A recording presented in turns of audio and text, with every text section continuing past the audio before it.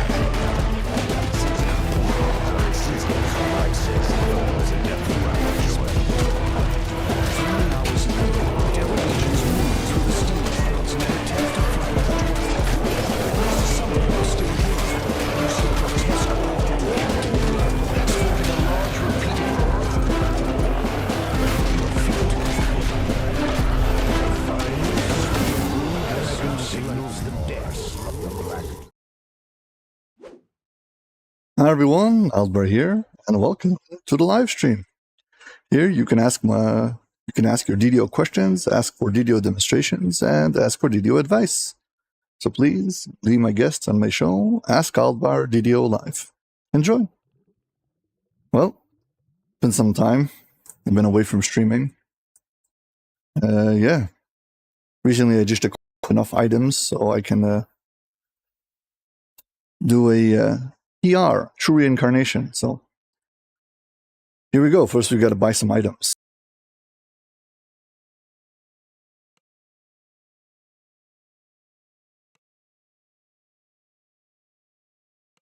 One of the items I wanted to buy was the red Abishine necklace. I wasn't lucky enough to pull it in a quest, so fine. I've got enough runes. I should be able to buy it.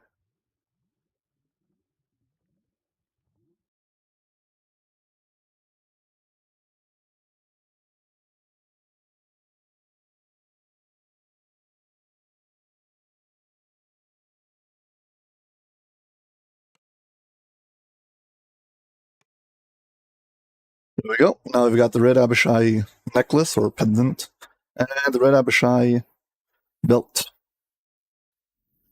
Now we can go over to the Epic altar over here. Let's upgrade them.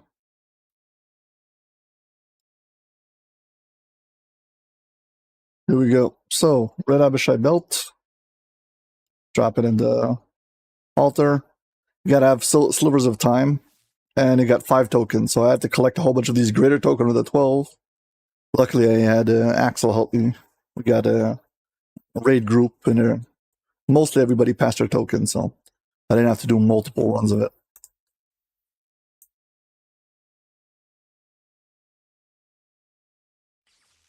Yeah, there you go. Epic Transmutation, Belt of the Red Abishai, mix epically. There we go. It destroys the old item and creates a new item, level 20. This one's got Insightful Wisdom, Dodge, False Life, Profane False Life. Nice. And the other one is Pendant of the Red Abishai. Drop this one in.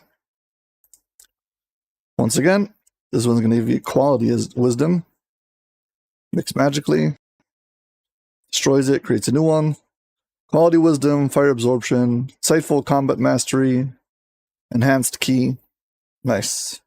There we go. So I've got these 2 extra items that I was hoping to get. Now we can go put them in the bank.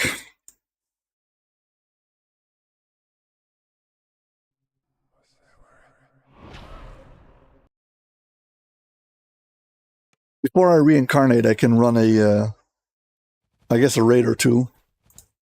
Anything was not on the timer. So yeah, if you got any requests, maybe I can do it.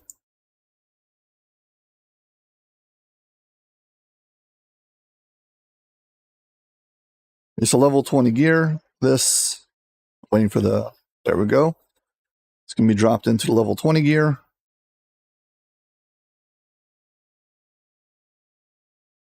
Perfect. I mean, this whole thing is going to become a gigantic mess as soon as I reincarnate. There's no way that this is not going to... Yeah, I have to empty out my TR cache. Oh boy. Man, this is going to be a pain.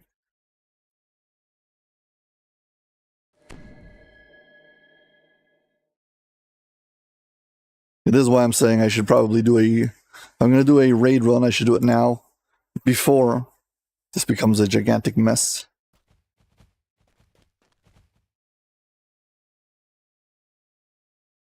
Let's do a quick TOD just to celebrate. Then we'll get on with the TR.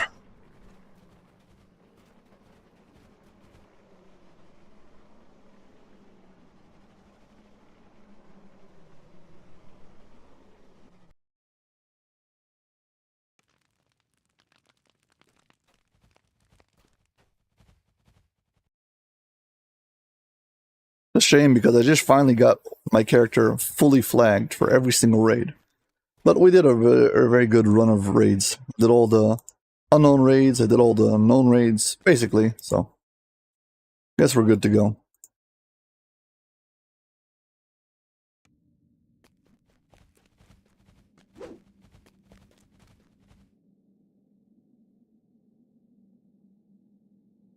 And let's see how fast this goes. Here we go.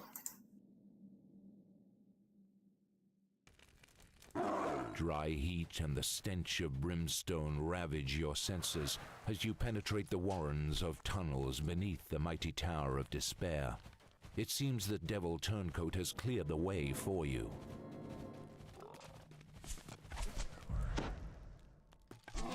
A devil stands below waiting. Is this the informant you have been sent to meet?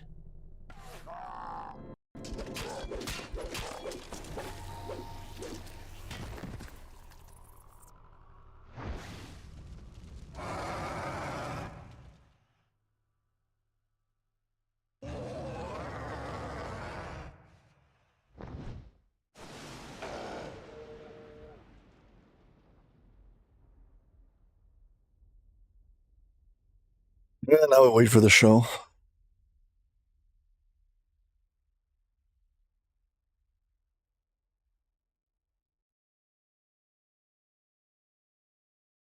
These are devils, so might be that silver is better than having a cold iron. I'll see if the good that I have in the weapon is good enough to bypass the damage reduction. Great. If not, I'll swap to my other items. For now, we gotta wait and see the show.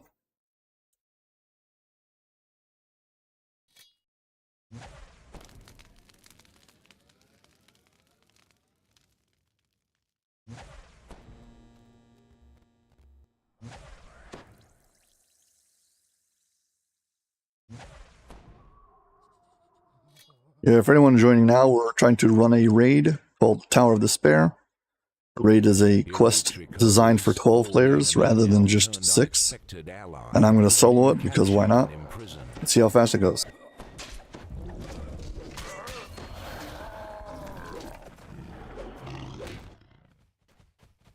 I'm going to swap my mantle.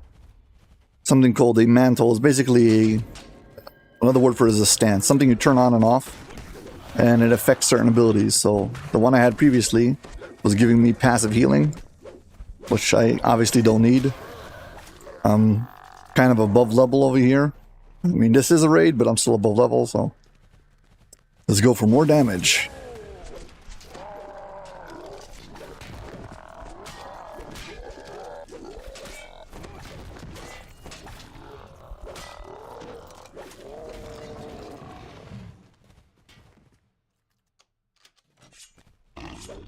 Okay, first things first, we got to go down to this prison cell where they captured our this ally who's here to help us. We got to free him because he's got the passcode to get to the top floor. Your unexpected fall lands you in a hellish prison. Ahead, two fiends gloat over their new prisoner.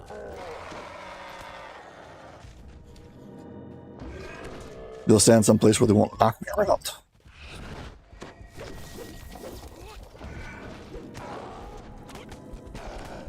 Yeah, they've got damage reduction. Let's change weapons. There we go. Yeah, you got silver. You have to have silver and good. Occasionally he's going to hit me with a curse who's going to prevent me from healing. Here we go. Standing here helps it. Helps me not get knocked around the room because this little small alcove or cubbyhole means that it's kind of contained rather than being thrown across the entire map.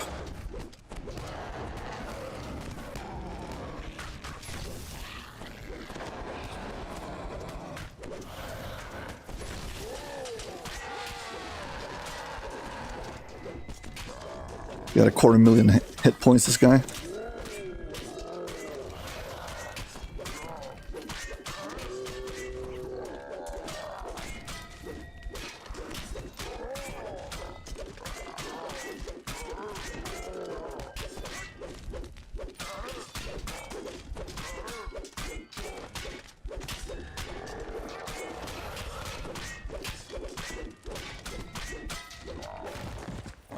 Blow puts down the ferocious jailer and his partner, the judge. Now you can free Eretrikos from his magical cage. Hey, let's free this guy. You pull the lever. I can talk to him. Give us the code. Fall. Now that Eretrikos has told you the passphrase, you will be able to breach the gates. Hey, look, Fresh Shrine. If you're enjoying this stream, please hit like and subscribe. Thank you.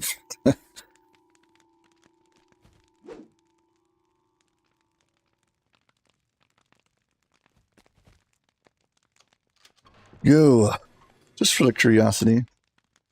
Yeah, 102 strength. Let's see how. Let's use all the potions.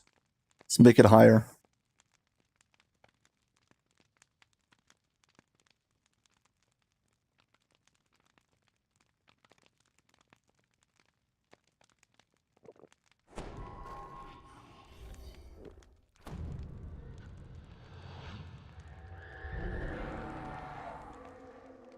.104 strength. I don't think I've ever had a stat go that high before.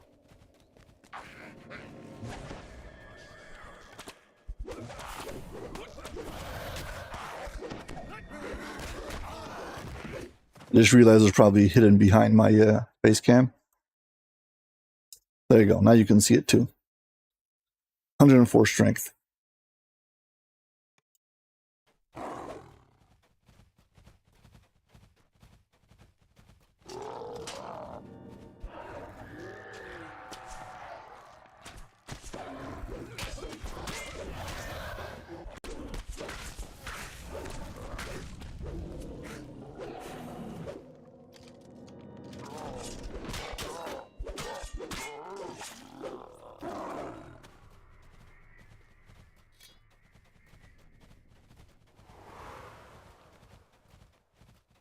Yeah, I'll swap back to my main HandWraps. For the boss fight, I'll swap back.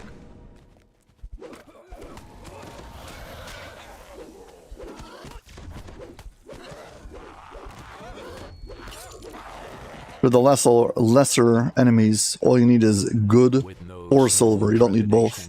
For the bosses, you need both. Eberron burns. A shiver runs down your spine as the looming gates swing open before you. The room grows cold around you. I'm going to take a risk and not use the healing stance and see if it's good enough.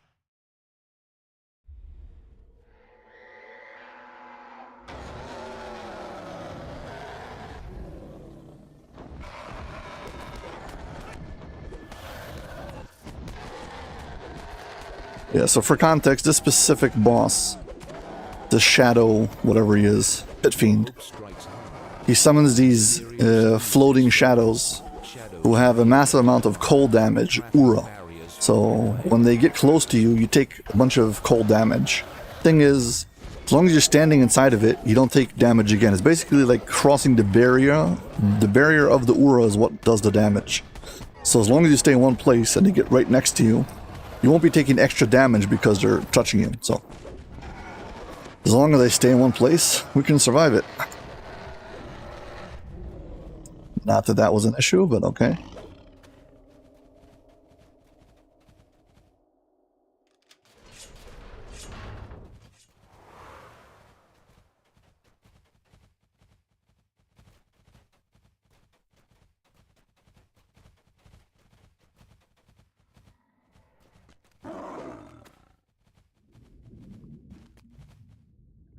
If we get any named loot. Greater efficiency. Arch Maggie. Medium length of infernal chain. Fine. And we'll shrine, because why not? And speed up the end fight.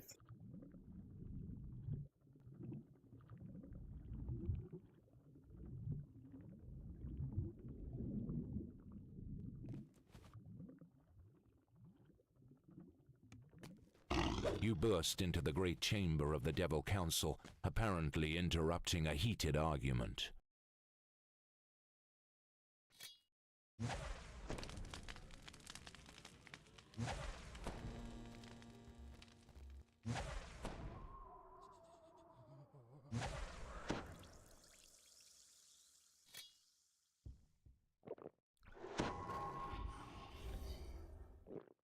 I get myself a pair of Madstone boots for this character. Maybe I'll do Reavers. Maybe I'll get lucky. I doubt it. You never know.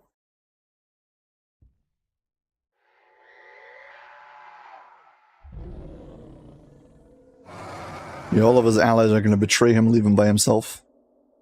Just fine with me.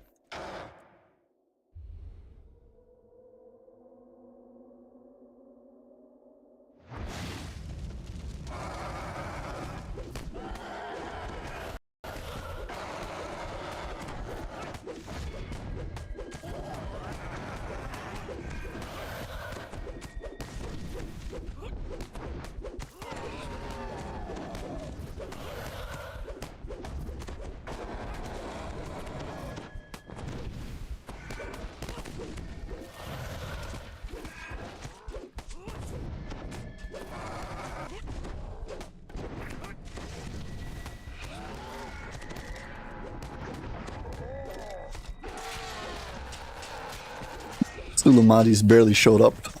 Raid is over.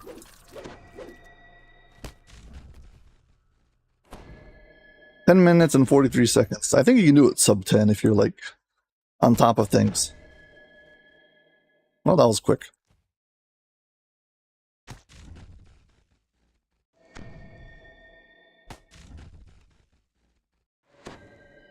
Navarath Trophies of War.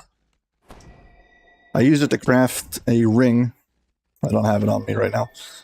Who gives you plus 40 competence bonus to healing amplification. Basically is something that stacks with everything else. So your healing amplification becomes pretty high. Right now my healing amplification is not that great. Healing amplification currently is 180%. You hover over your hit points, you can see. So in the last 3 lines is positive, is 180. On my main, this is like 300. So yeah, still got work to do. Right now I'm just waiting for this. There's a damage debuff who's ticking every second, who prevents me from being able to log out of the quest. So as soon as it runs down, I'll be able to recall out.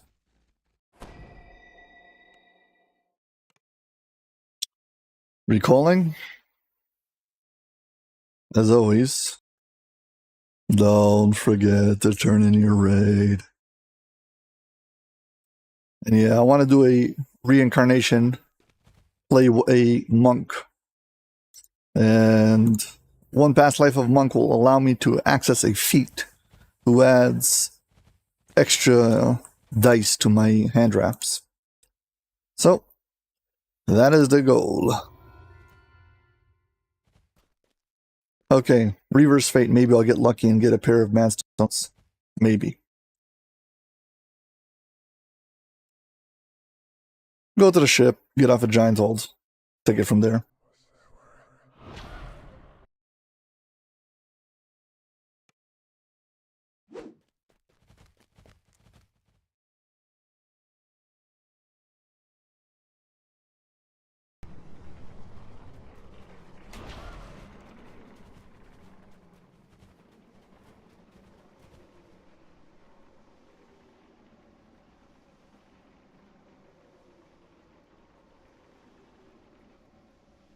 I have a small request if anybody's not too shy.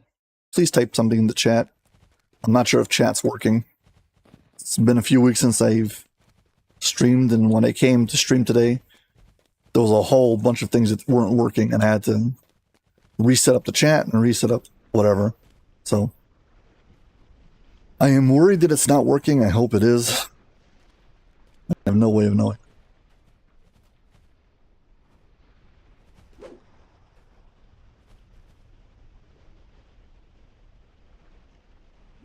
Currently opening up the Reaver's Fate wiki page for the solver, because I don't feel like solving it live or failing to solve it live.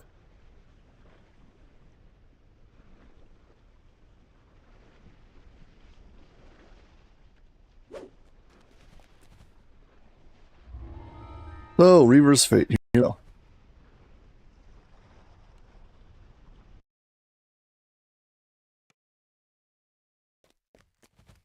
Large rotating orbs float high above you in this massive chamber.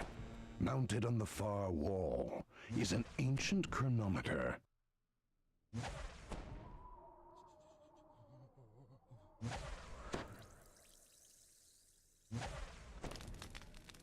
The chronometer appears to be counting down like a timer. Yeah, so the goal over here is to... Yeah, that ball of lightning needs to hit these different orbs and set them on fire, so we're going to drag the Storm Reaver around this place and attack him.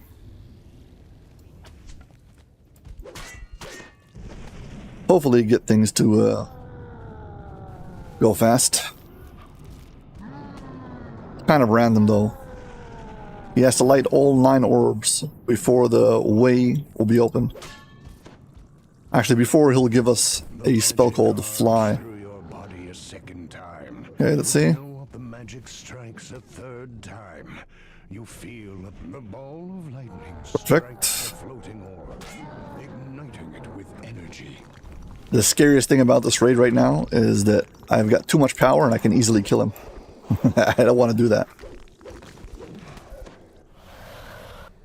Because once you attack him, he gets fatal damage, he escapes. And you can no longer, well, if you didn't unlock the blue barrier in the back of the room by then, you ain't gonna lock it. And there's a timer on this quest who's ticking down. And your goal is to have it fully beat the quest or disable the device before it fully ticks down. So there goes another one. Nice, we got at least 1, 2, 3. Perfect. As the magic hits a fourth time, the fifth arc slams into you. Come on, come closer. Power Stand here. overwhelming your body. As far as I can tell, standing him across different places in the room increases the chance you'll hit the orb you're trying to get to. Anger There you go. flares in the still discover gravity has no control over you. This is a nice trick he likes to do. He likes to disable gravity, so you end up stuck in the ceiling, like this. Then you fall down and get smacked onto the floor. We'll be fine. I'm going to swap to the auto heal. So I really, literally do not have to think about it. Come on, just hit this thing above us. There's I have this aura that's coming off of me, this green circle. And it's doing a small amount of damage to him, so... Technically speaking, I'm attacking him all the time. Come on, just give me another ball of lightning. Hey. Thank you very much for the raid. How are you all doing? Hope you guys had a good stream. Welcome in. We're soloing the Reaver's Fate. This is a level 14 raid. This used to be the heroic giant hold raid.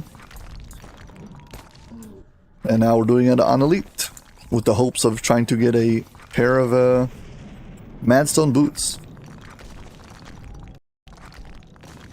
The ball of Nice. lightning strikes the floating orb. Well, I guess you all get to see a DDO now.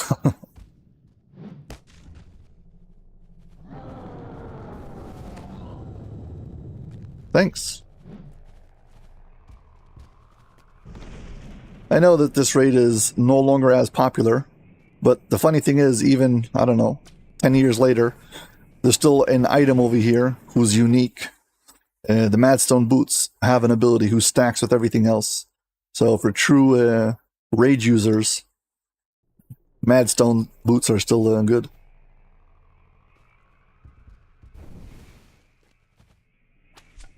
I don't know if Giant Hold is my favorite area, but it's definitely one of my top favorite areas.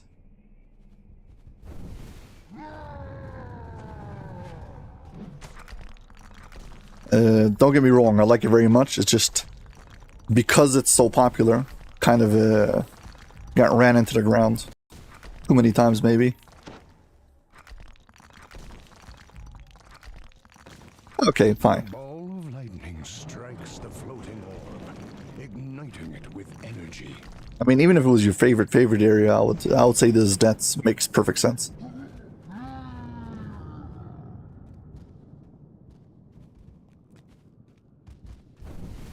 Yeah, this was a long time ago. The quests, for anybody who didn't know, I mean, the game started off, I think the cap was level 10, then they increased it, I think, to like 15 or whatever it was. I don't know, it was done incrementally. Eventually it got to 20. I joined the game when the game was... I joined DDO when the game was... the cap was level 20. And they increased it then to 25, then to 28, then to 30, then to 32, now to 34. So little by little it's been increasing in levels.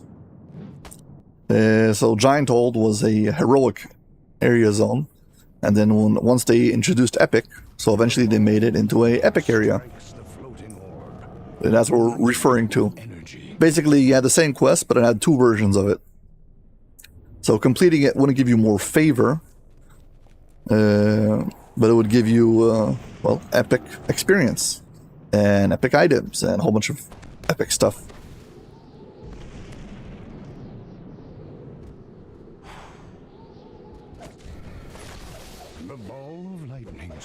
Okay, the increase was 10, 15, 20. Nice, okay. I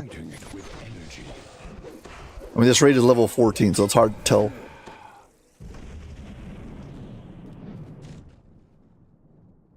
So how many do we have lit? We've got 1, 2, 3, 4, 5, 6. I'm not sure if the one I'm stuck inside of is lit or not. Let's see.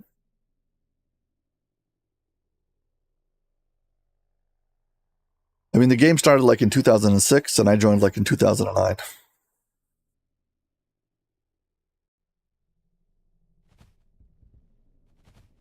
We got 6 out of, yeah, missing still 1, 2, 3.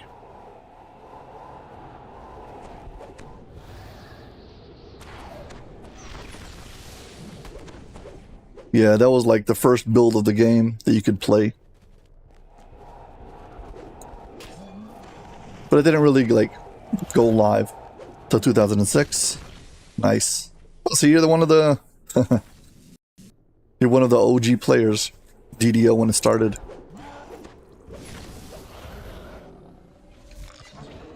Nice. Have you played straight through the whole time, or did you have breaks where you went on and off? You know, stepped away from the game for, I don't know, a year or something like that? Or have you been playing the whole time? Yeah, same over here, moving to Shadowdale. I mean, Axel's going to Shadowdale, and so is Voodoo. But primarily Axel's going to Shadowdale, so I will be going to Shadowdale. Uh-huh. Well, that will do it. Nope. No computer, no DDO. Come on, please hit one that hasn't been lit yet. There is a thing that happens sometimes when you have a orb who's been lit already, who gets attacked again. It's like, it's rare enough that he's shooting up these electric orbs. I don't need him to hit something that he hit already.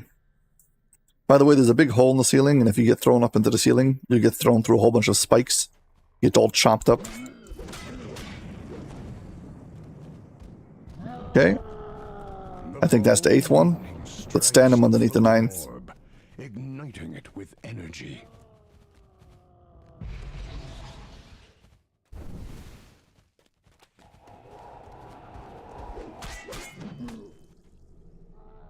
Gotta be very careful. I can easily kill him by accident. Especially if I use my Epic Destiny and I hit him with like Cutter or something, which is a damage over time effect. He'll just take a whole bunch of ticks of damage and die. Come on, please, please, just hit this one. The ball of lightning strikes the floating orb. Okay, the final orb has been lit. Now we just need him to hit me with something called Fly. There we go.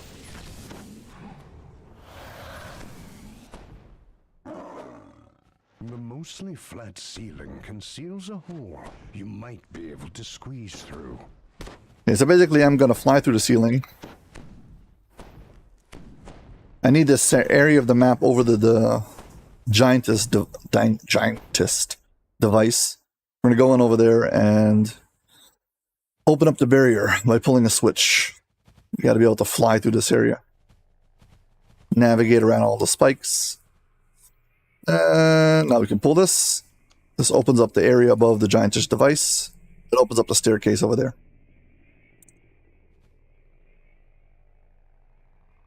Doesn't actually open it up until you defeat him, but whatever. Now we go and attack him. And once he disappears, we'll be able to access the room with the device.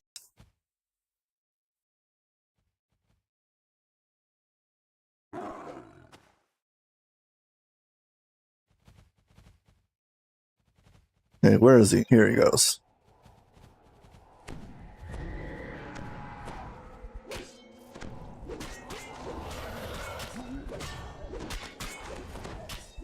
I love being able to fight in mid-air. That way the air elementals can't get you.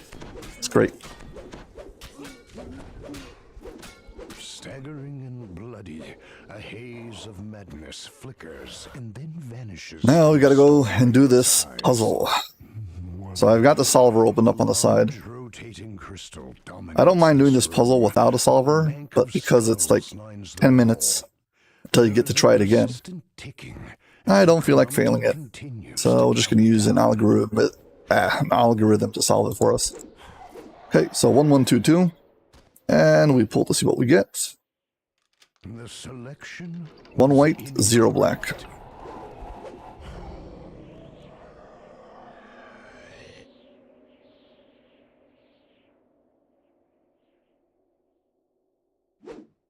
And now we're supposed to do 2, 3, 5, 5. 2, 3,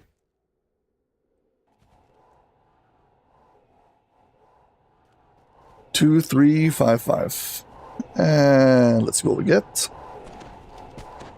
We get interrupted. That's what we get. And we get, again, one white. Incorrect. One white means that there's one number who's correct, but it's in the wrong location.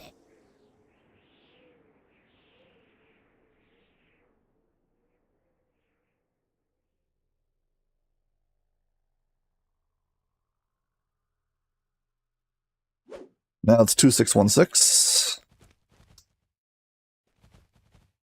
There we go. 2616.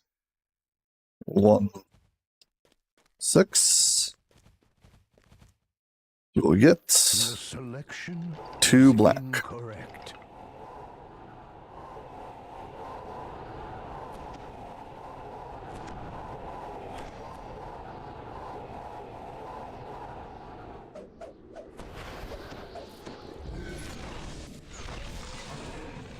Now it says 5614.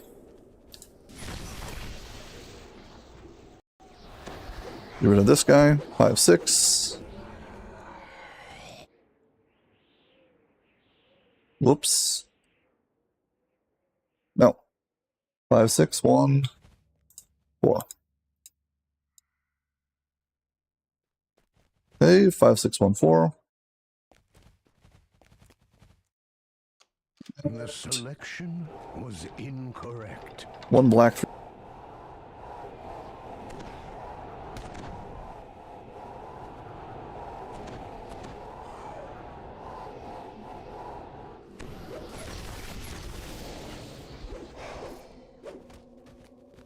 4516 is the answer.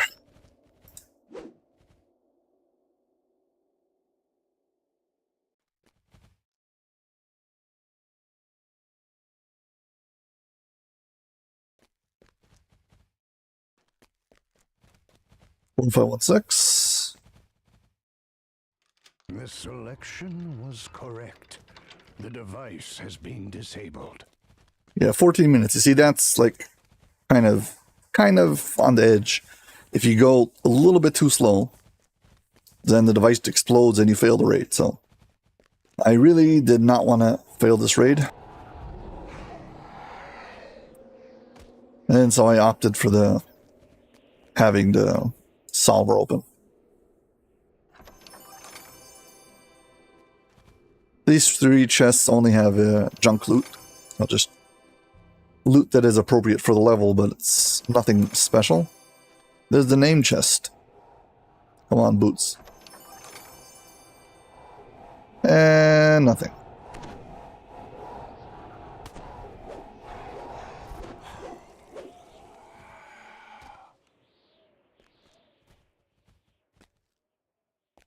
Oh, this is one of those raids where you have to be very careful not to use a dimension door. Dimension door mid-quest. You end up stuck behind a barrier with no legal way to get back into the raid. I mean, technically speaking, if you can have some way to kill your character, you will end up in the penalty box, and then players can resurrect you inside of the raid, but whatever. That is too convoluted and complicated, so never mind that. And as always, don't forget to turn in your raid.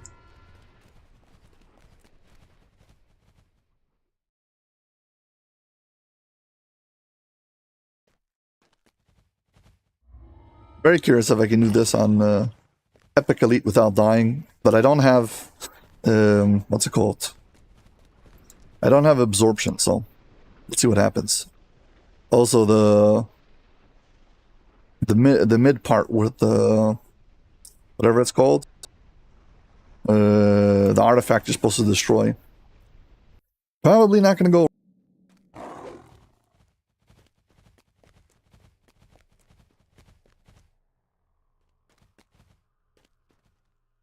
I don't have long. I don't need long. Just do it, Shaman.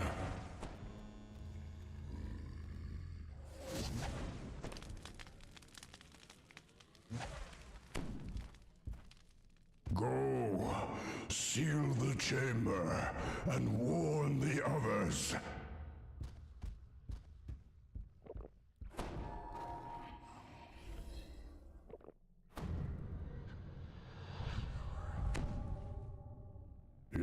is good of you to come. You're braver than you look, coming here all by yourself. How do you know all by myself? To have you by my side, little one, because there are battles that even a giant cannot face alone. Tonight, we lure, trap, and slay the truthful one, so he cannot do to the little people what he did to mine. Come, first we destroy this doomsday machine for good. Now, why would you destroy that machine? It did so much for you. We meet again, Draco Lich. Come down here and fight, or forever be known as a coward. Why do you say forever like it's a bad thing? Your words are poison, dragon. I will not be fooled again. My words are true, and thus cut deep. I cannot die. Now, you were saying... My wise men have sealed this chamber. Dead, alive, or whatever you are, your evil stays here forever. Be careful where you tread, giant, lest you step in the trap you set for another. Disciples, slay this fool! I hope his next reincarnation is less obtuse.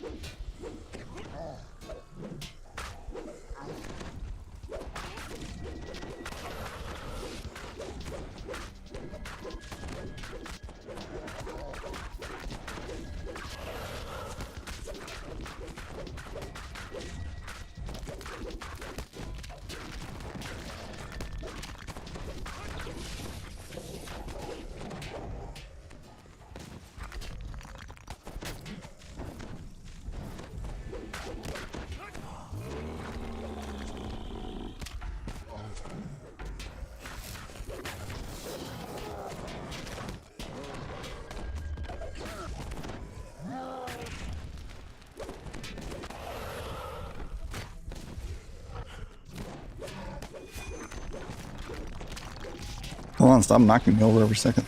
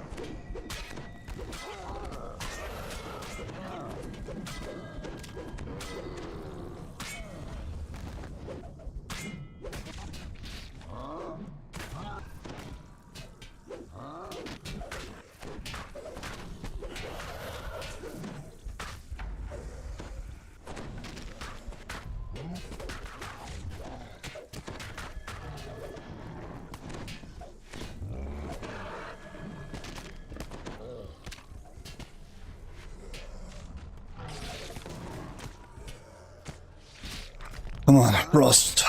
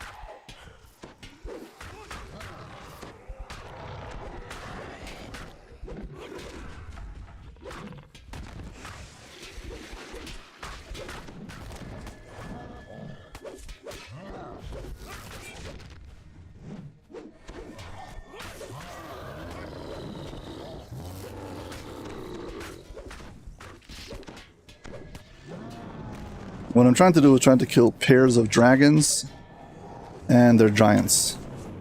So we've got ice, electric, and acid. And for that you need to prep them. So the ice is the one who keeps on freezing me. So I'm trying to get rid of the ice first, but I wasn't quick enough.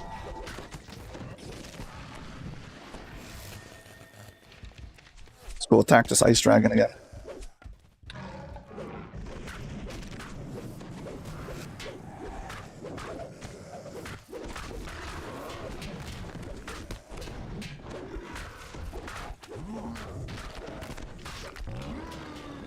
The ice dragon is prepped. Where's the ice giant? Here's the ice giant.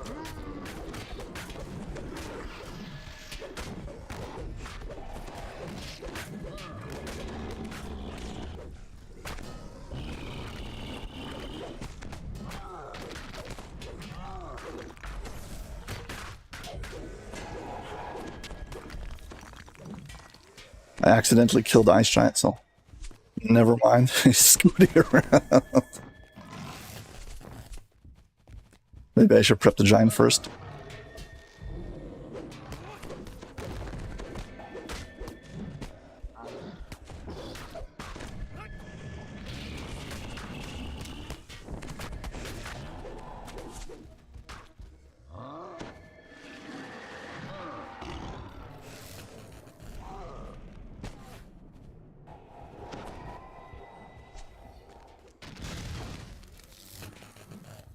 Okay, good question. How feasible is it to solo Menace of the Underdark by yourself?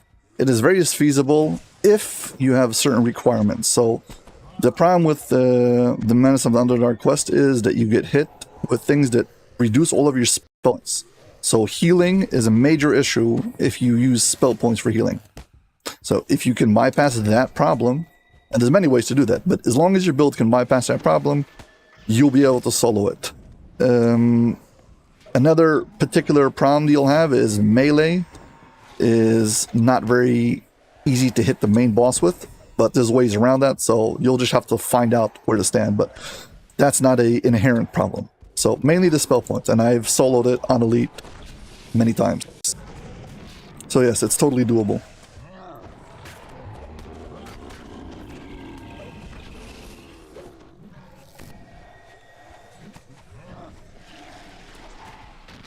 Tell you what, it's easier than this.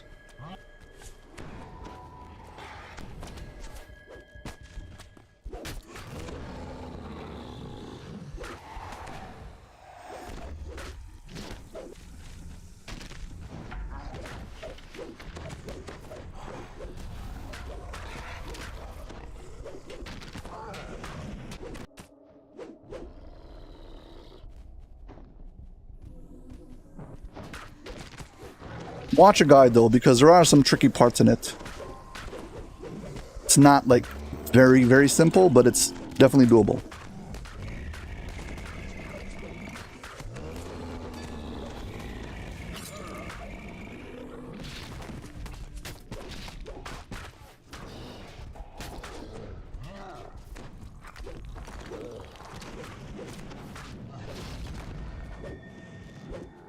Killed one pair, finally.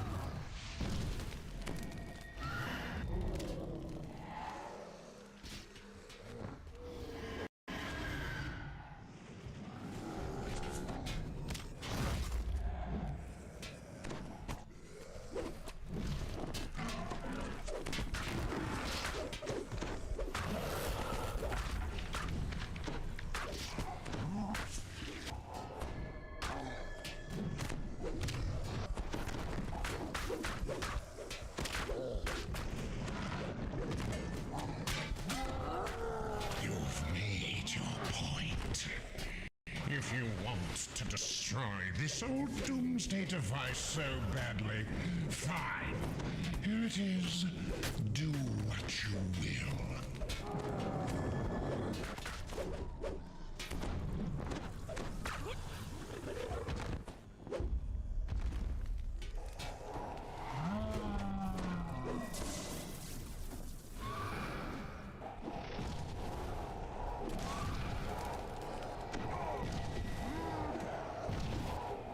Here comes the longest part of this raid. We're gonna have to try to break this thing with very, very low ranged DPS.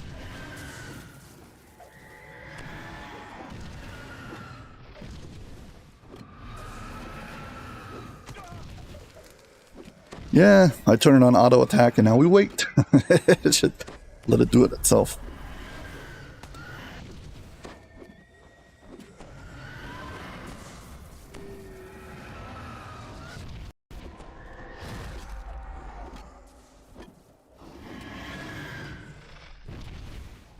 Well, it's definitely slowly but surely working through it. Yeah, the Doomsday device, this is what we disabled in the previous raid about 10 minutes ago. And now we need to destroy it. It's like the continuation of the story arc.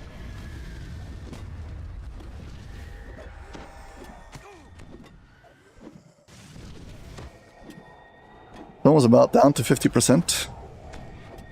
Yeah, if you want to do this raid, you really should have elemental absorption, especially electric. I don't have any of that. I was like, let's wing it and see what happens.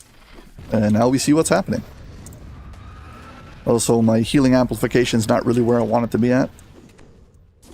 Nor is my physical resistance rating or a whole bunch of other things. But whatever.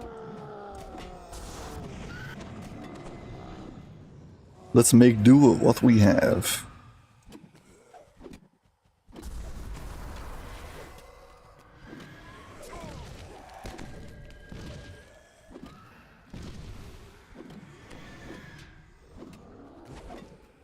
Getting there, down to like 30%. For anyone joining right now, if you're confused, I am trying to solo a raid. A raid is designed for 12 players. So it's meant to be overwhelming and chaotic. You're supposed to have a whole group with designated jobs. The tank, range, DPS, the whole shebang, healer, etc. And this is a one-man show, so no guarantees. So far, so good. Hope it keeps up. Now we have to destroy this thing in the middle called the Giantess device, and then we can move on to the final phase of this raid.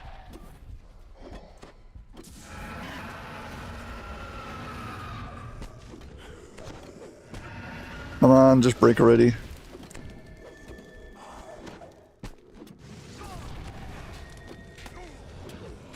One of the most fun raids to solo, in your opinion?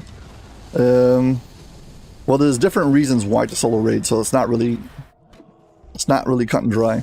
The prophecy. Of course. We are bound. Death and life. Life and death. You must kill us both.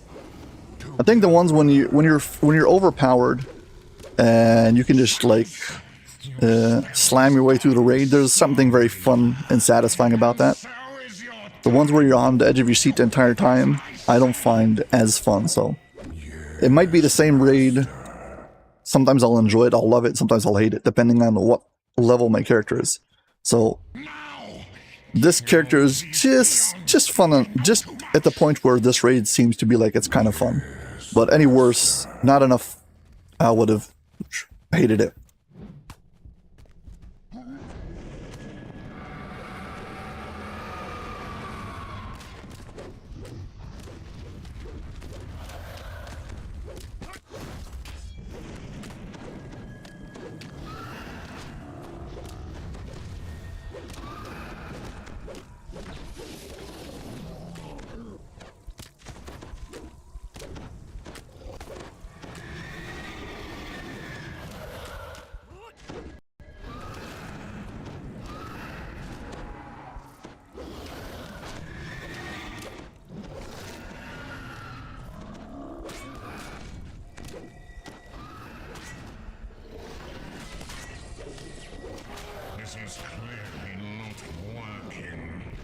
disciples! Serve me in death as you have in life! Rise!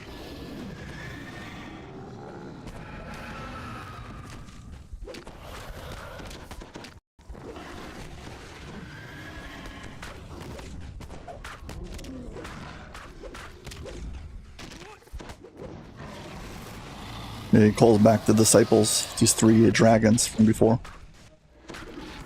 And now there's even more chaos on the screen, so you can't see what you're doing. Gotta kill him so you can manage.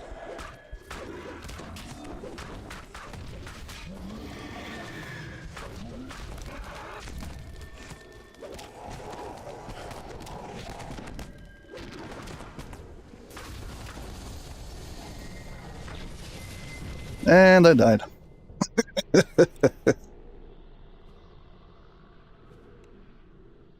Yeah, I really need acid absorption and more PRR. Hey, it was a worthy attempt.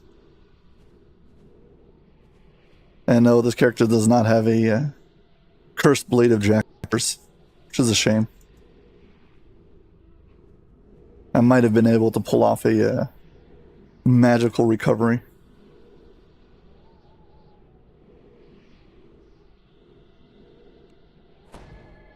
So yeah, speaking of not fun, if you're under level or not really up to being able to solo the raid, it can be very punishing. So I kind of expected that to happen, and you know, still gave it a shot. Maybe I should go do a run of Cursed Blade of Jack Jibbers. Maybe I'll get lucky.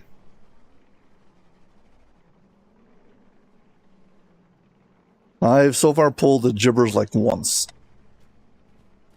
So, does happen. Hopefully once I move to Shadowdale and I'll have all my characters there, I'll be able to farm it out with multiple accounts.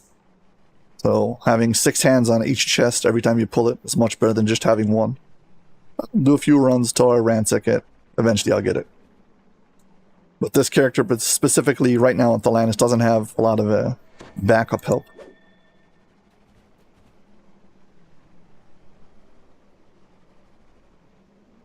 And I'm stuck with the visual bug, so enjoy.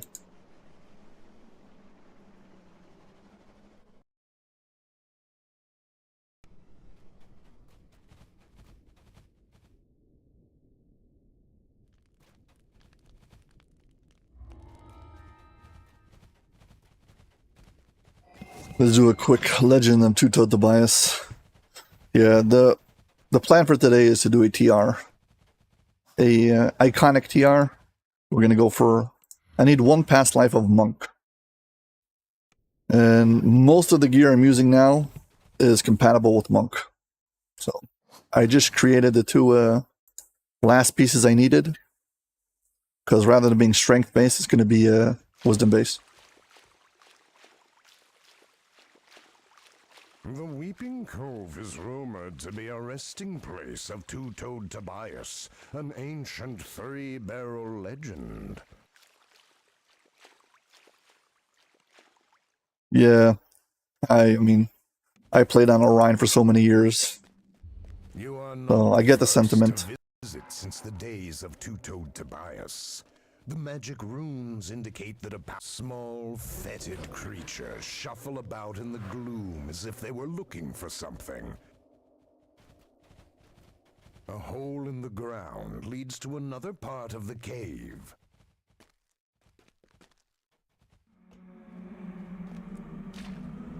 As the valve turns, the sound of a stone door grinding open rebounds through the cave.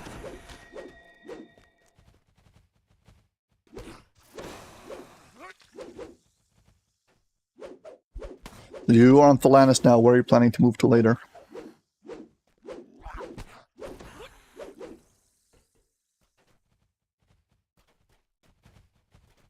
By the way, I went through on all of my servers, on all the servers where I have characters, which is basically everyone, and I started deleting any like junk characters that I had, and moving all the items that were bound to account all to a single character on each server, so I don't have to have like a million characters, because I'm going to go into character overload and then have an overflow where I can't actually use any characters before I select which ones I want to use and don't want to use, etc. So I'm trying to do the cleanup job already now.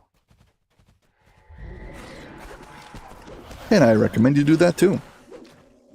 I've got a lot of very old characters. From the east dwindles and dies.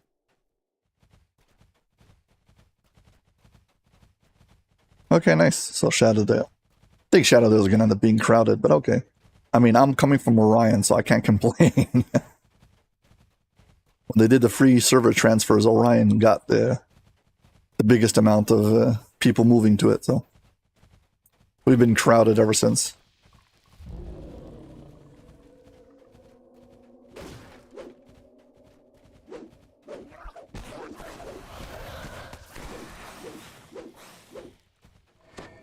One thing I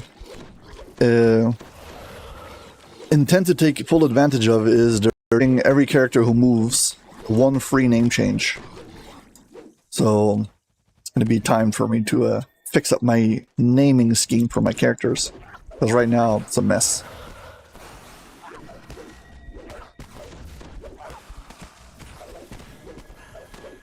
Oh, something I found out. Here's a really cool tip that I went back. I have so many old characters, because when I started playing DDO, I opened up a character on each server and I ran favor. So I've got like characters who've got traveler tokens. I've got characters with the 6-year-old cake on him.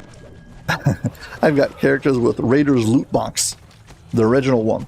There's so many things like that. So if any of you have characters with those kind of things on them, so for the 6-year-old cake, I generally took like different potions, but you have a few different options.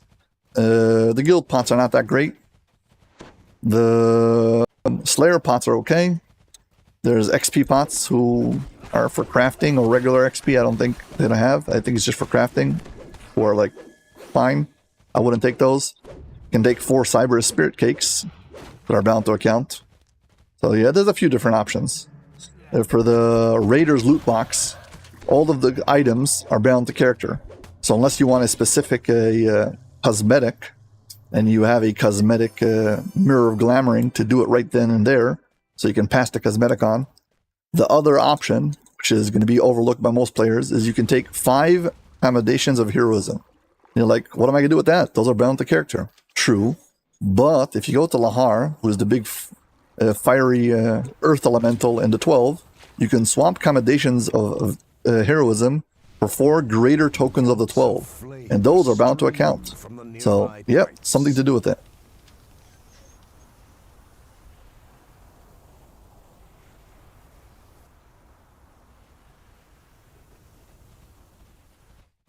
Well, the truth is that the raiding loot box made it that everybody got the weapons they want. So now, if you do run it with a group, everybody's very happy to pass whatever item you want, basically. And the drop rate on those items is very high. So if you run a group, there's a very good chance you'll get the item you want. Down on the floor of this vast pit.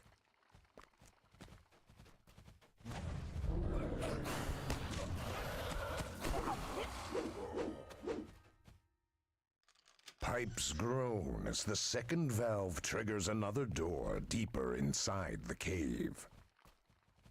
In this quest, there's a point where you must shoot 2 shootable targets, and that's why the game gives you over here a chest with a bow and arrow, just in case you happen to be a pure melee or ranged character, or a pure melee or caster character and don't have a ranged weapon. So the game kindly drops one over there.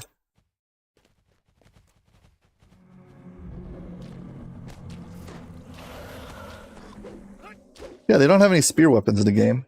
However, I did find out something rather disturbing. If you play a Razor Claw Shifter and you give him a falchion, falchions those two-handed weapon that's has an extra crit range, but the base dice is not as high. It actually uses a stabbing animation, which is bizarre, and kind of breaks the flow of the attack. I'm not kidding right now. Remind me as soon as this quest's over and I'll try to demonstrate it. On opposite sides of the room are levers adorned with bullseyes.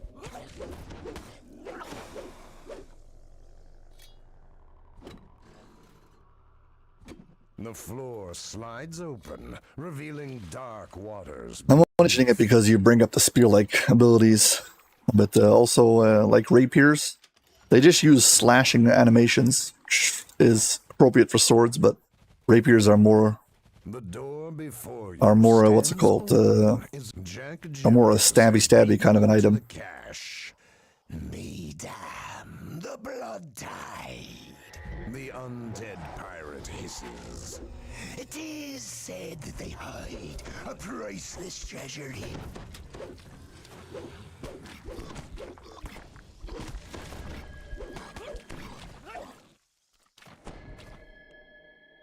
7 minutes, come on, give me a gibbers.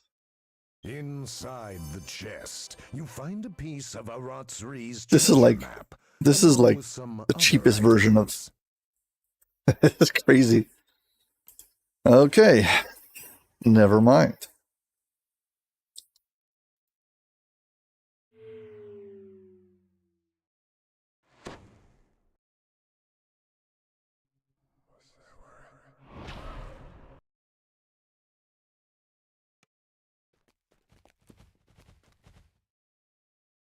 Let's pick up the reward. I need the heart seeds. I don't know if this quest will give me heart seeds, but I need them for the Heart of Wood.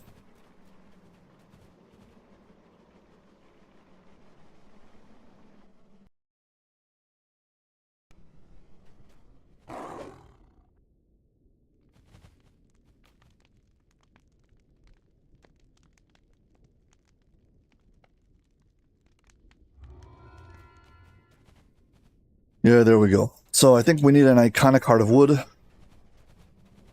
And I guess we can get on with the TR. Well, first I've got to go through the painstaking part of moving things out of my bank account.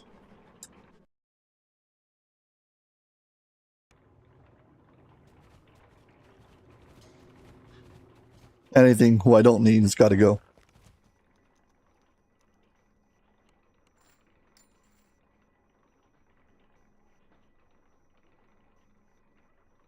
When selling items, I just look at it. If it doesn't have two slots on it, or it's a named item, I just sell it to the closest vendor.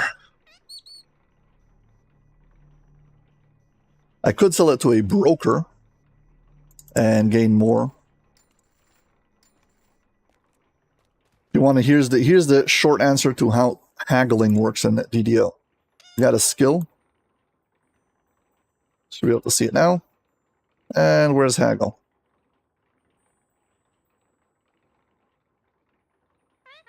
Haggle. I've got 41, okay? Every point of haggle gives you another 0.5% on what you're selling.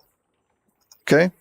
So, when I go to the store, closing pawn, okay, these items over here. So it says base value 400. But he's selling it to me to 397. Okay, I'm getting a little bit of a discount off of his price because of the amount of haggle I have.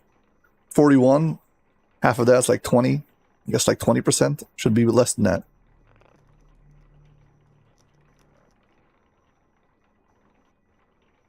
Yeah, well, I need a one-to-one vendor, not a broker. 1 second.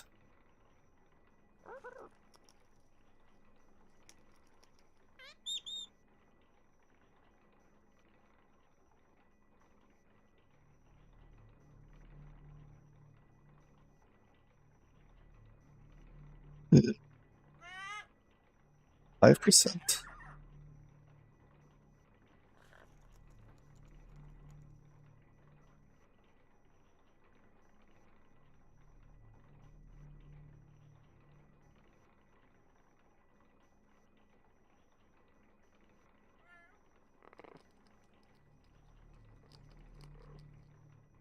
Yeah. Basically, this 40 haggle over here is giving me about a 5% discount. You can increase the, I can increase this haggle and get a bigger discount. The more I have, the more a discount I'll get. However, there's a hard cap to it, because if you could increase this forever, eventually he would be selling it to you for free.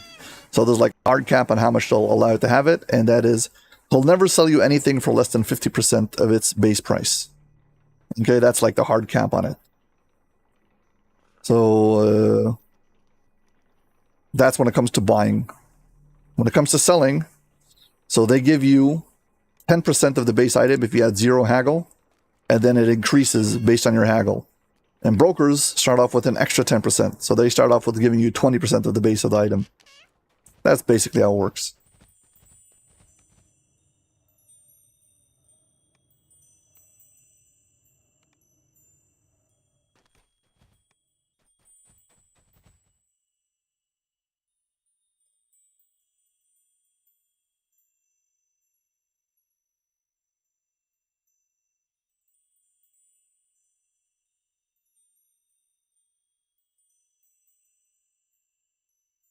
Need an iconic heart of wood because my character is an iconic. For him to TR, he needs an iconic heart of wood. Claim reward.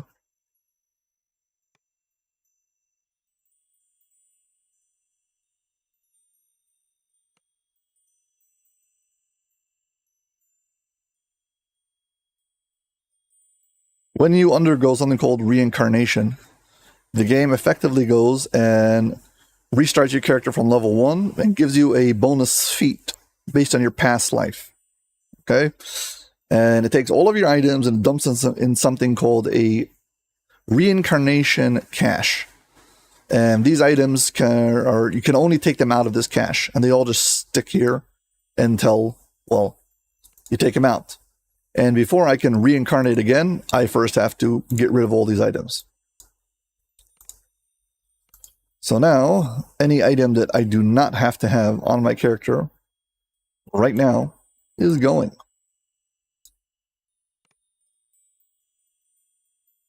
My shared bank is exploding.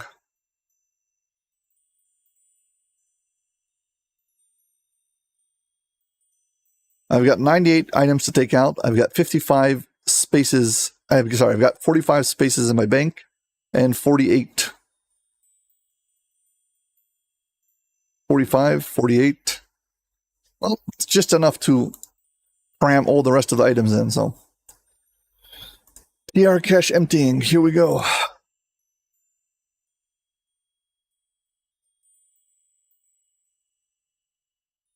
This process used to take much longer because every time you used to click, you had to wait like 5 seconds before you could click the next one. Now it's like a mere 2 seconds. It's a huge improvement. Trust me. I'm gonna watch and see how my reincarnation cache starts to get filled up. I have to be aware some of these items are exclusive, so I can only have one of them on my character at any time, and I'll have to like move it over to my regular bank. Let's see what else. Illusionary, Shadow, Glamour. This is, I don't know if this is, whatever. Anything else that is exclusive?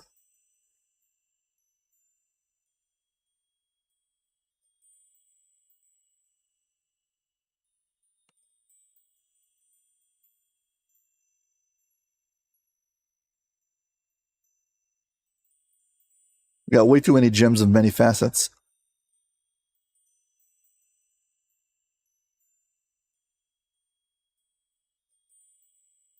And let's just go until it gets stuck.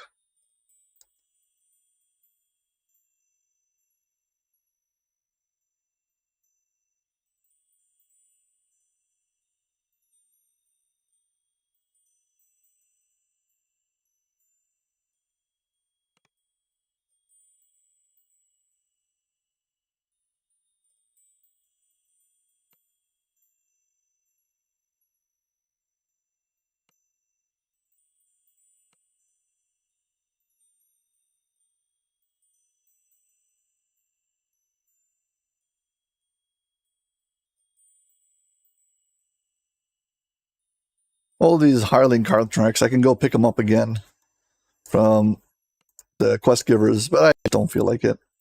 Having to go talk to the different NPCs and pick it up. Let's just move this over. This either stacks or doesn't stack. Stacks. Fine. Great.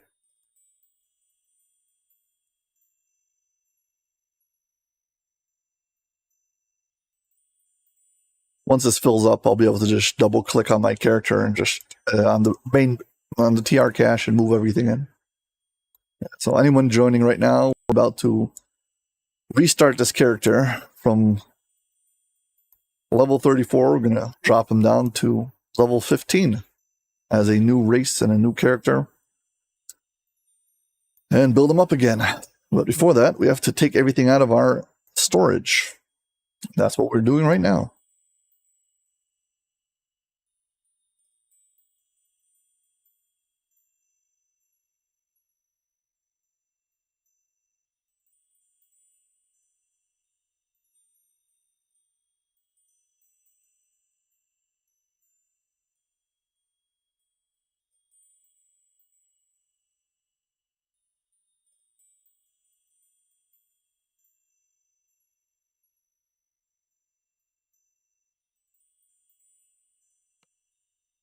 Yeah, things like this, the Silver Flame Amulet, these are typically exclusive, and they can accidentally be destroyed if you have two of them at the same time, so I'm trying to make sure not to accidentally destroy them.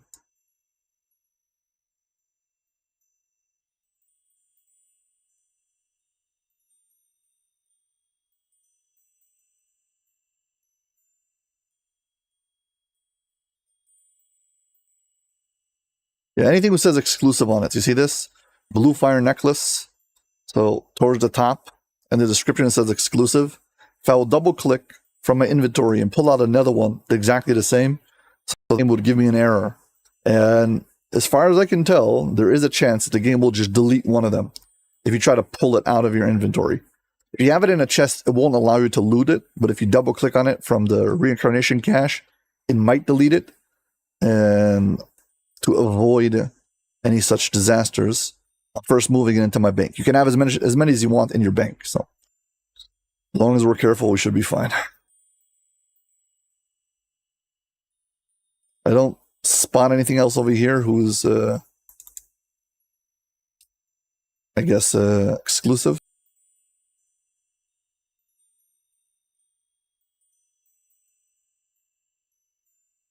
Canis Boots of Propulsion.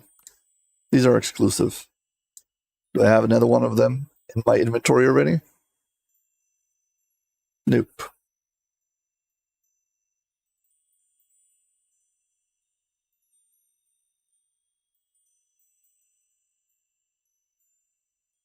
Okay, well, my TR cache is totally full. Sorry, I meant my regular bank. Yes, I've got 39 items more to go.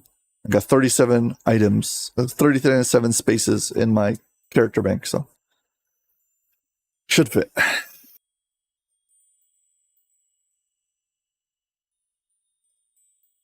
I know this is riveting content, but yeah, this is the process of reincarnating.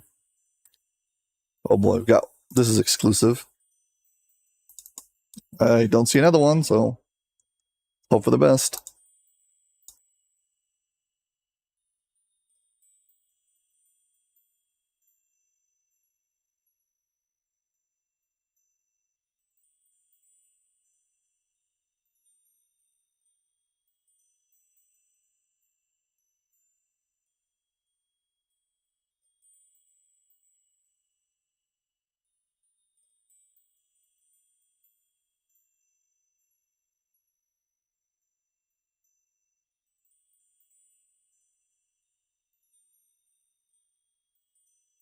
What am I doing that? I am planning to reincarnate into a pure monk. Just go to, well, it's gonna be a tabaxi trailblazer, so it's gonna have to be I'm gonna have to make it all the way up to 30. But once I did, I'll be able to have a past life monk, which will then enable me to get an extra feat that increases your dice on your hand wraps. And I ran out of place somehow.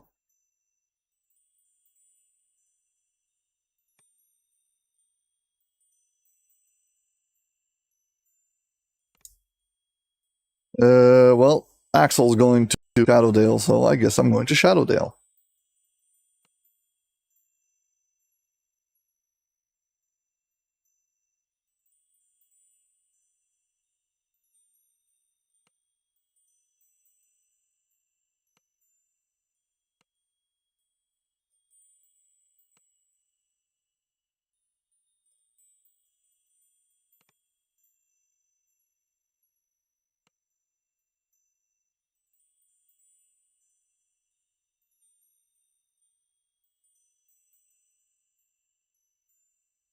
Not like I have some kind of connection to Shadowdale, but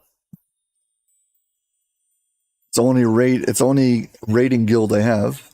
Oh yeah, I mean, there's other raiding guilds, but I don't join them. It doesn't really count. Anyway, okay, we're done. Let's go reincarnate.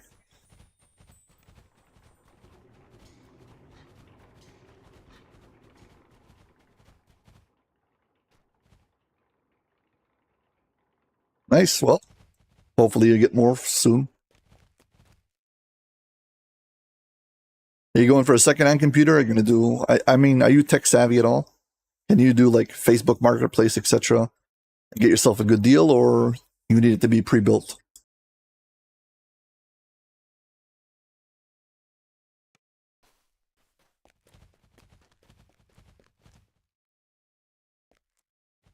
My point is that it is possible to get the good deals on computers. So you might find like a base computer and just get yourself a secondhand graphics card and be good to go. So you might not need that much money.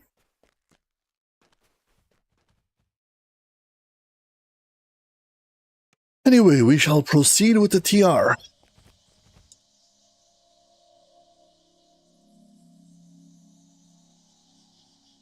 Hey, Life Shaper. You can see it. We're going for Iconic True Reincarnation. Now I have to take the Heart of Wood I bought. Iconic True Heart of Wood. Pop it in there.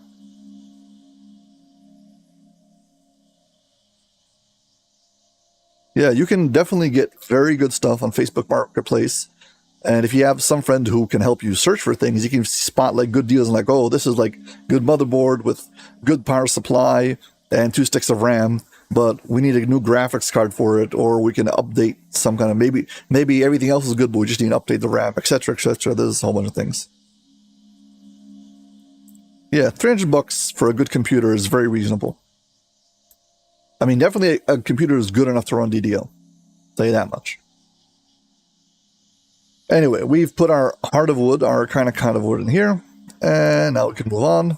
Character level must be level 30. We are. Kind of of Wood. We have.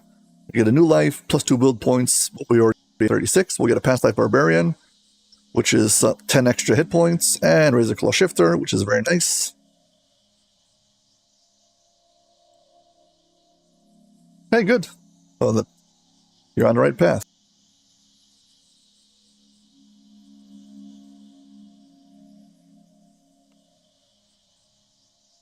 Okay, you are ready to reincarnate. This is the point where you log out and you wait. The more times you've reincarnated in this game, the more time it takes for the game to prepare your character for the next life. So, this character hasn't reincarnated that many times, but it has reincarnated enough times that I should have just automatically hit the reincarnate. I might have problems with items populating, I might have problems with skills, past lives, tomes. It eventually always catches up. But yeah.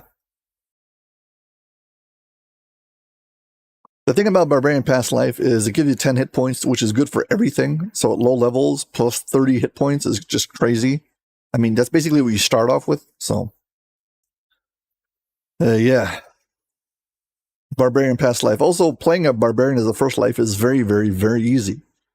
So there's like all benefits, almost no downsides. Why not to play a barbarian for your first past lives?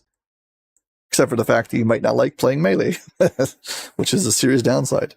But even if you're going to play casters, having all that extra hit points is good. Okay, let's see if I can find a character where I can demonstrate my... let's see if this guy works. This is a very, very old character that I created on Thalanis. We'll see. I probably did this for favor. Let's see what we got.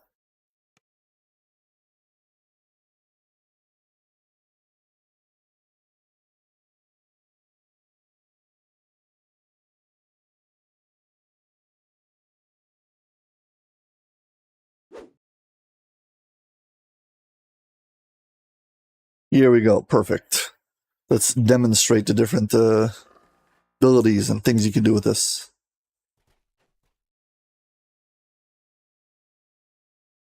Let's go to, drop this here. Let's take a mount. The new mount.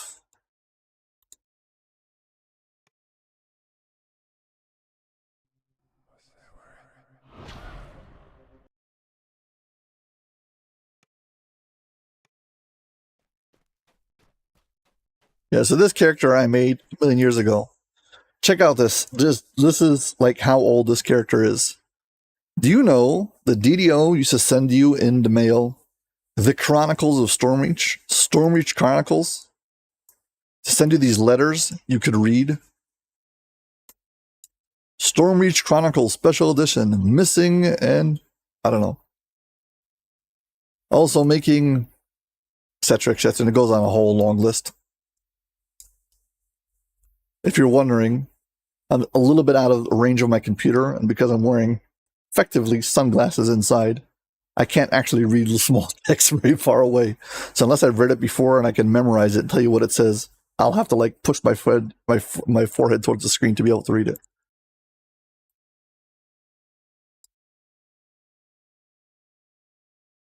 Epic Gianthold Chronicle. They were supposed to make a chronicle for the Gianthold, but they never did it. D&D TBD means to be determined. They haven't actually wrote the text.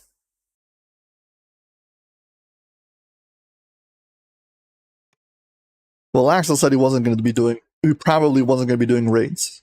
So I did the odd raids like 2 weeks ago, and I did all the regular raids this week. So yep. And by then I should have my main on that character. So at least I'll have always a character who can do raids. So here, let's show off the other items that you can have. I left one character on one server that will have this 6-year-old cake. Check this out. You hit the cake, consume, and it would pop out this Ginny. Okay? Then you would click on the Ginny.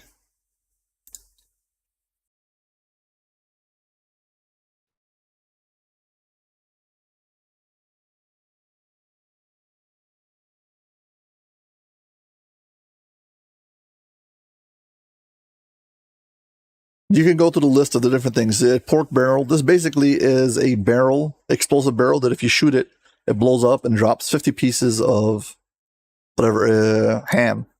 And you can eat it in mid-quest and it'll heal you for small amounts of points. Then they've got +2 tomes of strength, or what? I mean, all the different tomes.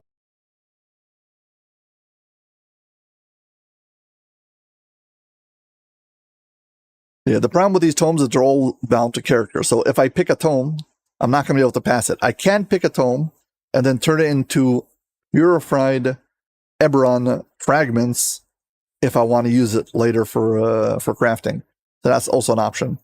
I mean, not a lot of you might have this, but a lot of you might have it if you have very old characters stuck on other servers who are going to get deleted.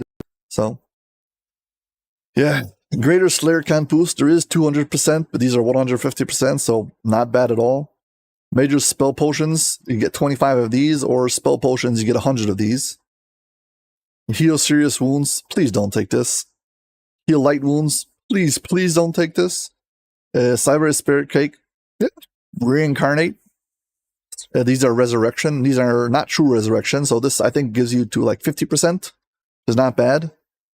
And yeah, they're bound to account. So that's good. Crafting Experience times 6. Gives you 100% bonus to crafting experience. These are very, very cheap in the DDO store. So again, please don't take this. I mean, unless you really don't have what to take and you don't care. Guild Elixirs times 5. It says it gives you plus 50. Every Guild Elixir in the game gives you plus 100%, then another 50. And then whatever it says on it.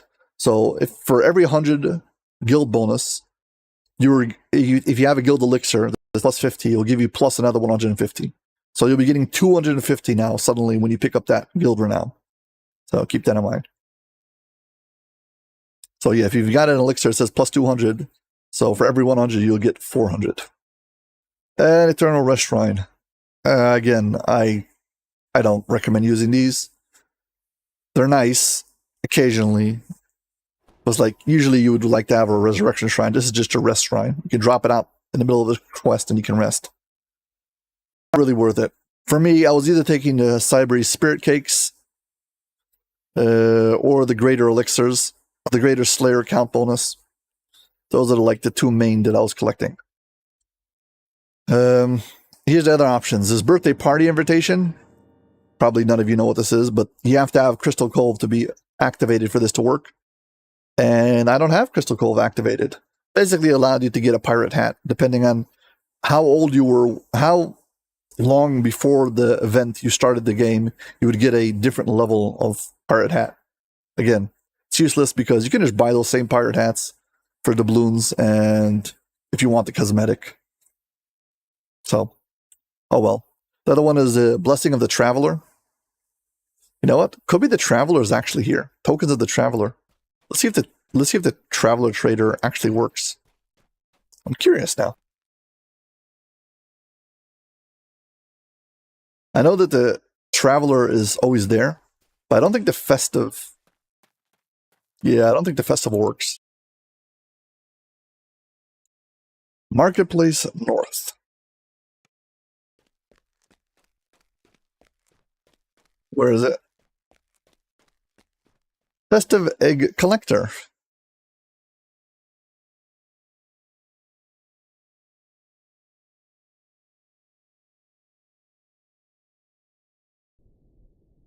Yes, I'm sure. I want to use the Blessing of the Traveler now.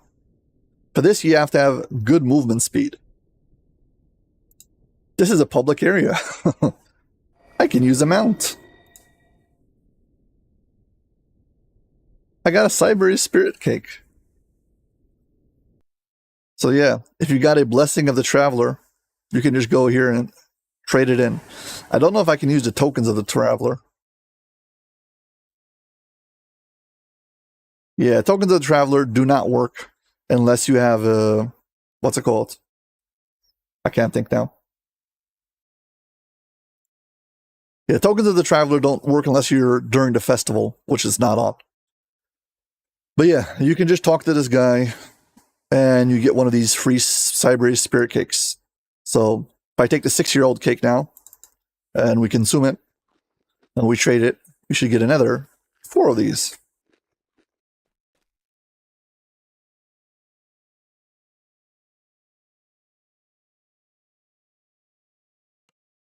Cyber Spirit Cake. And now I've got 5 of these. Cyber Spirit Cake, by the way, is an item you can use if you die in a quest, not a raid. If you die in a quest, you can consume this while you're dead and it will resurrect you. So very cool. And finally, we've got the Raiders Reward Box. If you're looking for any of the items, they're all bound to character, so you must have it on the specific character. Typically, this is useless because you probably have this on a junk character on some other server. But if you want the cosmetic, you could take the item and then craft the cosmetic from it, and the cosmetic is bound to account. But I'm going to do this. 5 commendations of heroism. Take this, claim prize, get 5 commendations of heroism. Let's go swap those for greater tokens of the 12. Did you know?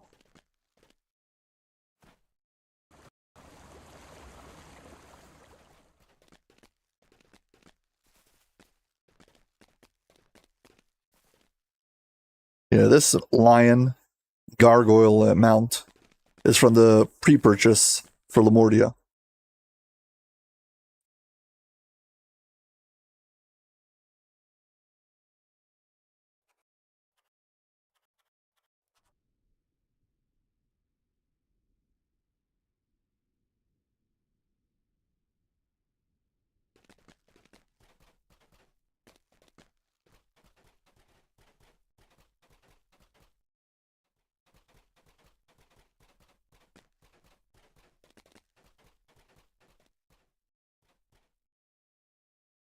So you talk to this guy, Bahar, and you take the first option.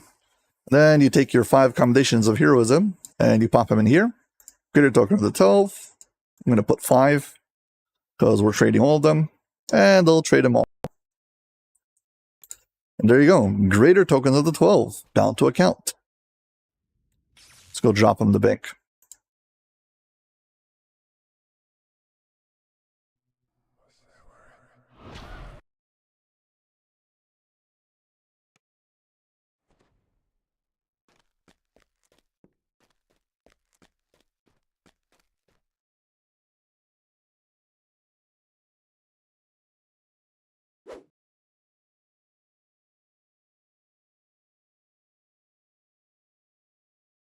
Greater tokens of the 12.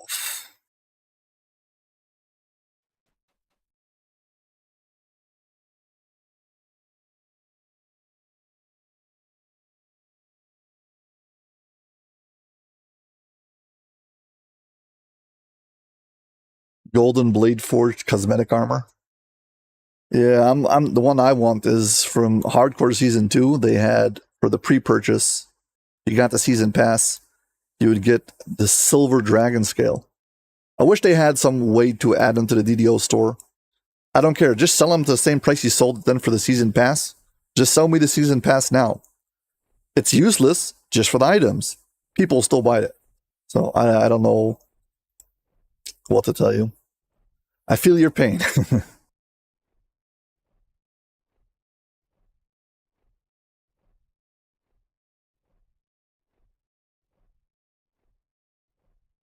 Yeah, so basically there's nothing really on this character that I can pass over that's not bound to character.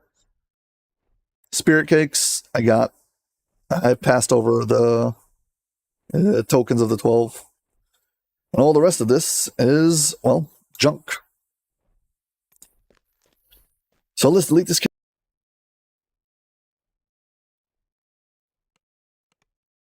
Well, so now any of you have got old characters who've got junk tunes on other servers who might have Raiders boxes. Now you know what you can do with them. And with that token of the 12, also Cyberius Spirit Cake and 6-year-old cake. So there you go. Let's delete.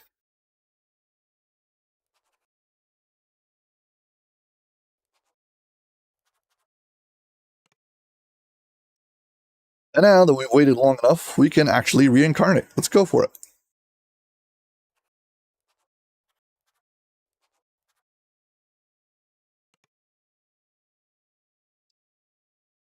Okay.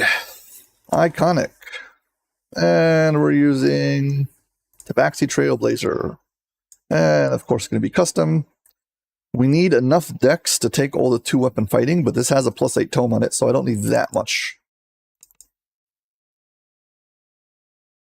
Don't need a crazy amount of strength. But wisdom and strength do balance off each other. If I don't have enough strength, I'm going to get exhausted too often. Let's max out our wisdom. Yep, this seems about right. Max wisdom, 12 intelligence for the extra skills, 16 con, so we don't die 2 hits, 14 dex. You need like 15 for 2-weapon fighting and 17 for greater 2-weapon fighting, etc. But I'll be getting all of these. I have a tome, so should be covered. And as long as I don't have, I'm not too weak on the strength. Yep, sounds about right. Next. Concentration, because I need to have key. Tumble, because I love using this. Use magical device. Where's jump? Jump.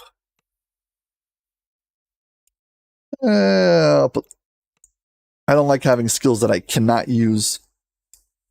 And the rest will just go into balance. There we go.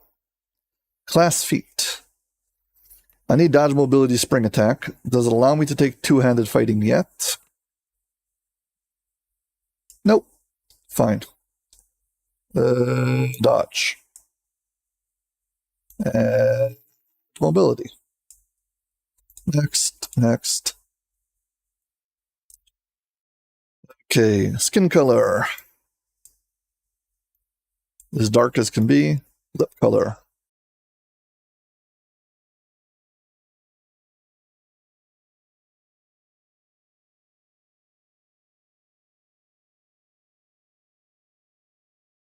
I like making characters with white hair. For the white hair to stick out, I make the skin as dark as possible. That's basically my philosophy of making characters.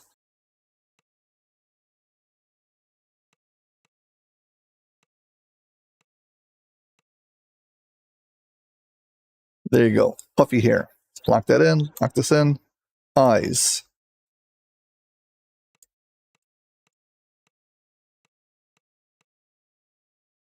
Let's make cat eyes. Let's make him glow. Make him glow white. Yeah, it's fine. It's fine. Nose. No, not this one. Head.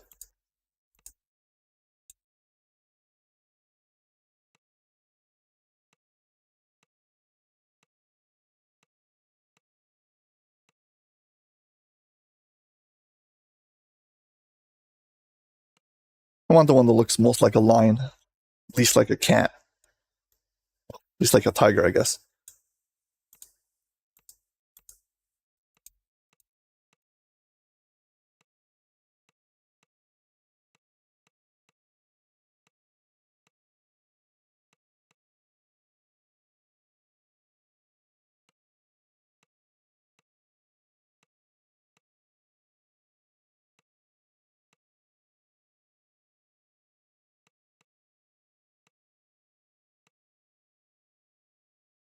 This kind of does the vibe.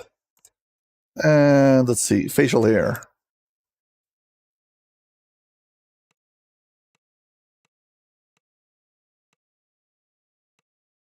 I like beards.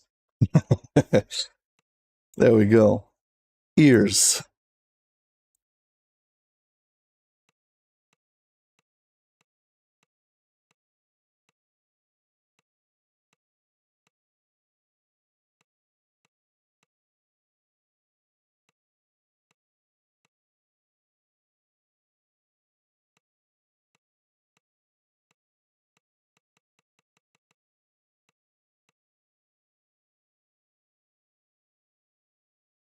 Yeah, small, I guess. Small and pointy.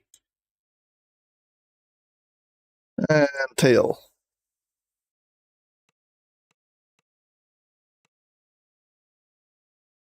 I find out that after character creation, when I actually play the game, I usually like it when the tail's bigger. Yeah, I don't like the short tails. I like them in character creation. They look cool, but when I actually play the game, I guess they don't move around enough.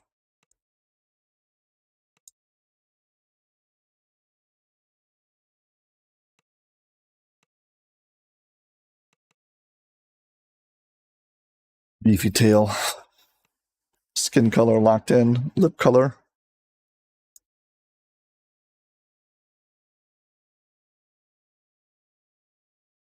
It's actually the nose color. That's what it is.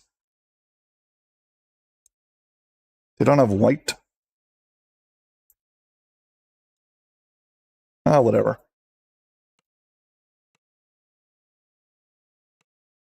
Marking styles. And face.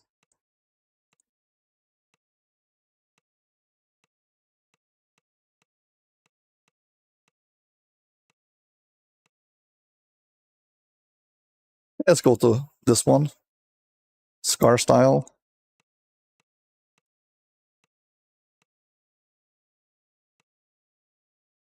I'll take this. And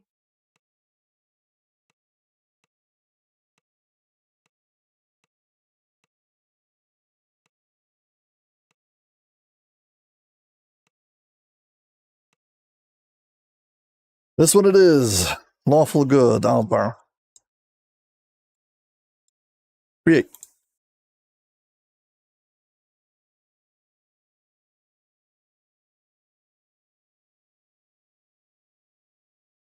And now we wait again. Because, once again, building your character, all the stuff that it takes to, like, put, yeah, I mean, to create your TR cache, to move all the stuff from your regular bank, take off your items, your armor, the whole thing, takes some time in the background. And if you go too fast, what will happen is you'll have it repopulating as you're logging into the game. So you really want to wait a little bit.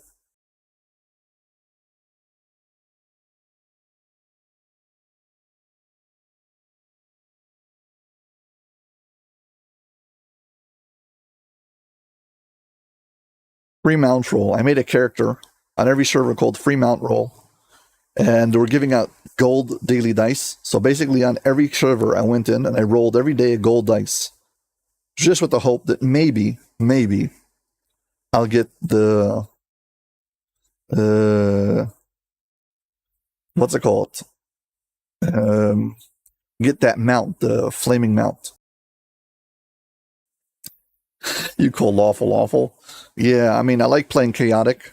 However, monk is going to be lawful. So, lawful good it is. Might as well. But I don't have an option to play neutral. But on my barbarian, it's chaotic neutral. So, yeah. I made a troll build.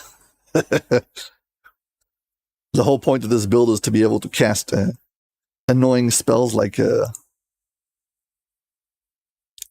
let's see.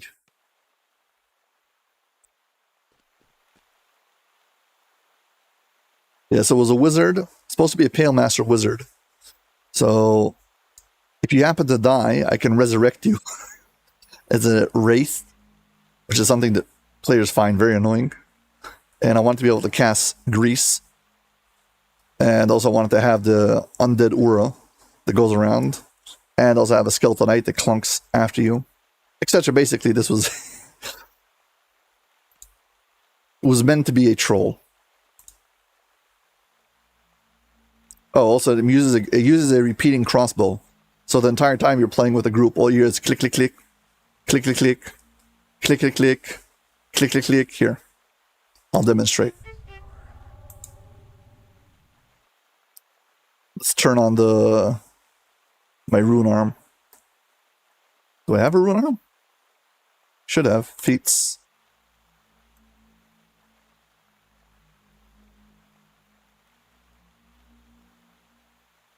I actually don't have a rune arm on me.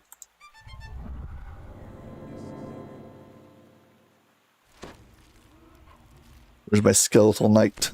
Enhancements. Skeletal knight.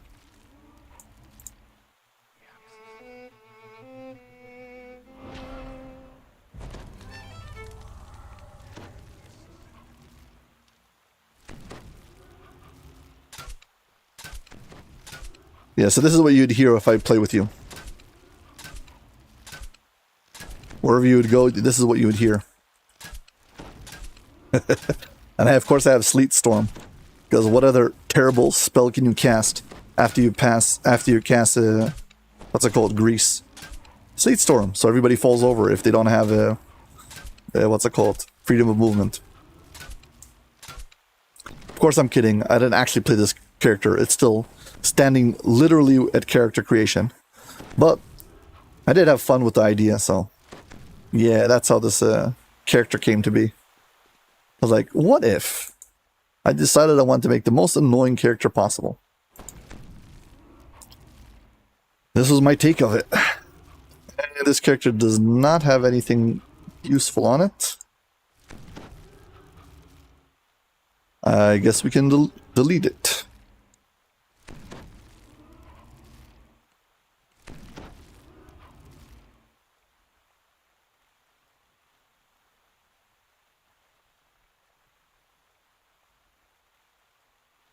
Yeah, for anyone joining right now, we are trying to do a reincarnation. That is basically you start your character over from a beginning level, and you gain some power.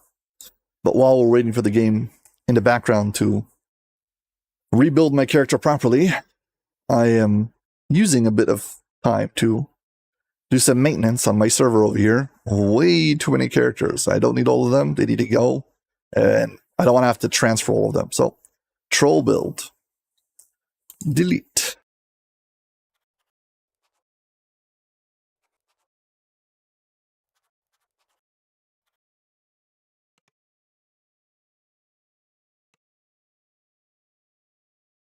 And we've waited long enough, so now we can step into the quest. Start leveling this character.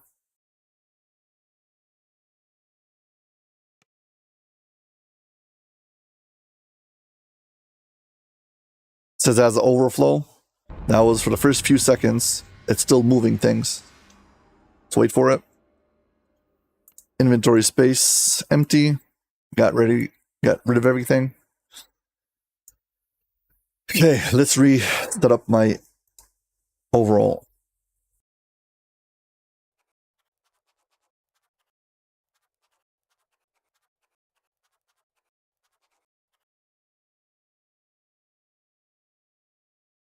There we go. Shortcut bars all in place. Now let's start taking the rest of the shortcuts.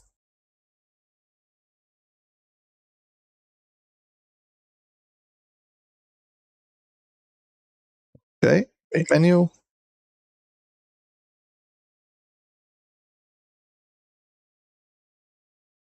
Character sheet, enhancements, epic destinies, Reaper point.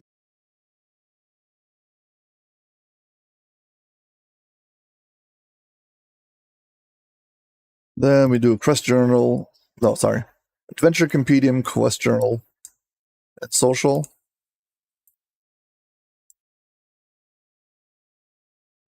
And social. Then from the other side, we've got DDO store and shard exchange.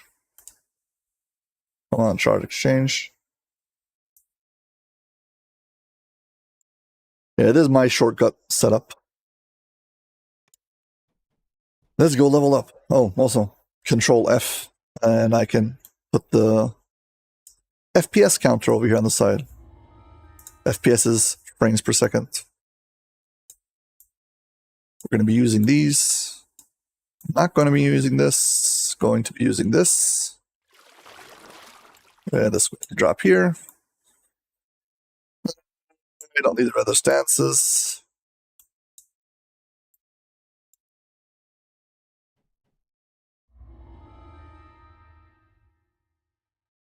I'm going to refuse a training and do it on my own. Step out, exit the Sharn.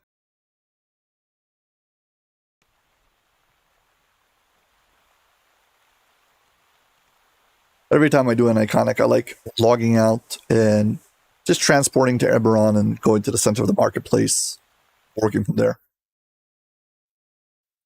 By the way, anybody who has an iconic has access to this, transport to Eberron, because all iconics can do this. They have access to the Hall of Heroes transport.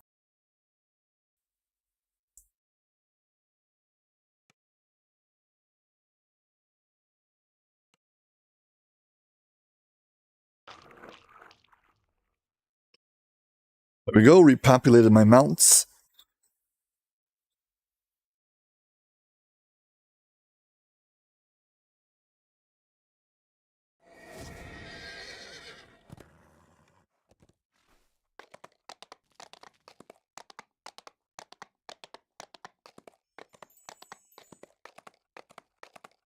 Now, because I've reincarnated, my character is effectively a new character, but with an extra feat, so new guild buffs are required.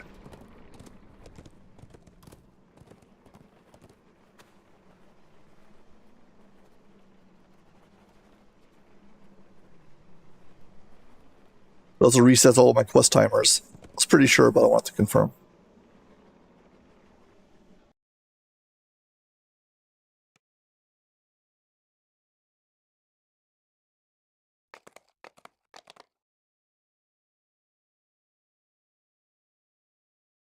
Okay, here we go. Let's level up.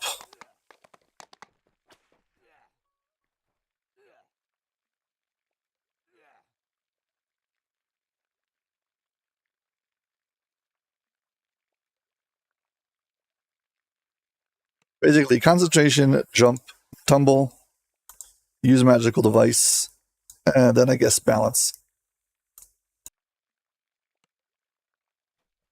Here we go. 2 up and fighting. We can take it now. There's a minimum requirement for certain abilities. But you can see my dexterity is already up to 18 because my tome is kicking in.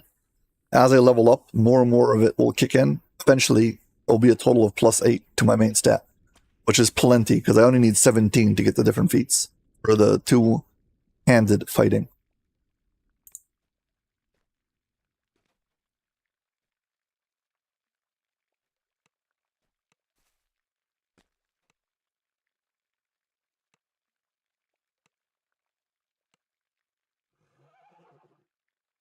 You see, there's something called Heroic Past Lives. We just got this thing, Barbarian's Fury, and it gave us another 10 hit points. Sorry, I already have a built-in feat, but I could take now this thing called Berserker's Fury, which would allow me, it would give me 20 hit points fixed, and would also allow me to go into Rage if I want to. I want the past life of Monk. That's why I'm doing a Monk life right now.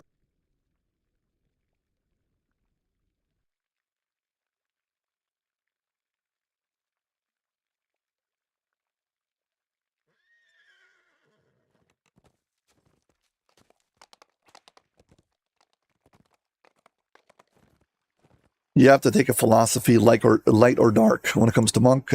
I usually go for light.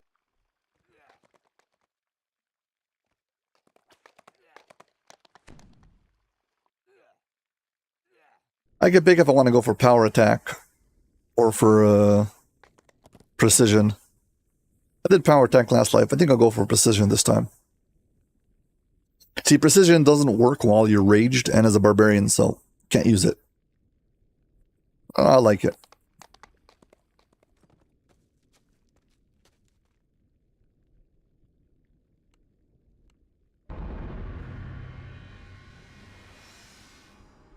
It is a stance, so you have to turn it on for it to work.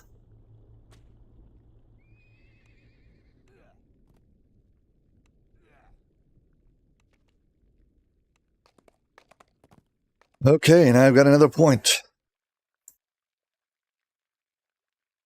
Drive towards the light. Yeah, I just like self-healing. I've got plenty of... Oh, heal. I guess we can start putting things into heal.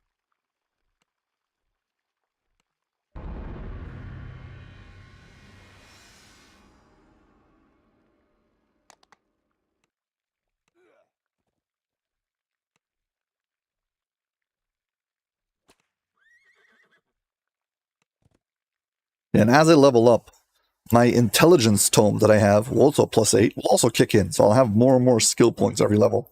Should be able to max it out also. Monk gets a bonus feat at level 1, 2, and 6. And it's very important. Do you have feats that you know you need that are on that list that are unique to Monk feats? Or you're going to get stuck taking some kind of junk feat that you don't need. So you got to be careful with that.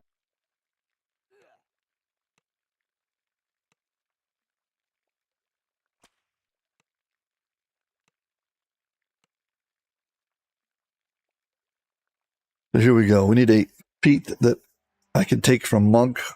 Let's see.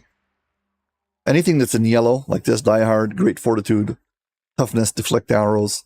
So, Combat Expertise, Power Attack.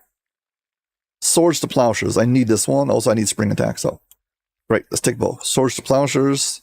This increases my critical threat range on my HandWraps. This is exactly what I need. And, come on, where's the other one? Where's my Spring Attack? Spring Attack.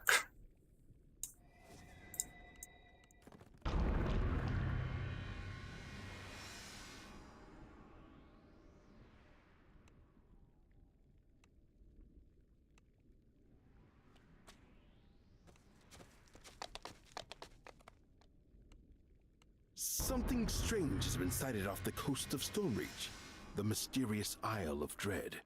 Speak to Wolf, the gatekeeper in Stormreach Harbor, to learn more about this land of dinosaurs in danger. Yeah, as you level up in the game announces to you that there's certain new challenges you can face. It's basically telling you there's a new area that's opened up to you, etc. Go check it out.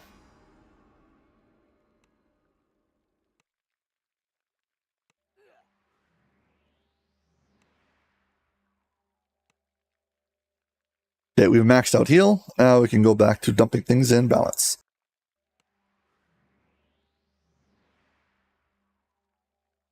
Improve two-weapon fighting. When you fight with two hands, so basically your main hand is going to attack and hit 100% of the time, and your offhand will also attack, but hit only 20% of the time. You can increase that to 40, then to 60, and then to 80. And there's other skills you can have that will increase way up to 100.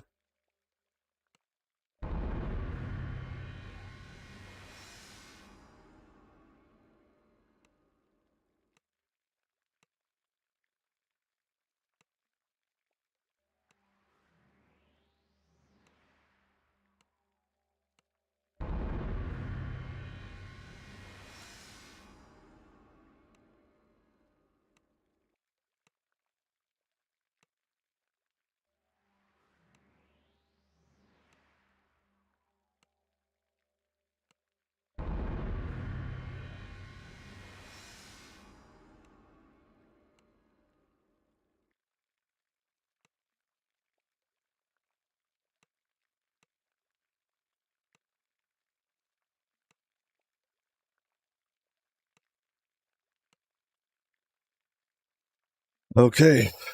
Oversized two-weapon fighting? No. If I'd be using two big weapons, so this would allow me to reduce the penalties from oversized weapons. But I'm using HandWraps, which are not oversized. So no need. Two-weapon defense is a very good feat, but you only need it when you get close to endgame, where you have such a low magical resistance rating. I don't really need it. Well, not yet. Improved bludgeoning. This increases my critical range. This is better. Well, better now.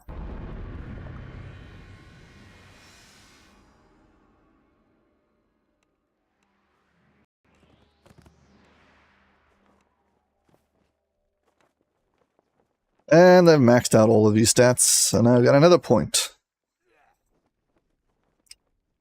I guess we can either put it inside of a skill. There's a skill called Two Can Do, which is a Intimidate base skill. I never use it. And we'll probably never use it either. And it's not even my class skill, so let's just put it into swim. By the edge of the Stormreach market, a pensive form scans the thronging crowd. She is searching for heroes. Heroes able and willing to face an unknown foe in the ancient ruins of Giant Hold.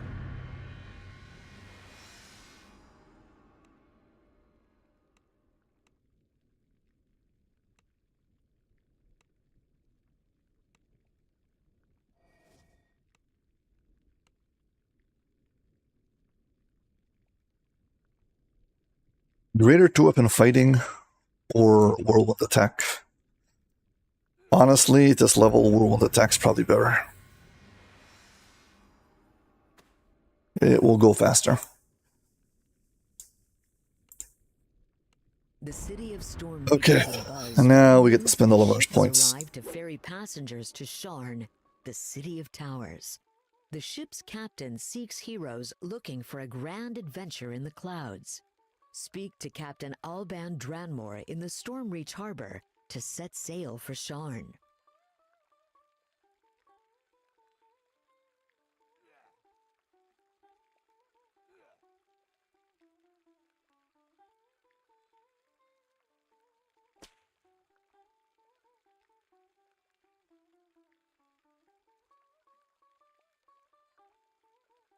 What the heck's wrong with this thing?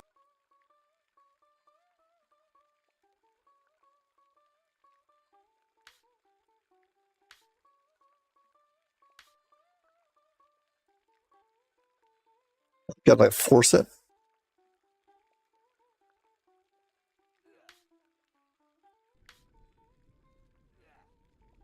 Fine, I will. I don't need Fate Dark Illusionist. Harper Agent. No, 1 second. I have an attack bonus for speed from Monk. So, Falconary, I guess?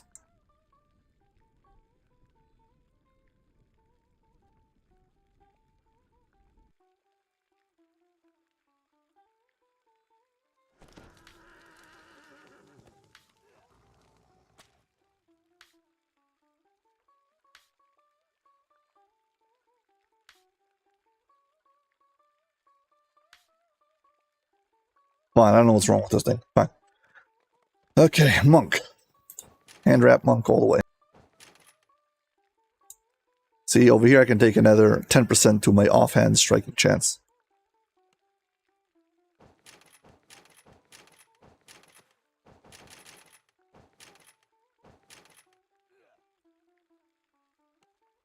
This allows me to self-heal. Allows me to add something, attack that while I'm attacking the enemy, a marked target, I'll heal up more.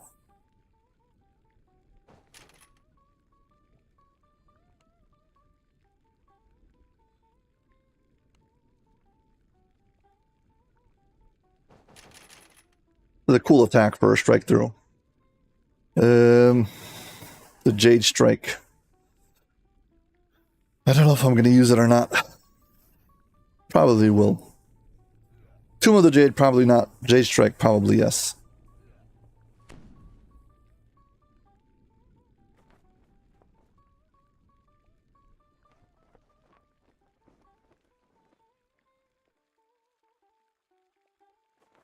But if I do that, what should I skip over here? Few offhand hit chance.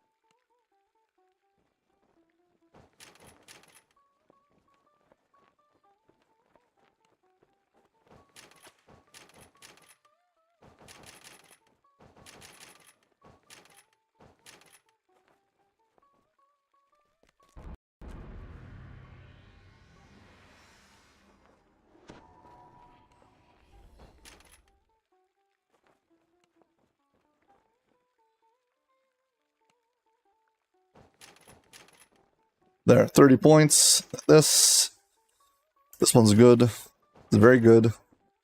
And I'm addicted to this. Self-res. Okay. Now, here. Badger. I'll take Tortoise. I guess we're taking heal.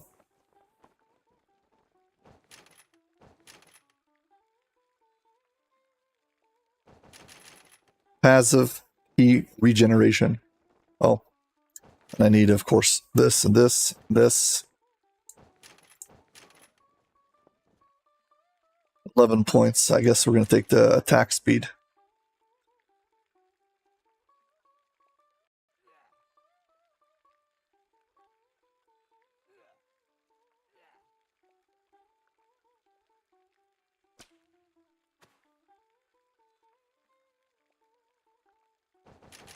This is a straight up 3% dodge.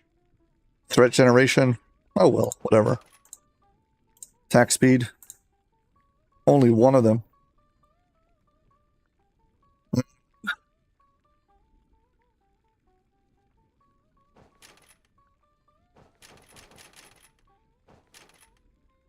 did not want to do this, but we'll do it.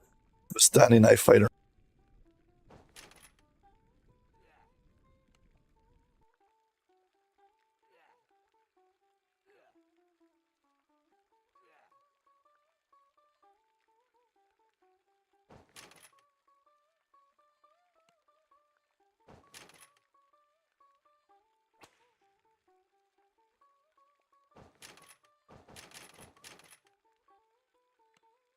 Yeah, I wanted to get the 30% off of this thing.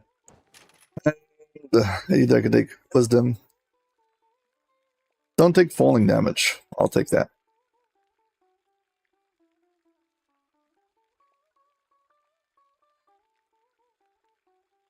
And I'll take another attack. Except close. Fine.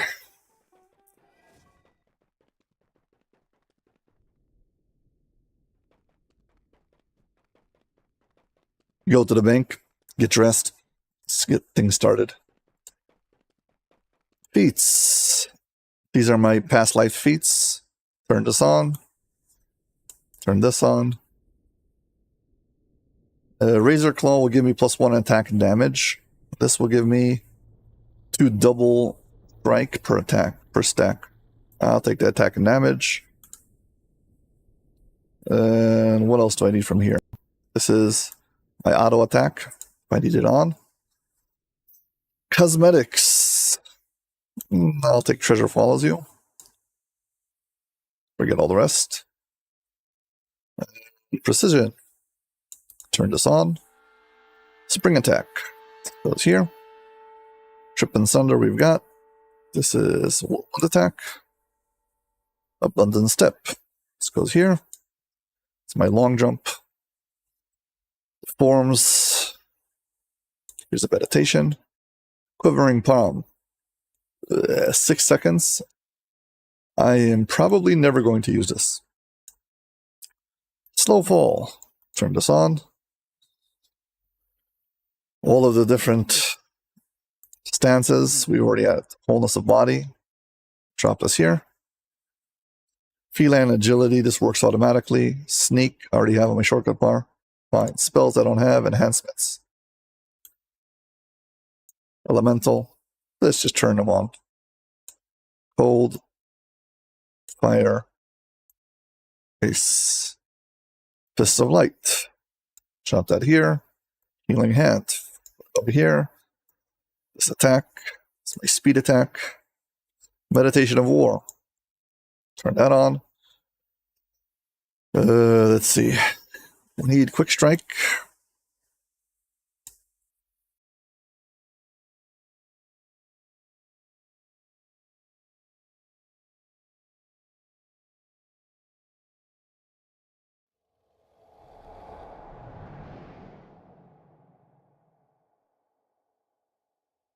Rise of the Phoenix. Jade Strike. Cold in the Flame. And Clear Your Mind. Clear Your Mind is a action boost as far as I'm considered, so. Putting it with action boosts. Okay, so my main strike is going to be this every 3 seconds. Whirlwind attack. Then, how much is this? Quivering Palm is 6 seconds. It's 30 key. Leave it for the special attacks. Jade Strike and Cauldron of Flame go over here. Do I have Uncanny Dodge? Dodge. Uncanny Dodge.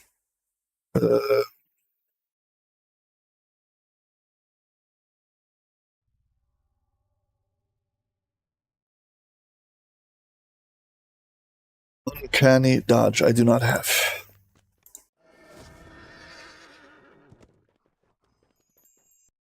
Go get some stuff from the bank.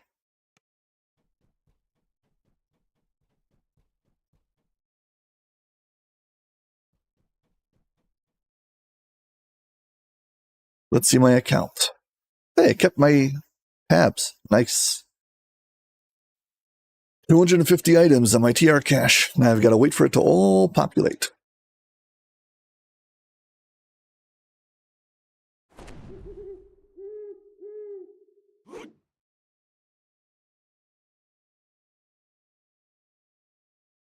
Oh boy.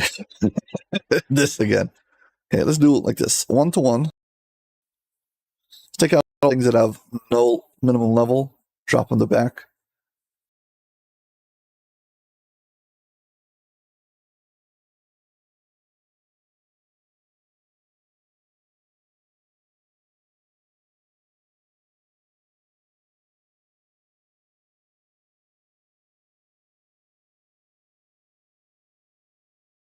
Basically, by making it to level 1, I can guarantee that I'm only going to get the things who have no minimum level.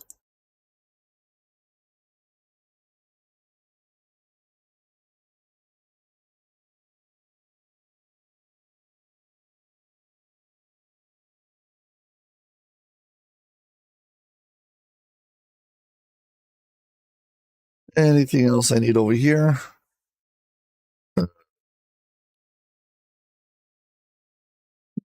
No. I need a good pair of hand wraps. But let's go 1 second from.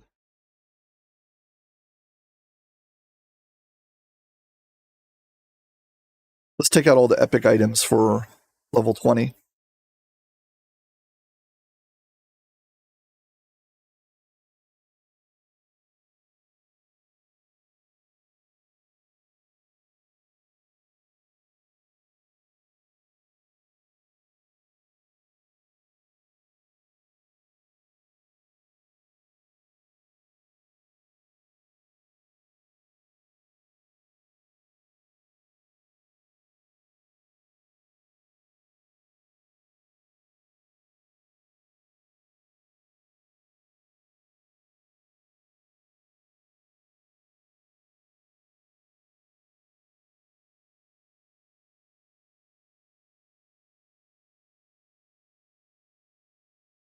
Shield Guardian, we can use that already now. Where at? Not yet.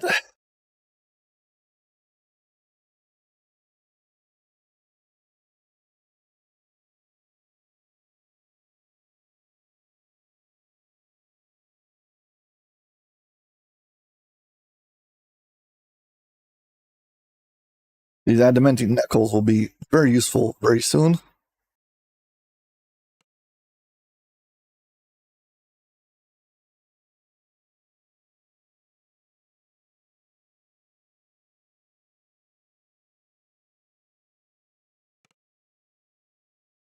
Once I get to level 20, I'll have items that will basically take me directly all the way up to 30 without any problems. So that's one of the things I was doing at the beginning of the stream is getting prepped, getting all those items out.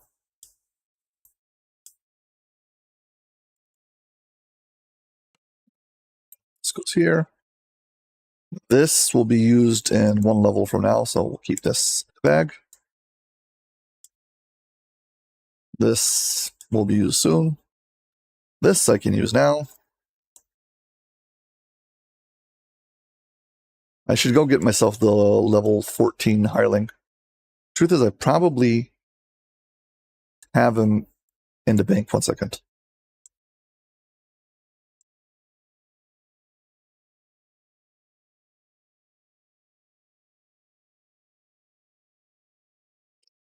Yep, got him in the bank. And now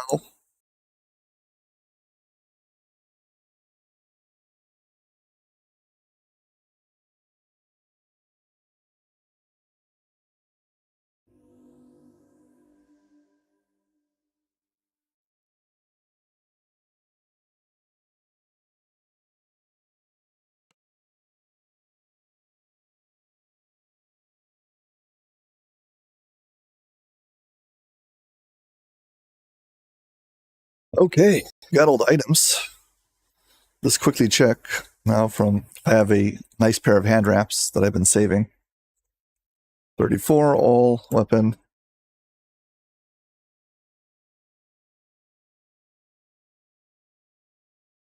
Come on, hand wraps. Barovia hand wraps, level 12. See, perfect. There we go. Pair of hand wraps I can use right now.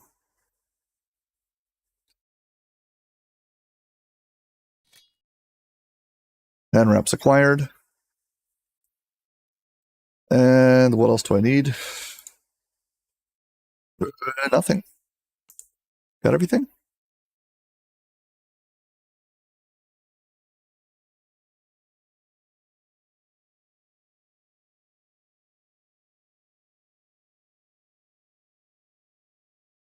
Let's make some room.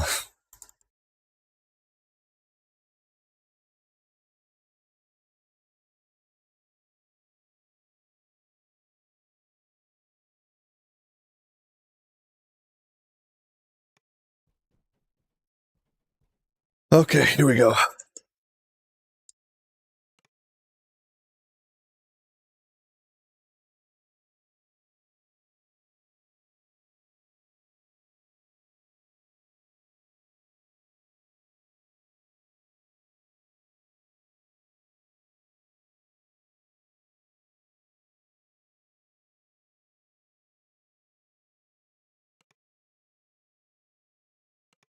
something in DDO called a daily dice. Basically, if you log into the game every day, it'll allow you to roll a dice, and you can win a reward. One of the guaranteed rewards is some experience points. Basically, just for logging into the game, you get some experience points. The items I have over here are the default items you get when you create a Tabaxi Trailblazer, and we're just going to use them. Should be good enough to get me to level 20, and then take it from there. Don't need this cosmetic. Don't need this quarterstaff. We can dump this over here. Turn this on. Remove curse. Next to remove disease. In order. Greater Harper Pin, just in case. And finally, get some shortcuts out. Salt Marsh. And Idle Dread. And Feywild. Sharn. Dox.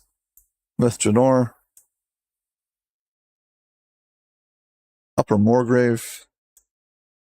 And Forge. No, not the Forge. Drunken Tavern.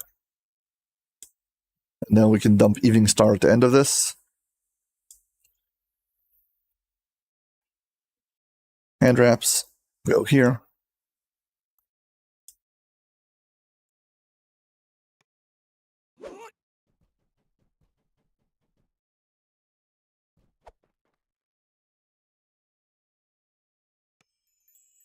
Well, so what now? Leveled up. Now we can actually do some quests. Where should we start? I don't know. Giant Hold is usually pretty good. Truth is, I usually do bank space. Yeah, let's do Vaughn.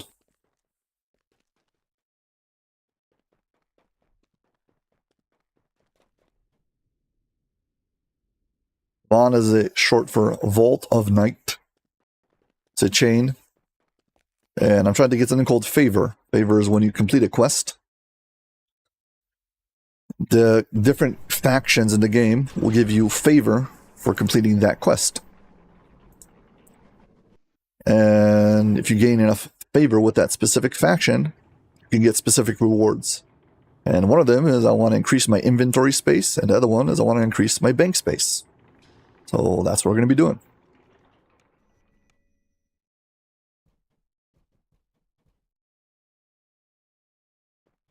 First of all, I made sure to bind my character on the ship, so if I do kick the bucket mid-quest, I will get teleported back here.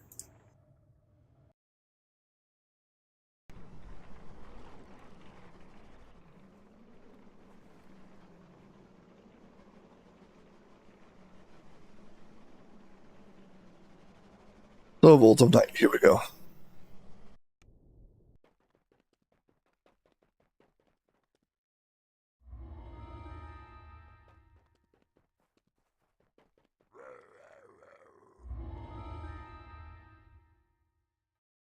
Right now, I'm way over level, so I will get experience, but very reduced.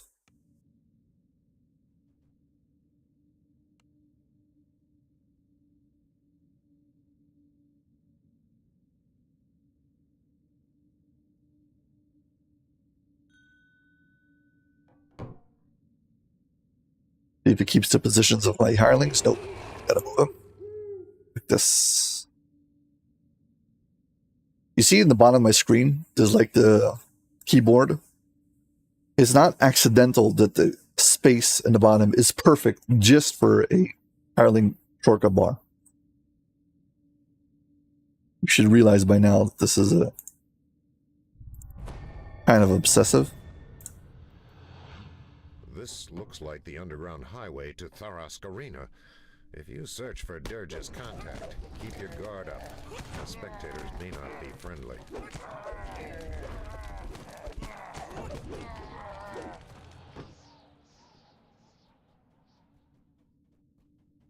Keep on trying to use my mount mid-quest.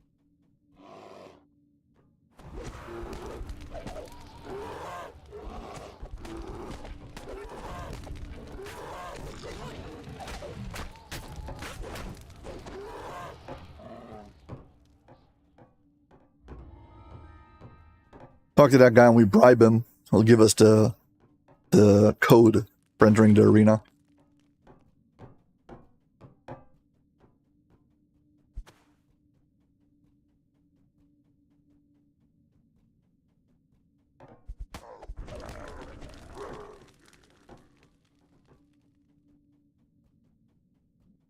The gates of Tharask Arena loom ahead, guarded by a well-groomed bugbear and a host of Polish enforcement. Hey there. Thank you. Big torque for the following. Helping into butcher your name. Main event. You growl and curse as they catch sight of you.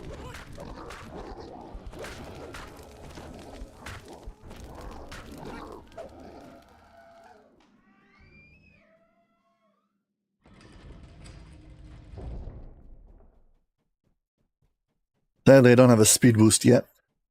Eventually I'll get one. I'm gonna go zoom around all these quests. I like to be able to go really fast.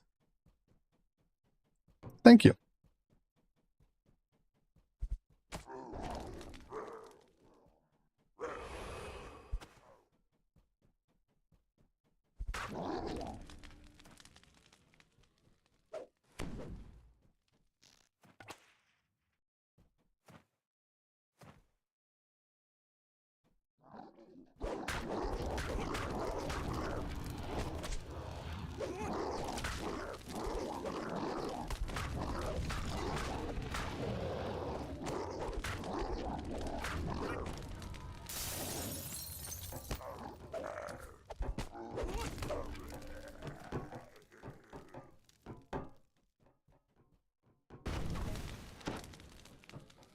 Circle of fire that cast over there on the floor stays up, but as long as I'm standing inside of it, when I step out of it, it goes out.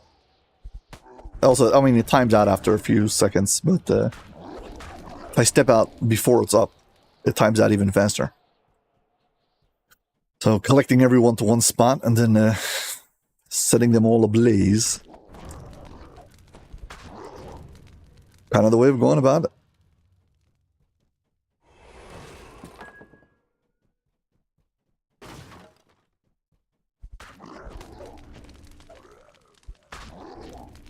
You notice words etched above this gate. Ready Room 1. Inside, scarred and muscular trolls wait restlessly. You notice words etched above this gate. Ready Room 1. Inside, scarred and muscular trolls wait restlessly. Leo got stuck in the door.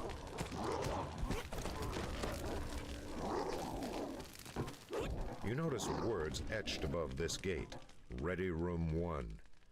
Inside, here's a shrine, so just in case you haven't already, please hit like and subscribe. Thank you very much. That's the union law. You have to say please hit like and subscribe every time there's a shrine.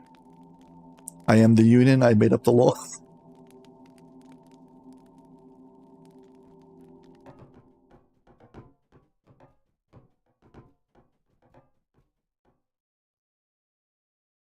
Well, now we go into this arena and shouts.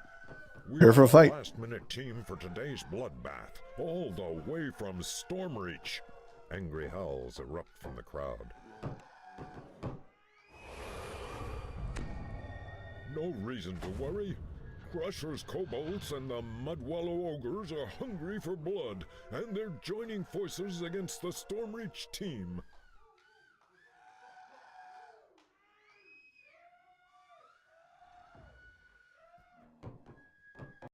Seem to be taking their time.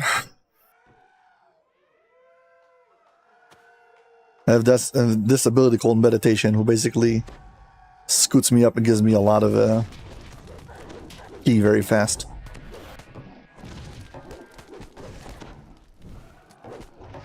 They're busy attacking my hirelings, but I'm fine.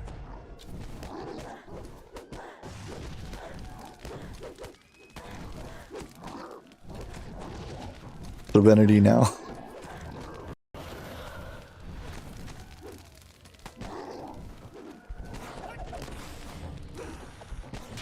I'm glad they left me something to do. Shogun, the promoter, bellows. What a terrible upset! The mystery team is tougher than it looks.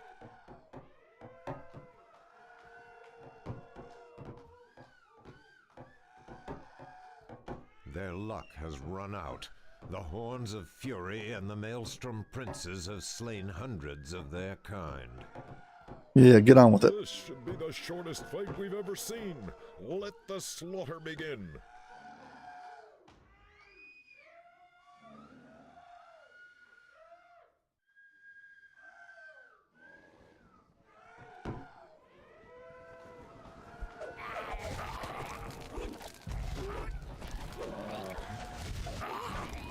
The thing about Monk is if you're playing in fire stance, you always have plenty of ki.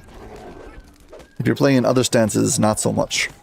Shogun sounds stunned. Unless you're in ocean stance, and at a certain point you start getting extra passive ki regeneration. In their prime. But Tabaxi Trailblazer in its racial tree adds another +1 passive ki regeneration. It's time And then you're for just good to go. showdown. Fresh fighters from all 4 teams have armed themselves for battle. Ki is on the right side over here. There's my hit points, spell points, and the yellow stuff is the ki. And this allows me to do special attacks, heals, The battle etc. is on.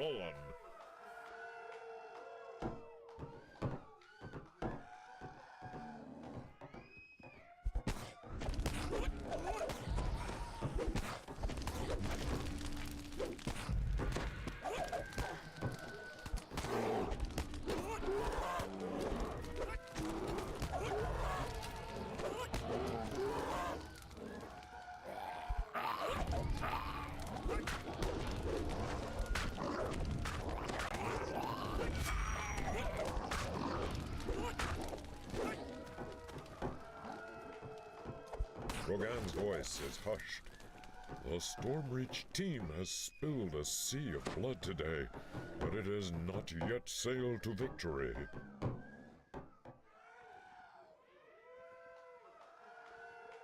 There remains one warrior with the strength and cruelty to avenge the fallen heroes of Tharashkarina.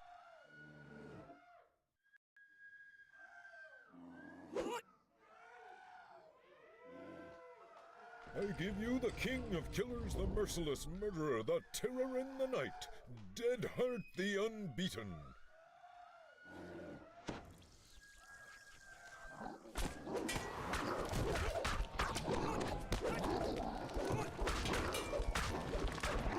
Your enemies lie scattered and broken at your feet. Now is your chance to seize the mighty axe.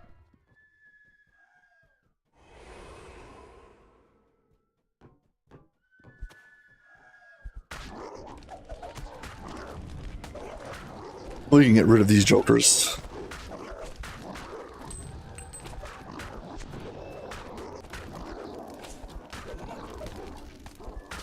Pick up some extra loot.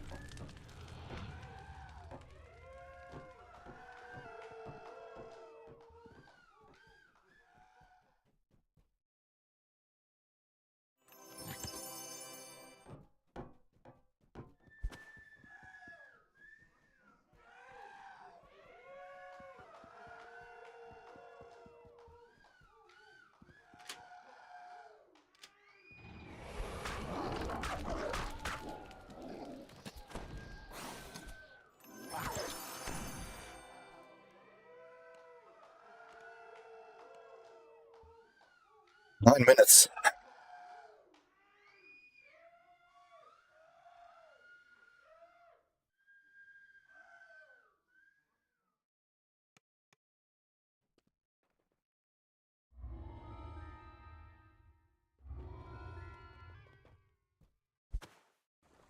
Let's hope Vaughn 2 goes faster.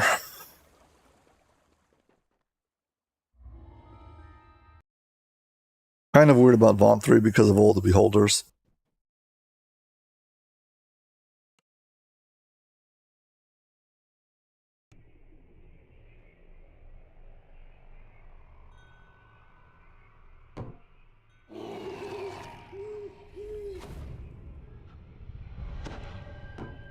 A beautiful elf maiden sits by the fountain, lost in thought.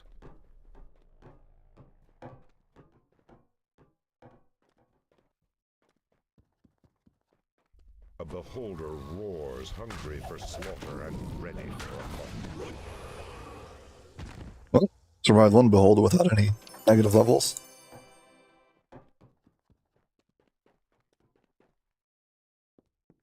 Should be able to cheese the next two. We'll see.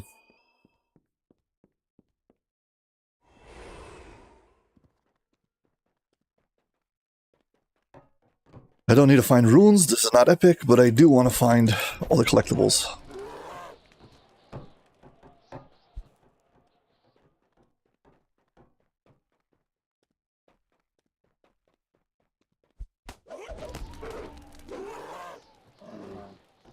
Some free loot, because why not?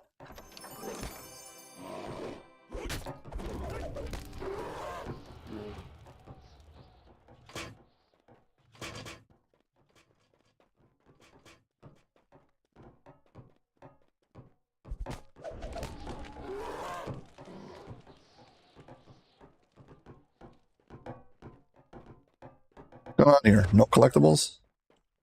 Zero collectibles.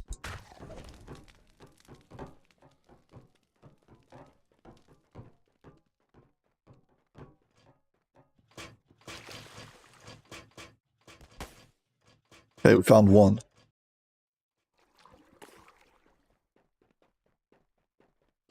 You better all be in this part of the game. This quest, okay. 2. 3.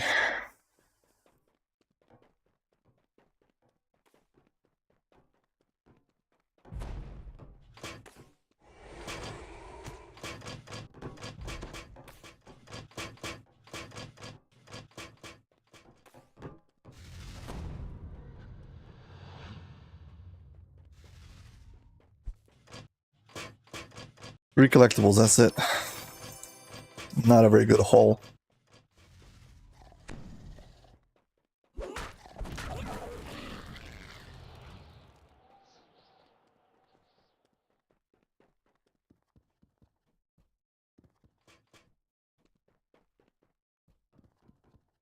I hope I can do the double jump and skip the next beholder.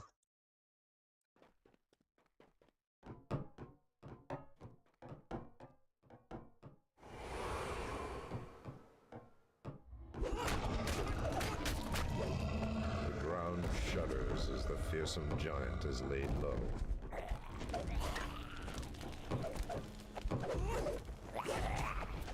Installed pets won't be causing you any more trouble.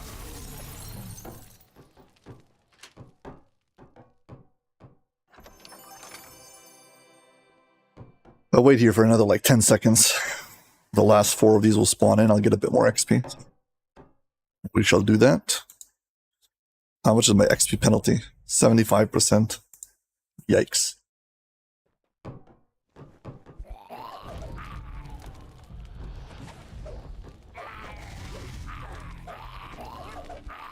The last of the methods fall. Oh, 50 XP. Gotta see if I can get the skip.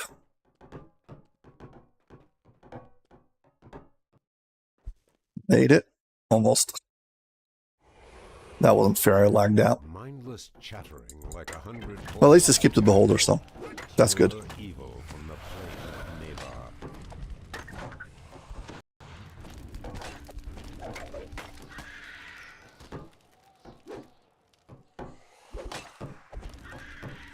Gotta kill all these things for the ladder to spawn back in. Unless you skip this whole fight.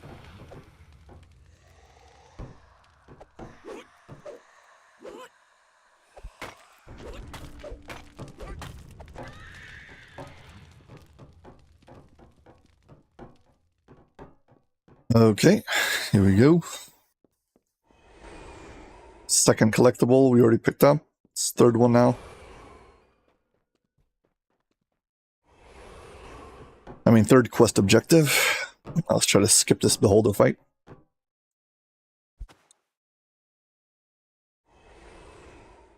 Okay, we should be good. Got one more beholder, but this one we have to face him. Try not to get knocked off over here. Into the ether.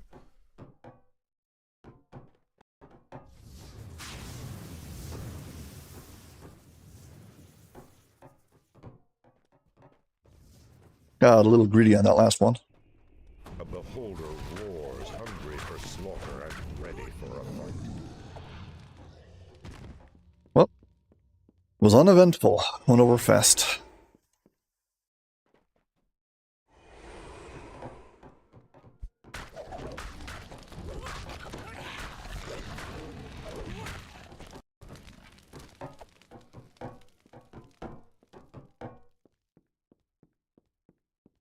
And now all the oozes. Green ichor drips down from the branches above your head.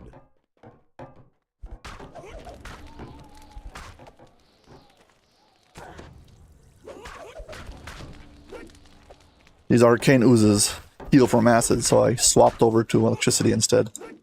I've got these multiple imbued, I can pick whichever one I want. I guess I can go cold. Not any better than the electric, so whatever. It has a nice smash sound to it. Come on, last ooze.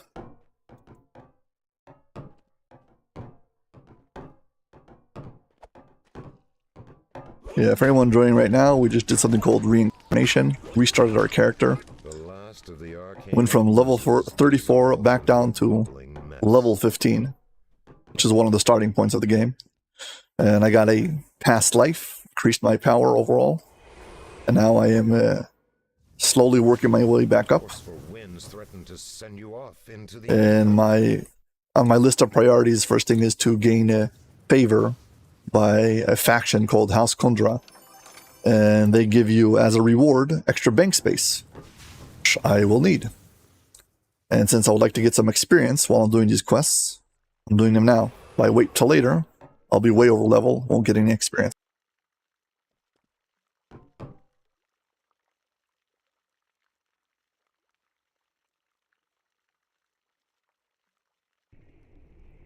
A shadowy apparition materializes before you, seething with rage and...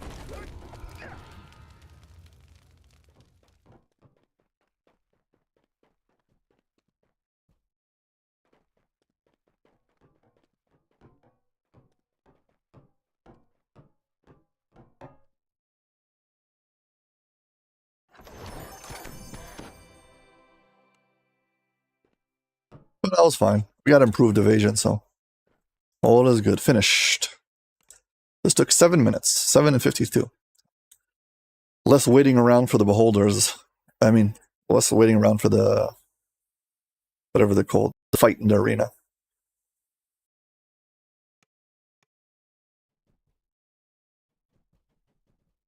I guess we do Vaughn 3 now.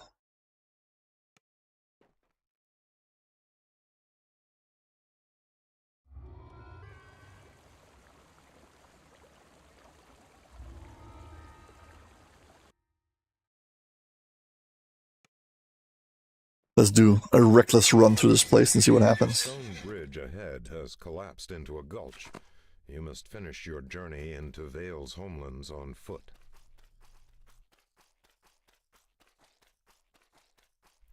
The Blackheart trolls have made their home in the shadow of these ruined walls. They seem eager to repel invaders. Could they possibly be allies of Vale?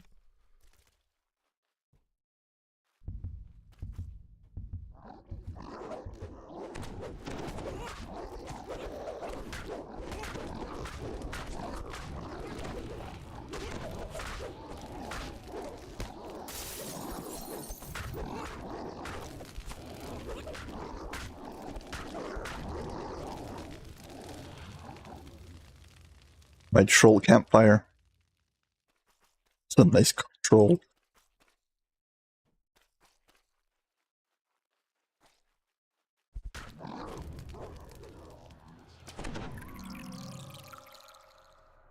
Ahead, a glowing barrier blocks access to a forbidden cavern. The guttural chant.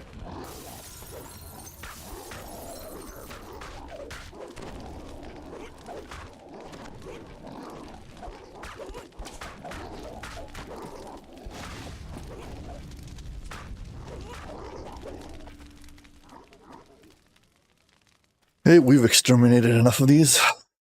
Jungle of Kaibar.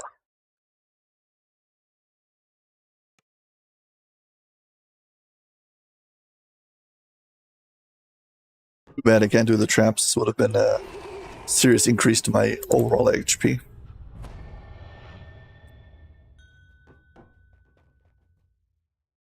A majestic being of metal and magic glares at you from the cavern ahead. This inevitable is a Marut, one whose sole purpose is to destroy those who cheat death.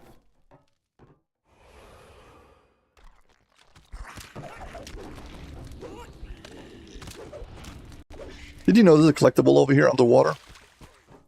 Drop in here, swim over this bump. Collectible. There you go. I'm sure a lot of you have done this hundreds of times and never picked up that collectible. The next room howls a battle cry. Vale's tribe must be determined to fight you and the inevitable at once.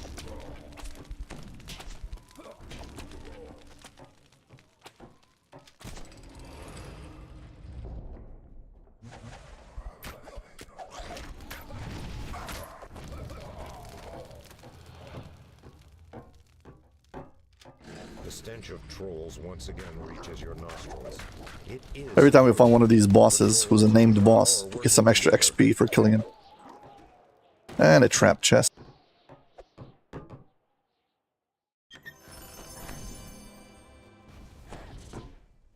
Which is fine. This is fine.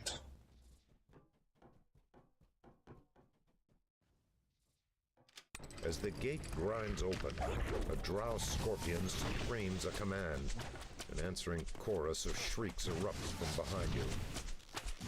Get up top over here so we can melee all these trash mobs.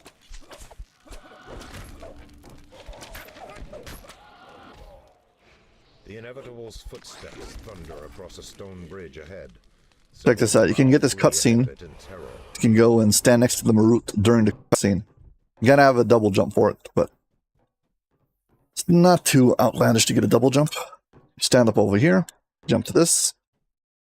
Once you get to this area over here, you do 1, 2. And here's the Marut. We can stand next to him. Hello, buddy. Yeah, you can just... He's not doing anything here.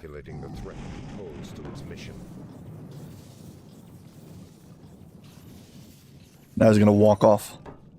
Wanna see where he walks off into? The void.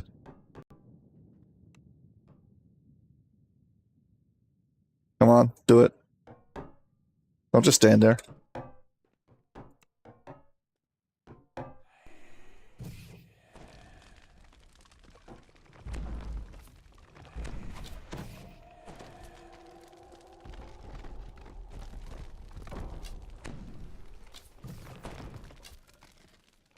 Hi there. What's up, Slughead? Good morning. Long time no see. Glad to see you back.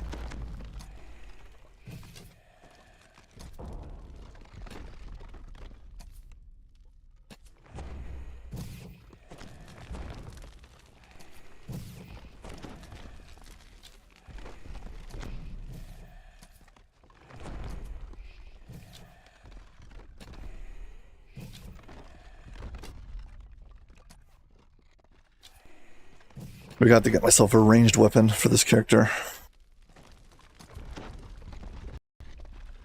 I'm sure I have one in the bank. Okay, the door opens. The Marut's still stuck here. But here, this is what it looks like. You go into the back of this area. It's just a dead area. There's nothing here. Just a void. You can also cross the bridge and go the other way. There's a bridge here. And it takes you even deeper into the void. This is very much out of bounds. It's not underneath the map or behind it. It's just not quite intentional area of the map. There you go. I'm in the void of the map. Here you gotta have a good jump to get out. And there you go. We've explored. Yep, same thing over here. I've been, we talked about at the beginning of the stream. Deleting characters you don't need. I have a lot of characters who have like the 6-year-old cake You got tokens of the Traveler. You got Raiders loot box. So I was showing what to do with it. Token of the Traveler, if you go up to the NPC in the marketplace right next to the ship, you can actually turn it into a Cyberese spirit cake. You get one for free. But that's for the token. And the other options, the Raiders loot box, you can turn into Commendations of Valor. Sorry, Commendations of Heroism. If you go to Lahar in the 12, you can then turn those commendations into Raider tokens of the 12. So that's 3 Raider tokens of the 12, because those are bound to account, and you can pass them later. And finally, from the 6-year-old cake, I've been taking also spirit cakes. But you can take whatever you want, I guess. The tomes are all bound to a character, but you can crunch them by the Kenneth Crafter into purified Eberron Dragon Shards if you really need those for crafting. But I've got way too many of those.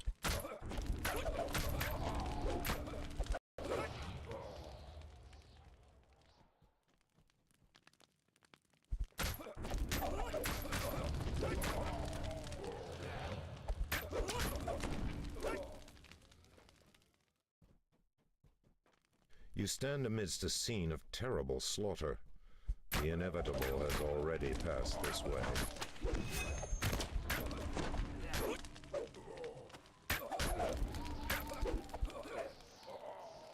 You see signs of ancient architecture in the halls ahead. Vale's tribe must be living in the ruins of an older civilization.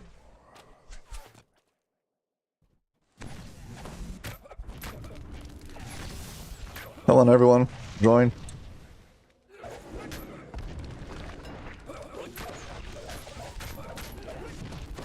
I'm inviting you all to my big barbecue. You aren't the guest, though. You are the barbecue.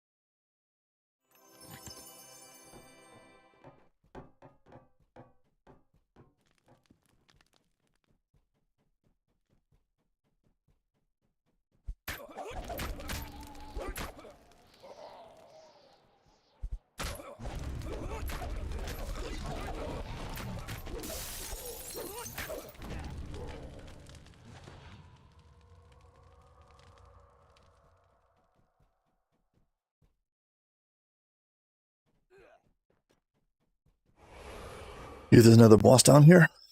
Yes, there is.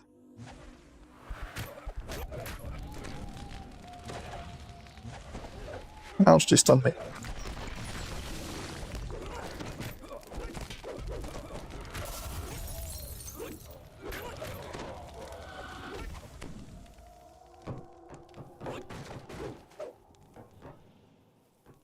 I'm stunned at the fact that they stunned me.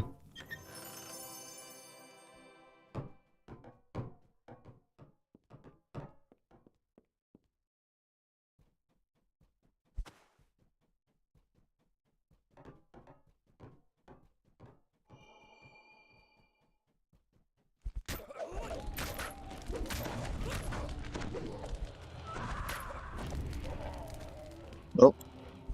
As per union requirements, please hit like and subscribe. Here's a shrine.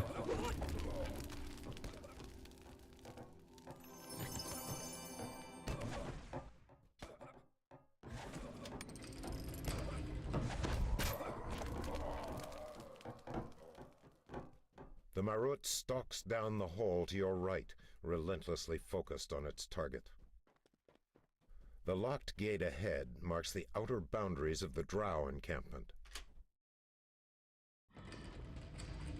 You have entered a new section of the caves. In the distance, you hear a strange and evil keening. You have never heard of a beholder serving a Drow, or anyone else. You shudder to imagine the bargain that they... Let's just go quick.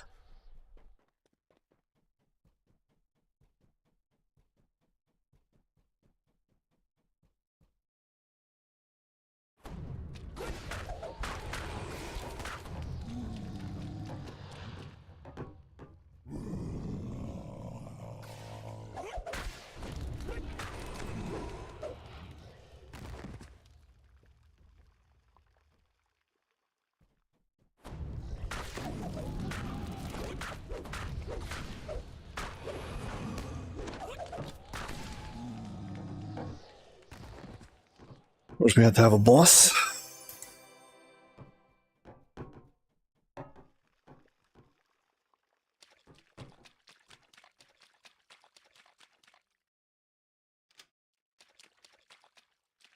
We are now looking for 3 runes that are activated to open up a gate. And you need intelligence for them. I think you need like 14 intelligence. This is a place where you can get definitely stumped if you're like a first life character with no tomes. You might not be able to solo this unless you've got like an item.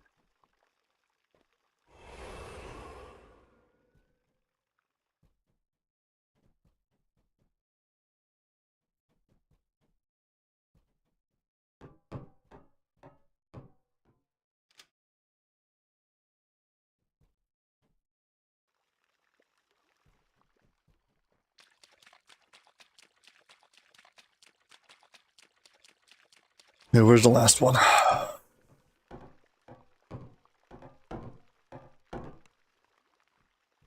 It's up there, of course. I'm using something called Select Next on my keyboard. It's basically a designated key that I've set, and when I tap it, it tries to cycle between all the different things I could be clicking on and tries to select the next thing. And that's how I spotted where the rune is.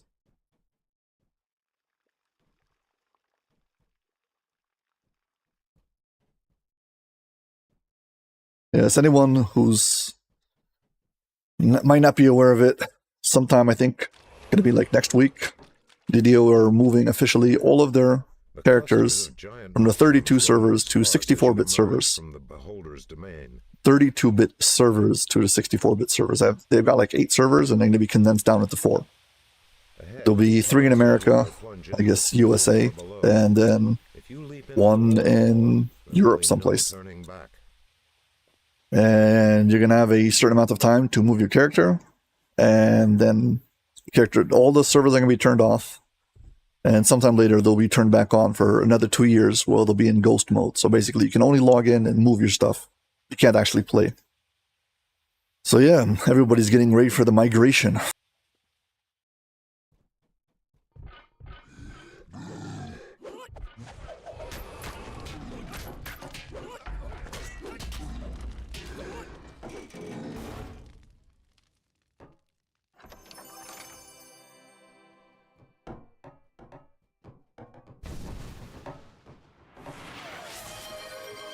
Hey there.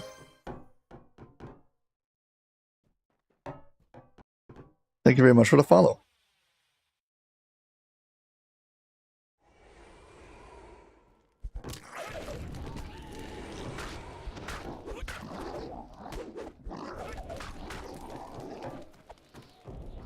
Hope you're doing well. I hope you're enjoying the show.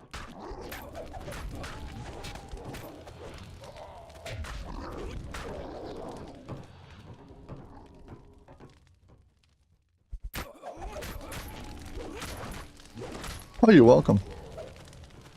I primarily am a YouTuber, and I've been starting to do more streaming, but haven't fully committed to streaming yet. Still have too many things in real life going on. Real job, etc. Doing some house renovations this last month. Haven't finished yet, but I take a break and stream a little bit just to relax, you know.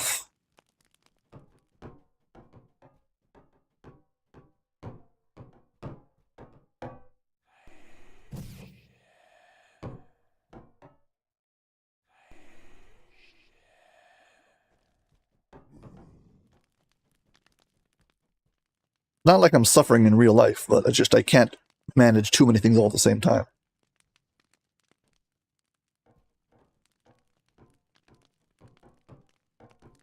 If I will be able to manage more streaming, I'll be very happy to. I'm a cautious optimist about being able to become a full-time streamer. We'll see.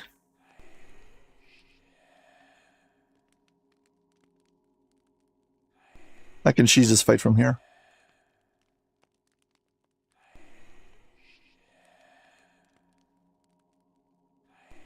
Yeah, playing during work. I usually find time, but it's not anything that you can, it's not consistent.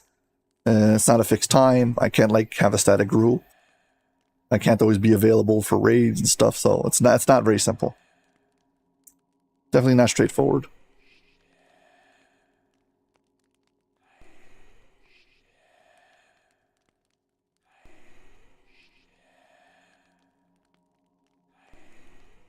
The thing with beholders is there's a very specific range where you can see them or target them, but they can't target you.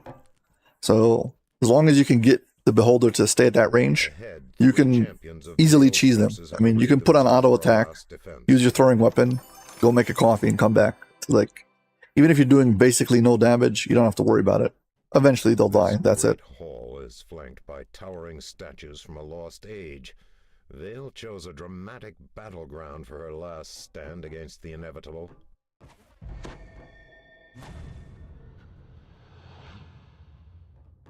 Here comes end fight.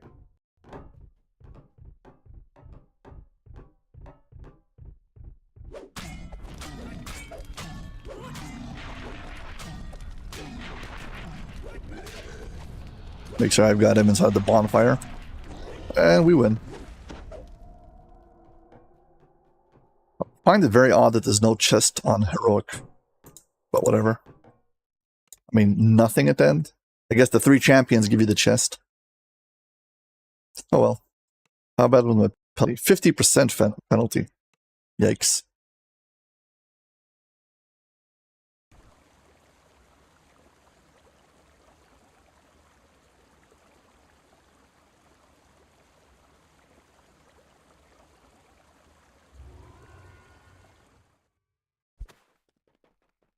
And 1-4. Oh, we've got another action point.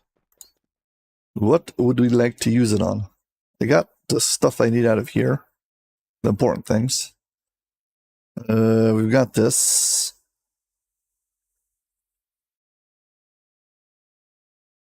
Could go for the extra offhand strike chance. Thing I really want is the passive key regeneration. This is what I want.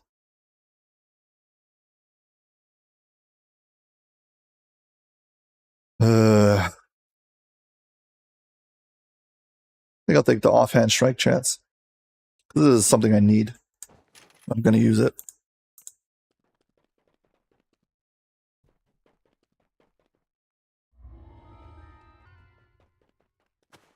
Do Von Ford and Ataraxias.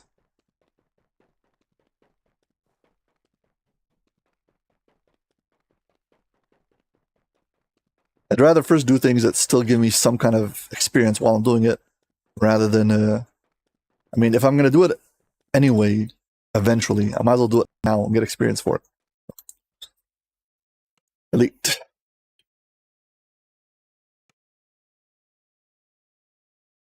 I mean, I guess I can do Red Fence. Ataraxia is also good.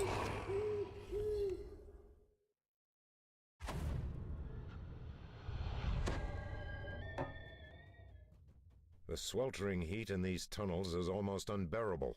Who would want to live in such a place? An earth elemental rises from the ground, blocking the only safe path to the Foundry's gate.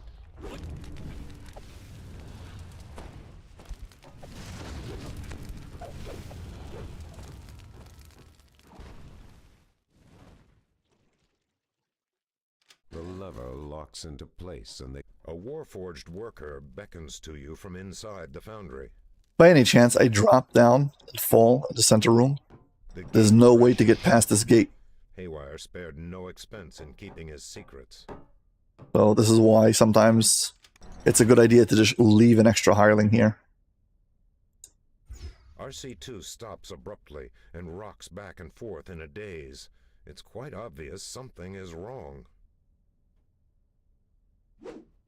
You spy a slimy leech-like. You hear someone clearing his throat. The sound appears to be coming from a stone. Okay, we've talked to Haywire's speaking mouth on the wall.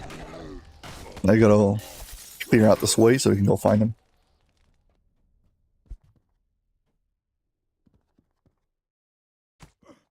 There's blade traps in this hallway. Why I'm going real fast.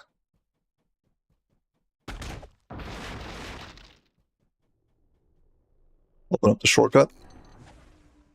Go through the shrine room. Come up right underneath the stairs, in the middle of all the enemies.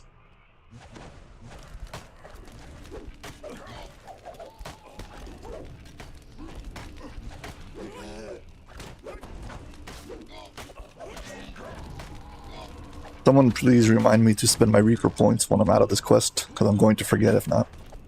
Thank you. Just type in chat RXP and I'll get it.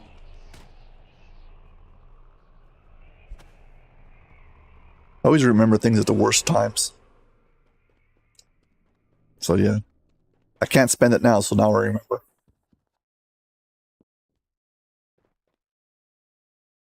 As the north wing gate lever locks into place, a freak power surge shorts out the storage area's energy barriers.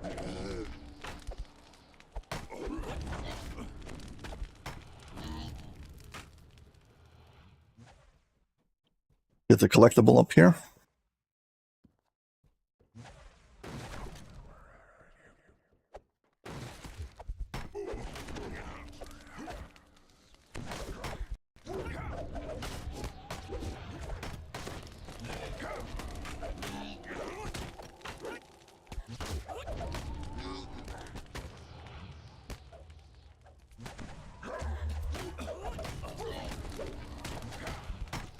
Yeah, it's very important to actually clear all this trash because if not, I'm gonna have a green alert the entire time. It's gonna drive me crazy. And shortcut back through here. Now you can go back down the stairs or the ramp. Here you can shortcut your way through this corner.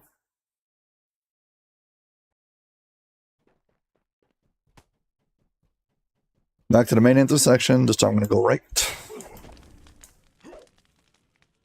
Stick to the right, avoid the trap.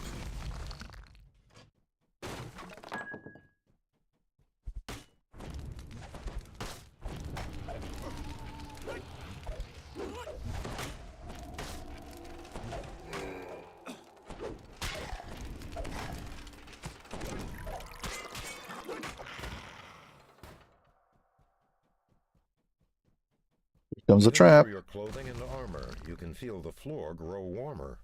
We skipped it.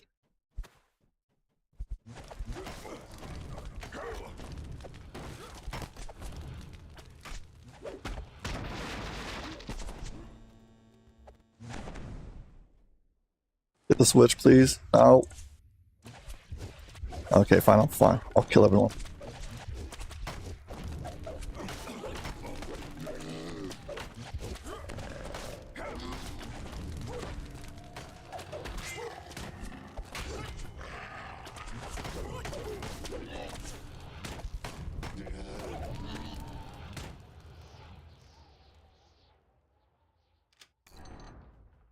Hey, we'll open up the way back to that shrine room, so we don't have to walk back the long way. You can do the shortcut.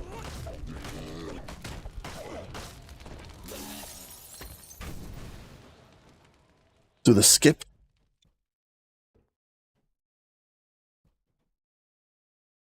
If I can manage it without bumping my head.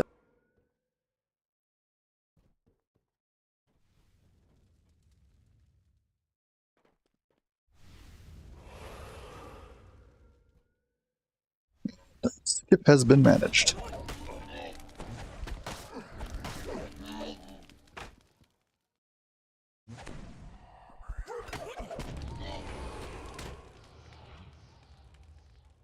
Heavy lever locks. Go see if we can get the Blood Rage symbiote at the end of this hallway. It's a rare drop, but you never know. Let's see. Bloodstone. Nope. Not what I'm looking for. There's sometimes a item called the Blood Rage symbiote who drops over there, which is a clicky that you can use to cast rage on yourself. So, yep. I checked for it. Yeah, I went for this side first so I could open the gate from this side and shortcut my way back again. Jump down.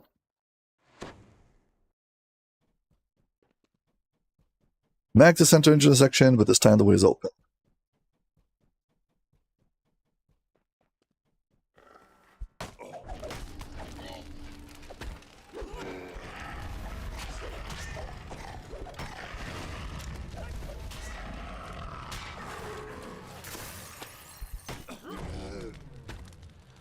Pick up a collectible.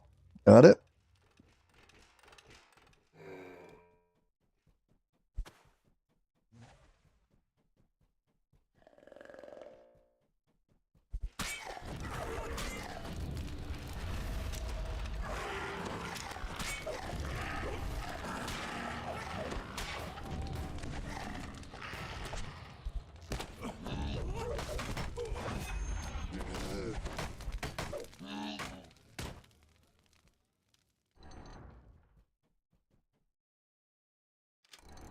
Here we go. Okay, these puzzle wheels, I always explain them. Inside, on the back of these walls, there's a picture. Okay? I call that the elephant. It's got 4 dots. 1, 2, 3, 4. It's got the little thing in the middle. Okay, all of these pillars have the same thing. So let's move it to that shape. As you see, this is locked. To unlock this, the 2 wheels on both sides need to be set to whatever is above this. In this case, it's H, which is 2 dots. So let's start moving these to be set to H. Then move that one to be the elephant, as I call it. I don't know. So, okay, this got unlocked. Now we can move on.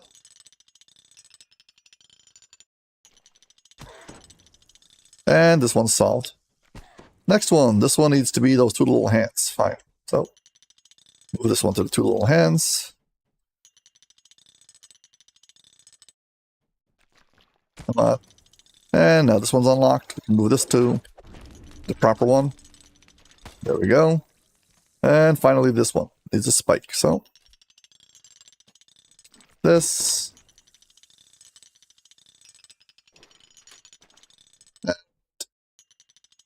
solved. And the oozes disappear also and get a gold key. You spy the master control room key, just where Haywire said. A turn of the key, an iron golem guards the foundry controls, flanked by massive clockwork beasts. Prepare for battle.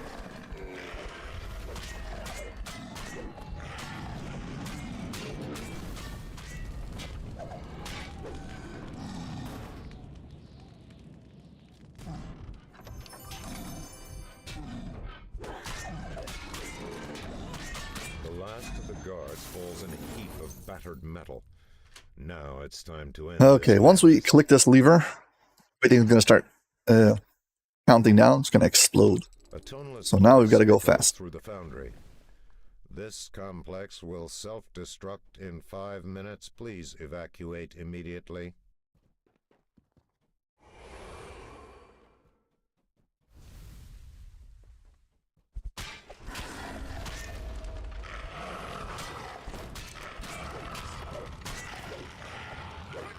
These iron defenders cast grease on the floor. Makes you slippery. Luckily, this doesn't knock me over, but makes it hard to move.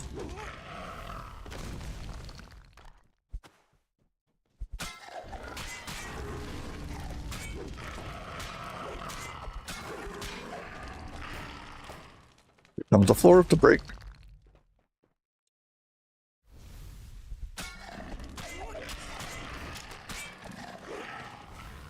Haywire's voice is heard from a nearby speaking stone.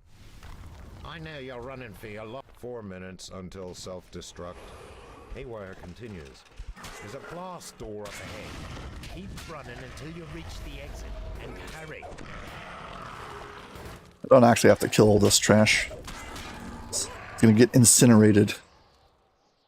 As soon as I see someone reach the exit, I'm gonna count to 20 and seal the blast doors.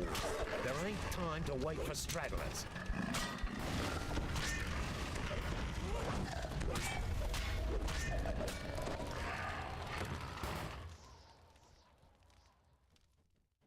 Nice medium aberrant dragon shard.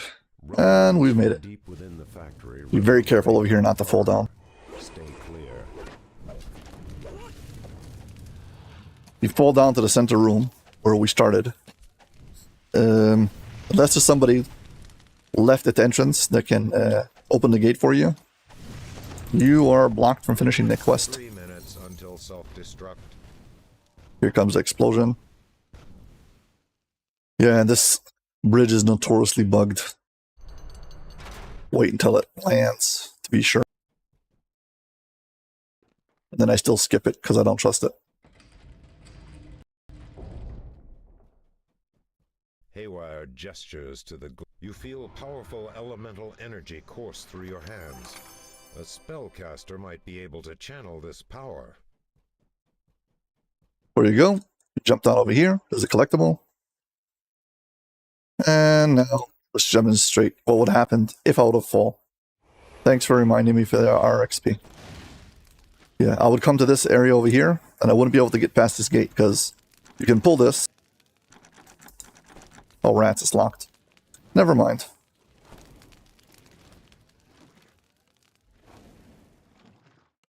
I don't know if it's only because it's the quest is finished why it's that it's locked.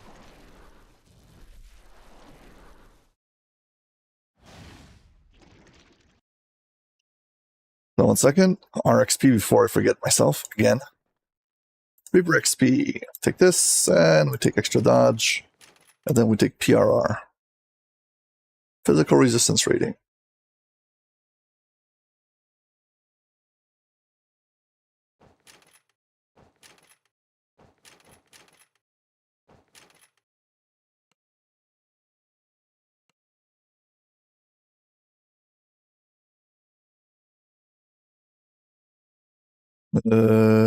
Fine.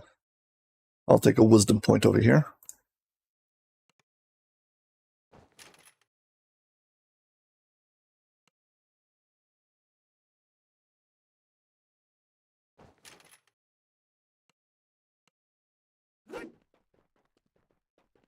Okay, I should have enough to open up the first tier of the bank.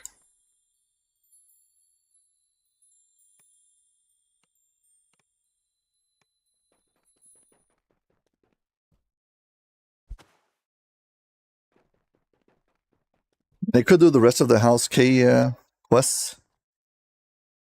Let's go to Ataraxia's Haven.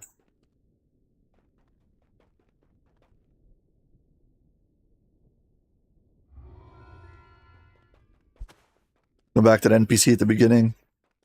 NPC stands for non-player character.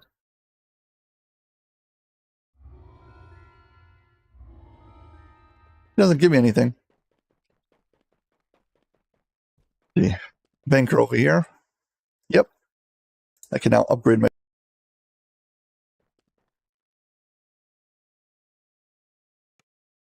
Basically, here's all the different factions, called Patreons, and House Kundrak. I've made it to 84. The first 75 allowed me to unlock another 20 slots in my bank.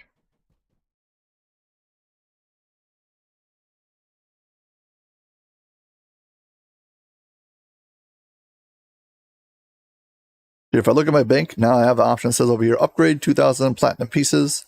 I hit this, and now 60 places just went to 80 places. More room in my bank.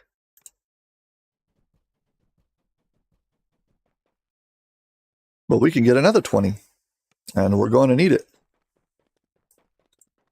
I mean, we previously had to empty out our TR cache. All of those items got to go someplace. So Ataraxia's Haven, these are level 10, so I still have XP for them, so let's do them now.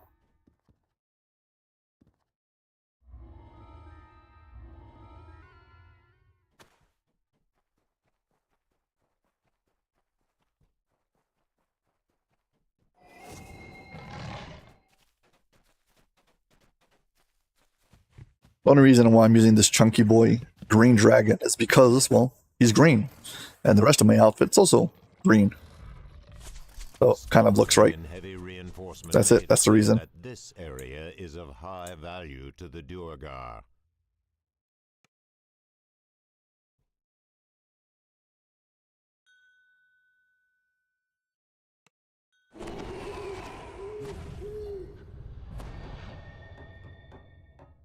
There's a big mine shaft in the middle over here who is pitch black, who you cannot see. And you can fall all the way down to the bottom and then do the quest, well, in reverse, by climbing back up. But once you fall down the shaft once, you already know to avoid it. Vases of fresh water are stored in the topmost furnace room. We're here to pull these 3 gigantic valves. That's our actual job. They open up the bottom room. Optionally, we can also destroy all their stuff. And get experience for it.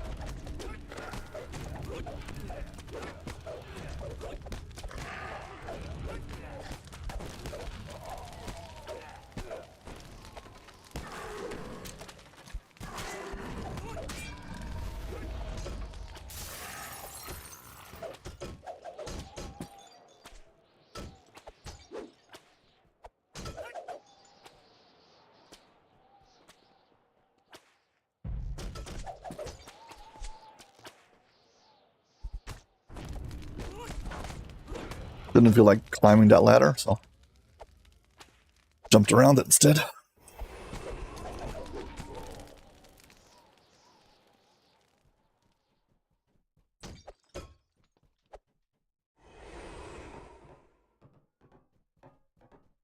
The last of the mine's drinking water seeps into the earth. The Durgar will not enjoy hauling more water from the springs across the island. Bad for them.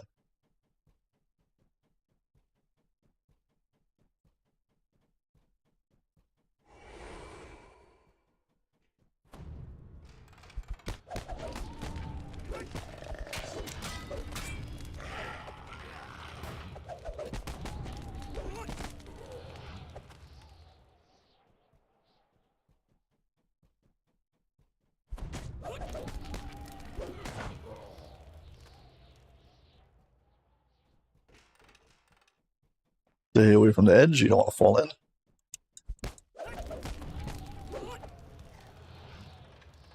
And we found the rust monster. Nice.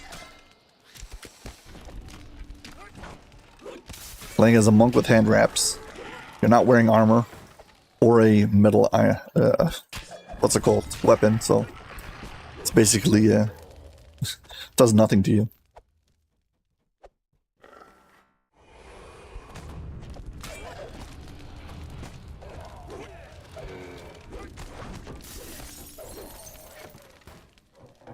The central furnace room is host to an extensive supply. Hey, here come explosions.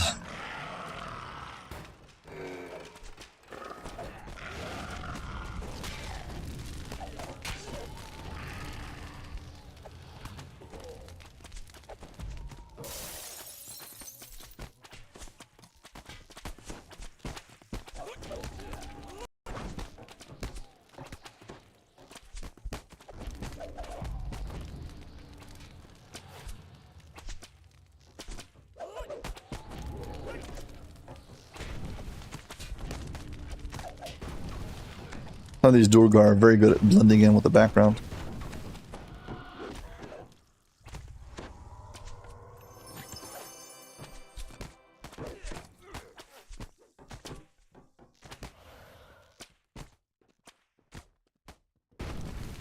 Please don't forget the reason why we're in this room. We need to pull this big valve. Then we can smash all the stuff.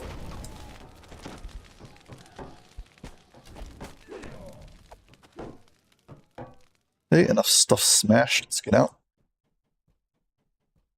Fun going. There is actually a room that's hidden in this shaft halfway down with a collectible in it. I don't feel like going to find it.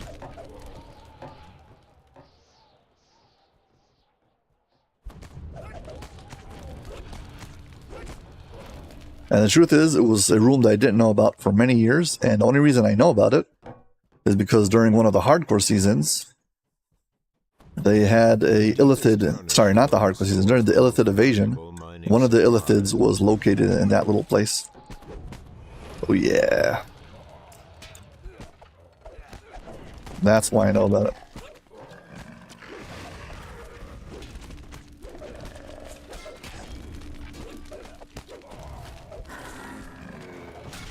I know I said illithid invasion. I know that's not a word, but illithid is a kind of monster called a mind flayer.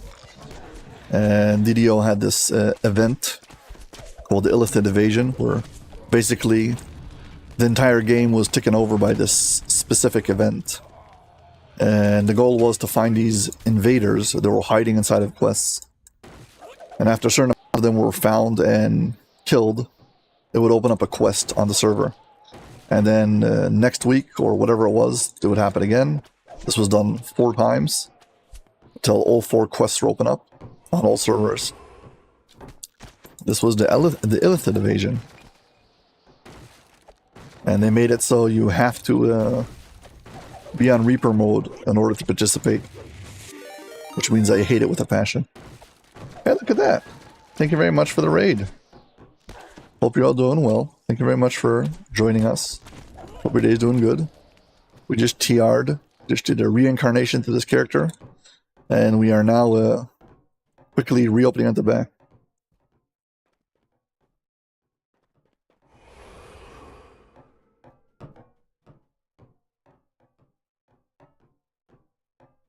Card farming.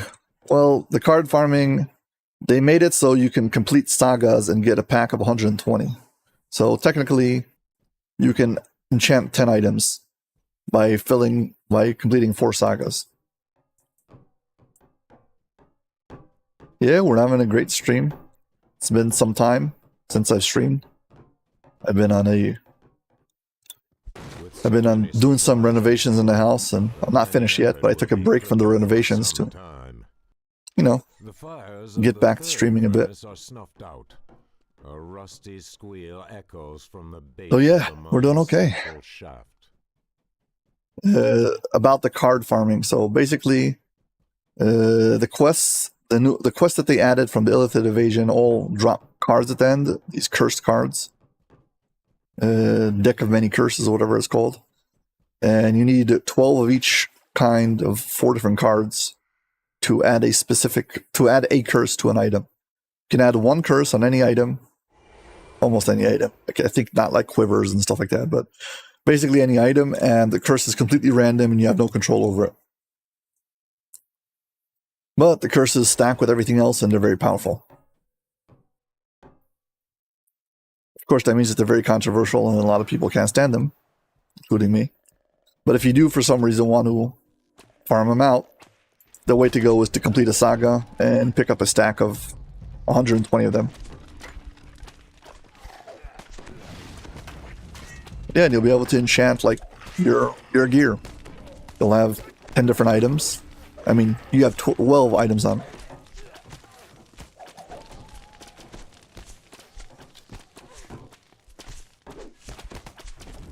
Yep.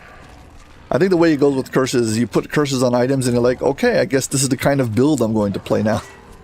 Based on what curses you get, you determine what you're going to play. Not the other way around. And if you get a weapon that gets favored weapons on it, so I guess now you're playing a favored weapon build, regardless if you were planning to do that. But if you're trying to get a specific one, it's going to take you forever. I've tried on Lamania, just for like testing purposes, and I wasn't able to get the curse I wanted. So, and on Lamania, you've got as many cards as you want. It's a test server and everything's free. So, no.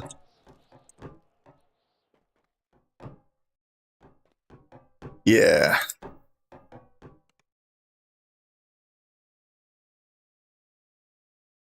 That's exactly what I did on Lamania. I had my entire inventory full with decks of cards and items. I just cursed away. So like 100 different variations of curses.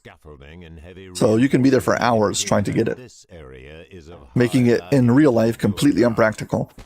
So it's like, again, whatever you happen to get, that's the way you work on the build.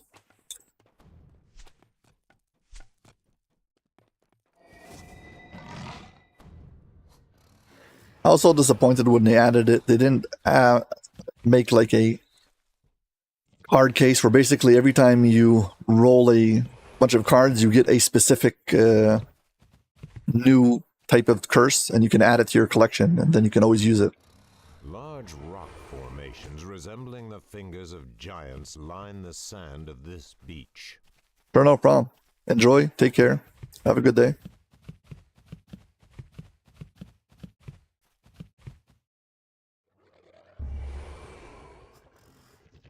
Indiana.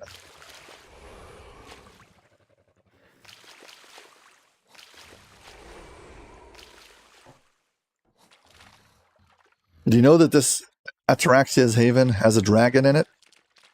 Okay, I retracted. It has a crazy kobold who thinks he's a dragon. And he's a rare encounter, so he might not show up, but if he does, this is where he spawns.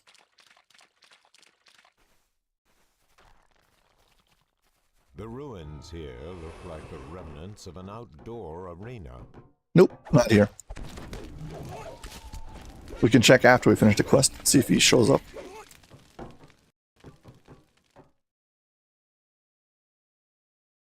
It'll be 5 minutes and then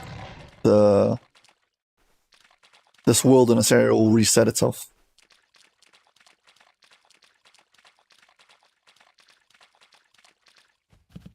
This tucked-away cave entrance has etchings on the doorway that read... If we get lucky with the keys. We need to find 2 different keys in this area. And the location is random. So you might have to check multiple locations and you might just get lucky. The Durgar confesses that the keys to the lighthouse have been stolen. The Scrag, a band of sea trolls, have infested these caverns. Yeah, Ataraxia Haven has got a very big amount of rust monsters. I'm debating if it's the best place to farm rust monsters. My second best place, if not this, is at the bottom of Blockade Buster, I guess? No, not Blockade Buster. The quest that you have in the Coin Lord's quest. The final Coin Lord's quest in the Lord's March Plaza. Where you've got to fight multiple rounds and solve puzzles.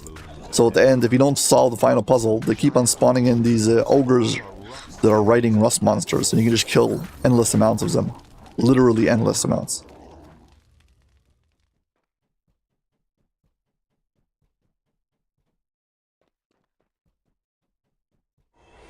But barring that,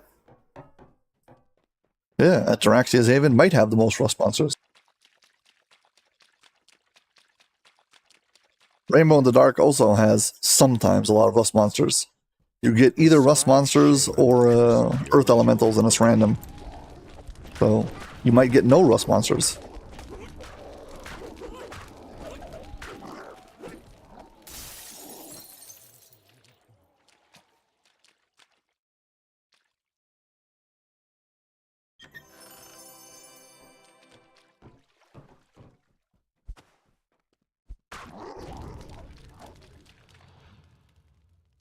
Let's change to acid. We are fighting trolls after all.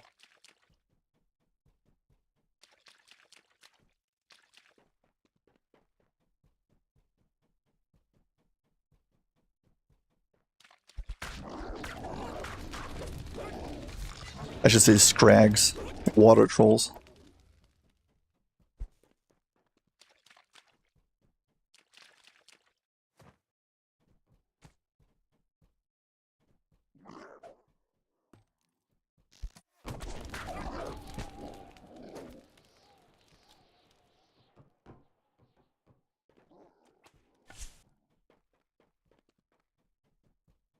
I don't see any other chest in this room.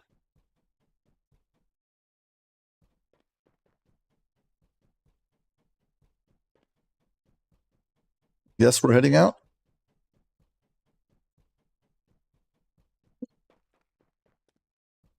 Did I really check this area good?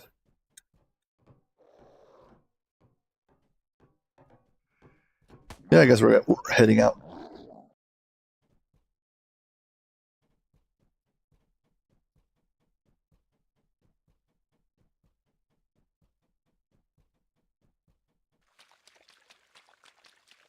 I love the Monk Abundant Step, this long jump, the thing that makes me shoot forward.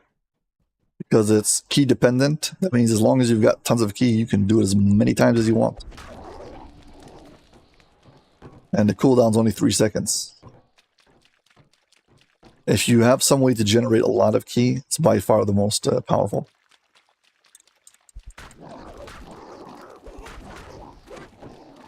A little circuit over here, goes past the start. No chest. I guess the chest in the second area. A cavern opens before you. The stems of giant mushrooms are rooted in the ankle-deep water.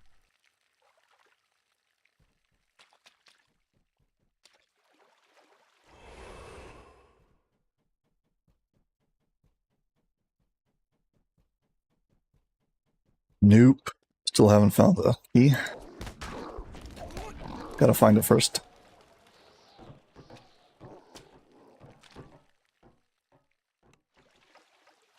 Found the chest. Let's go see if there's a named boss in here, just for the heck of it. Yeah, Siegebreaker, thank you very much. Yeah. The end of Siegebreaker has these puzzles, and there's endless spawning monsters over there. The final round, you get a bunch of rust monsters. There's ogres riding on rust monsters. And yeah, so you come in and just take him down.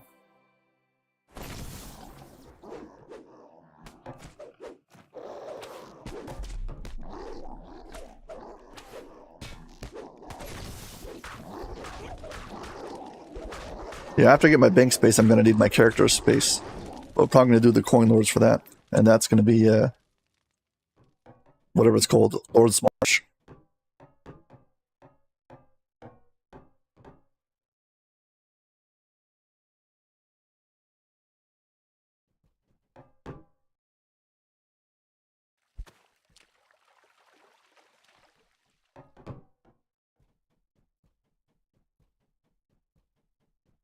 Okay, we've got both keys. Need these keys for this door. And the door above it, right next to it. And as the union says, please hit like and subscribe. Thank you very much. The lighthouse door lies open before you. Ataraxia and her captors await. There's a guy hiding right behind a pillar over here. But I know he's there.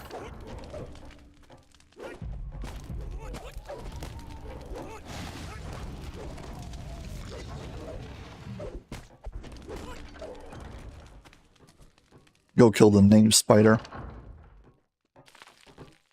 The deadly water spider deluge springs and attacks.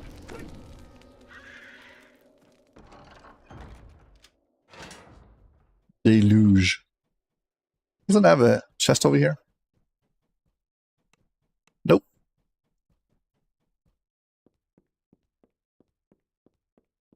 Ah, it's up top.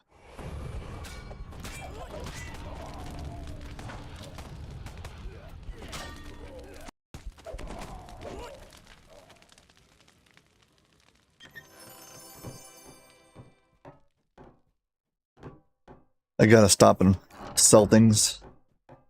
My inventory's too full.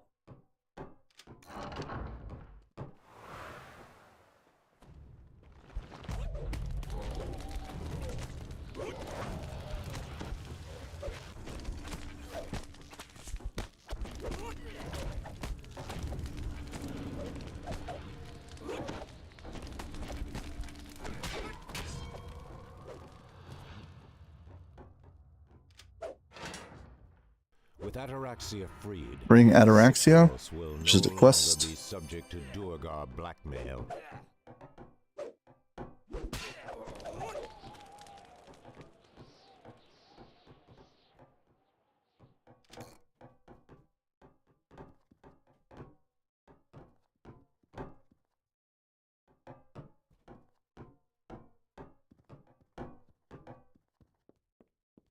Man.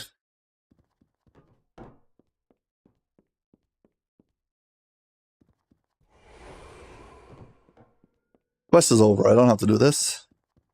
However, there is a collectible here.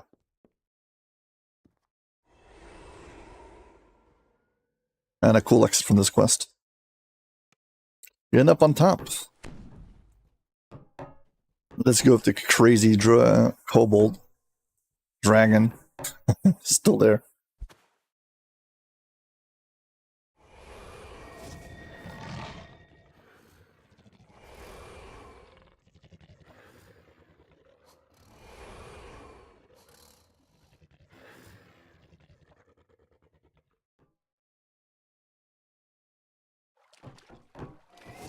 Here's your rust monsters we've been talking about.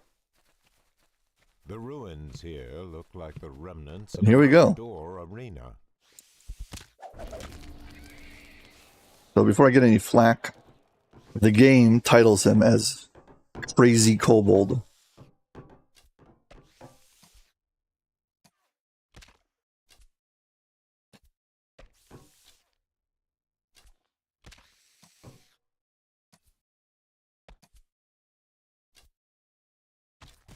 You're not a Yark, I'm a big bad dragon. You will show me the proper respect or I'll burn you to a crisp. Huh? You're not a dragon. You're just a crazy kobold. Fool, how dare you defy me? Begone, or I will show you the power that true dragon wields. You laughed, crazy kobold. You should be good. Give me a demonstration. This should be good. Give me a demonstration. Do not provoke me. My power knows no bounds. You would be wise to flee immediately.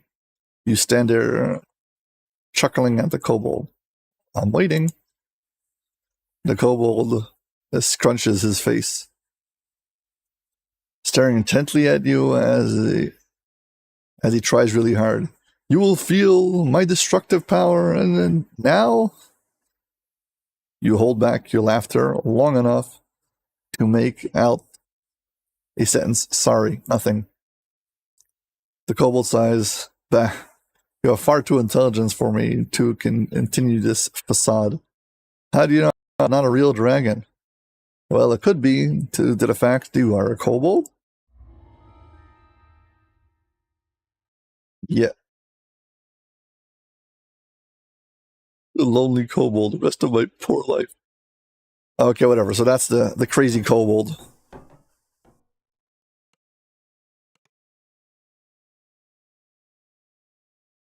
Got to recall back out, sell some stuff, pick up the end rewards.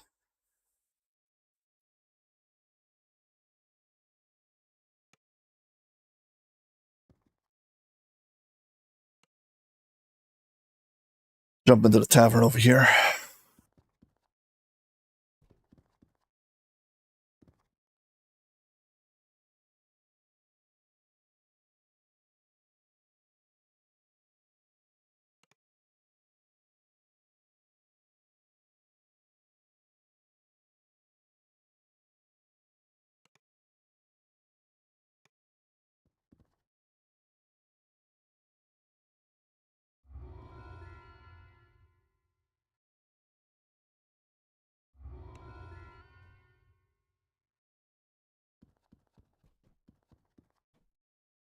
But I was going to go into the tavern, then I forgot.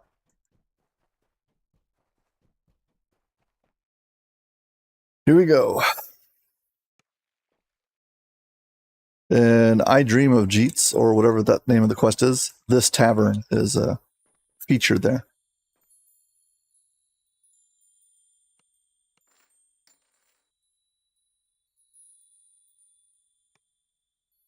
Actually, there's a broker right here, pawn shop. And you get more value for selling to the pawn shop.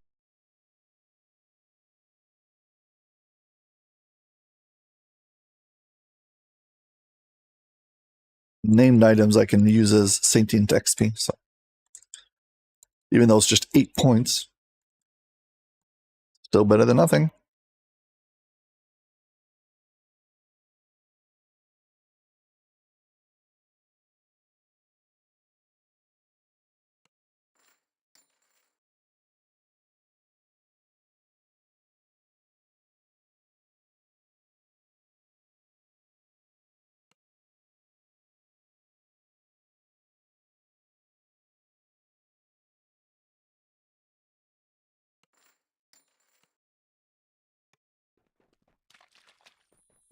If there's anything I could not send to the pawn, sell to the pawn and gift shop.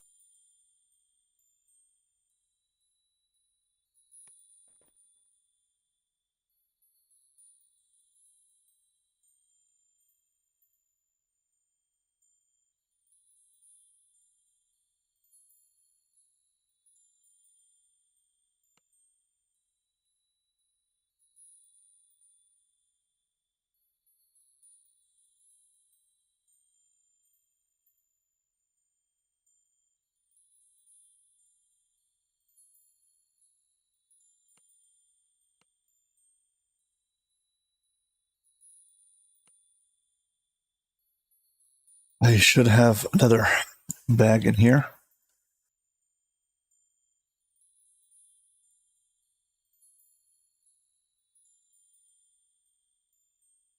Oh, I didn't take my gem bags at all. My bad. I took the soul bag, but not the gem bags.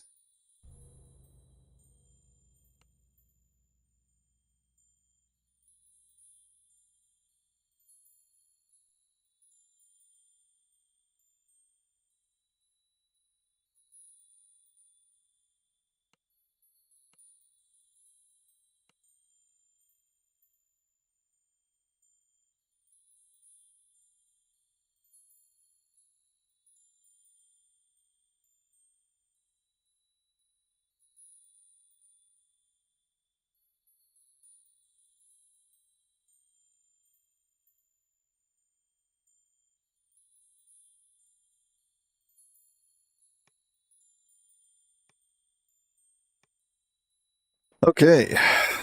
How close are we to the next favor? We got 114 out of 150.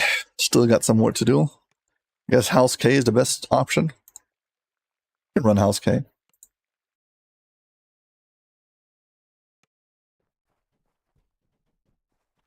We can, there's a quest chain, Red Fens, and we can do that for some XP and, oh no, some XP and House Kundrak favor. We can fully open up our bank.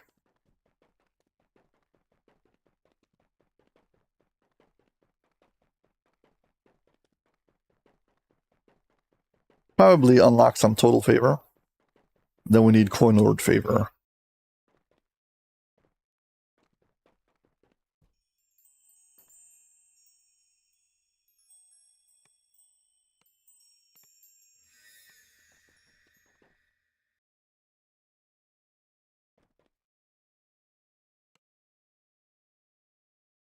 House Kundrak favor.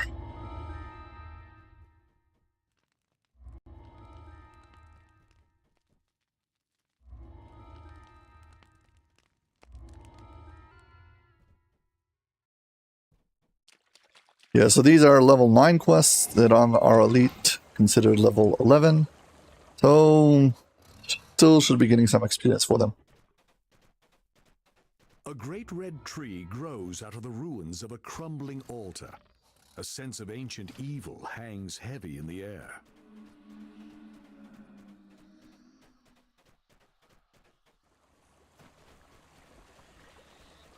Always check these waterfalls just in case there's a clam and I can pick up a extra pearl for crafting. Small brooks that feed the red fens.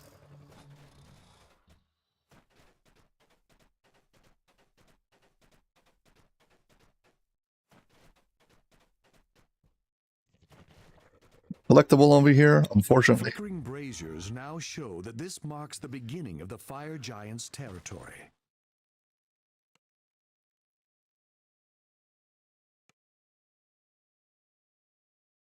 Yeah, we're gonna go for a bloody run. We're just gonna kill everything. Actually, I just say half of everything because we're gonna skip half the quest.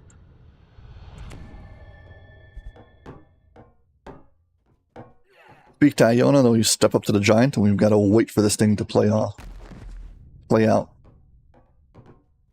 Taking her sweet time showing up.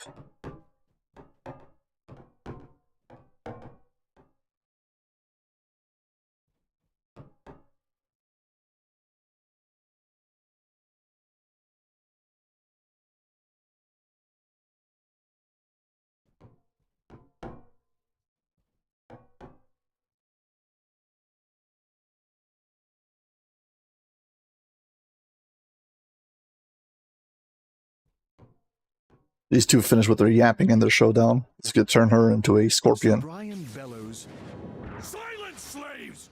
Curse you and your insolence! Squirm like the vermins you are! Squirm before your master! Once I pick up the staff, I can now pick up all the scorpions.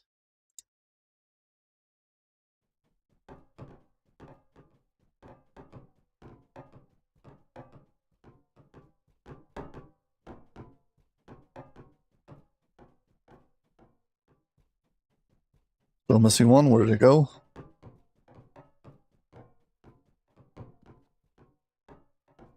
Okay, got him. Now I can walk up to the barrier and open it up. Good luck.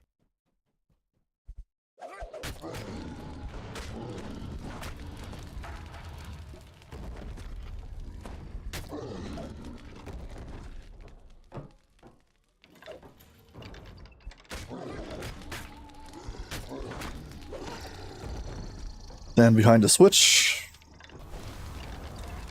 And toast my shield again. There's an optional way to go down. There's a giant behind a mirror. There's a mirror, there's a giant right here.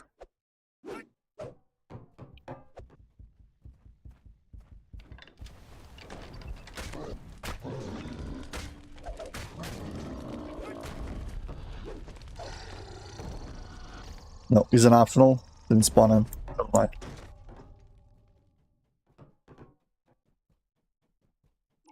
Iona whispers. See the octagonal pressure plate? Iona whispers. The claw stirs near. Let my staff show you the way. Yeah, so I step on these pressure plates, and that's how you get through.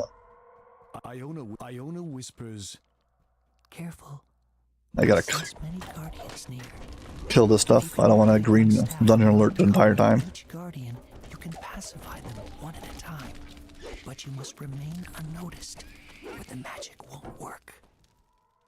So basically what I'm doing is I'm jumping down over here, landing on one of the crossways, saving half of the Iona whispers. quest. The guardian has noticed you.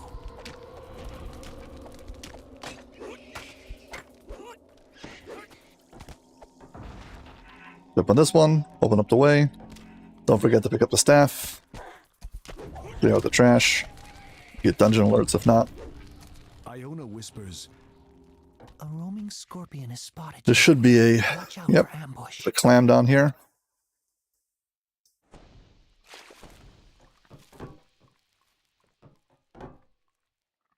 Yeah, now we hack and slash our way through the rest of this quest.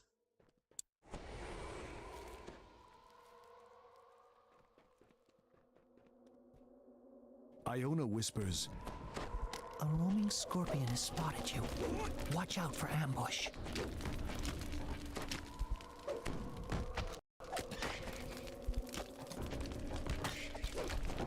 Iona whispers. Get rid of the guardian. Noticed you. It doesn't interrupt us. And all of his healer scorpions, ambushing scorpions.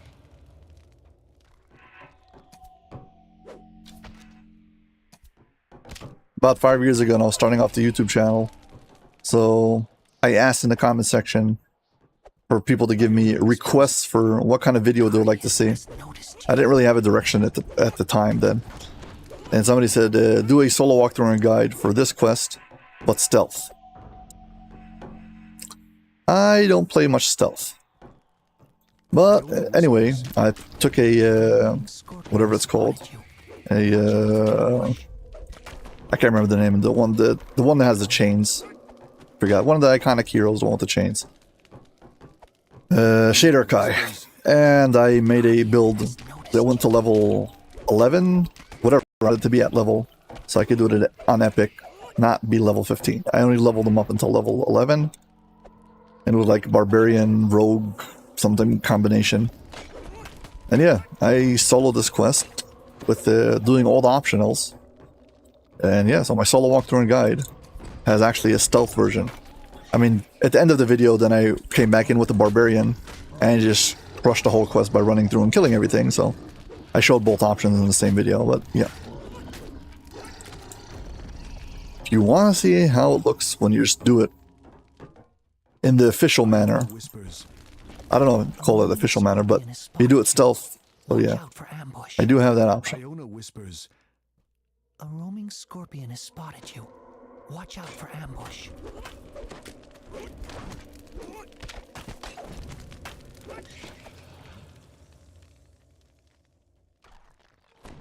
Iona whispers, "The Guardian has noticed you."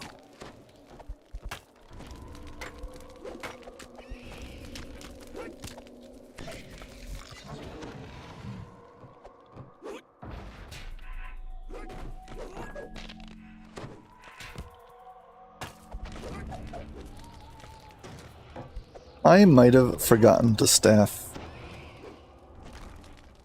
I guess we go back and get it.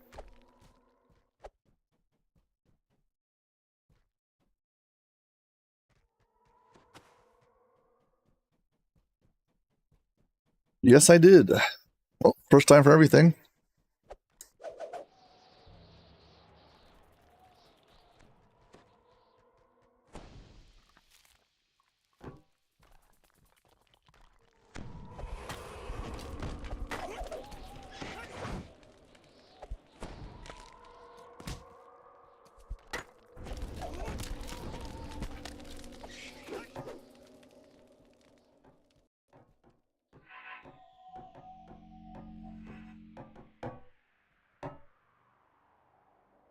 Yeah, in theory, stealth builds have a certain appeal. It's kind of like ranged. Like in certain scenarios, there's like nothing better than it. But the vast majority of the game doesn't really make it fun. So it's like not worth it. See what I'm saying? Like most of the game, you're not better off playing stealth. So for most of the game, you'll be suffering, except for specific locations where you're going to be like the best there. And yeah, it's just not worth it. I've been working on a stealth build actually that allows you to enjoy the game, usually, and do stealth when needed. So try to get both. Stand over here on the lever so we don't get blasted by fire. the air in this Let's see if we can get this. stagnant. It must not have been disturbed for centuries. We can either fight and get 2 chests. Yeah, let's fight. You hear the earth rumble down below, and then a voice whispers, "Now you've done it."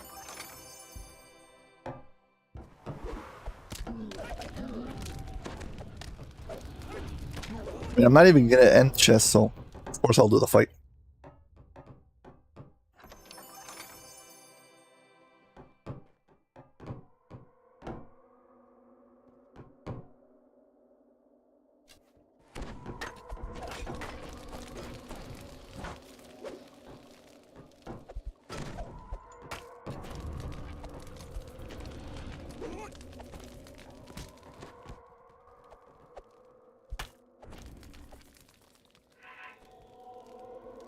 Iona whispers, "You will have to kill the Guardian to get through." Okay, okay.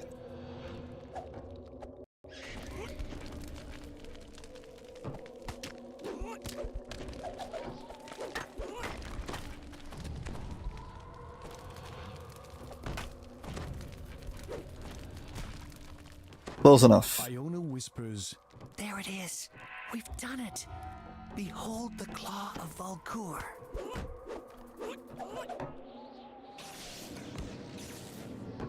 Yeah, now they turn into drow. And into whatever these things are called. Drow warriors.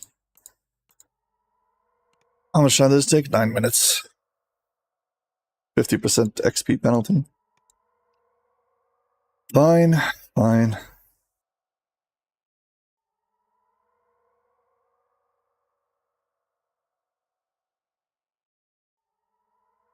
Once I get to level 16, I'll have my adamantine knuckles. Should be much better. Collectible. Got it. Where's that bugbear riding a panther? Not here, but the spider's there.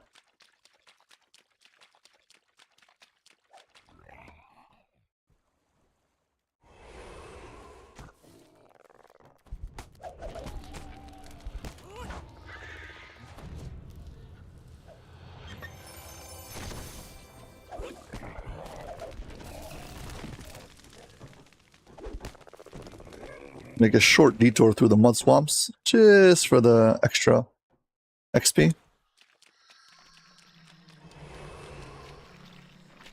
Liquid mud boils up from the earth below, Got it. flooding the area.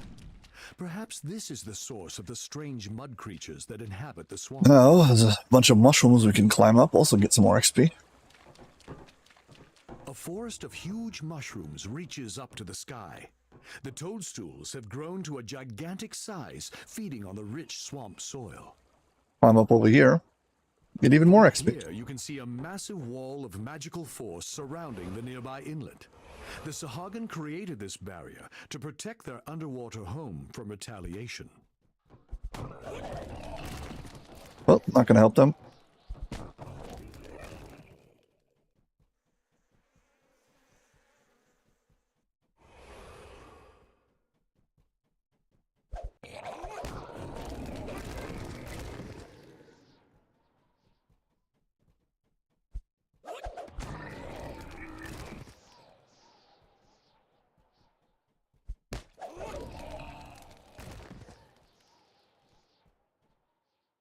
Sahagin guard the Another tunnel rare. ziggurat. It's I clear will that take. these people are trying to find something inside the ancient structure.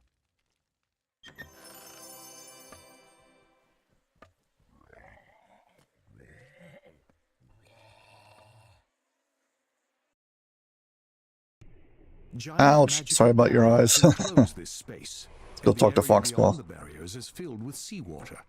The Sahagin have made themselves at home inside this ruin.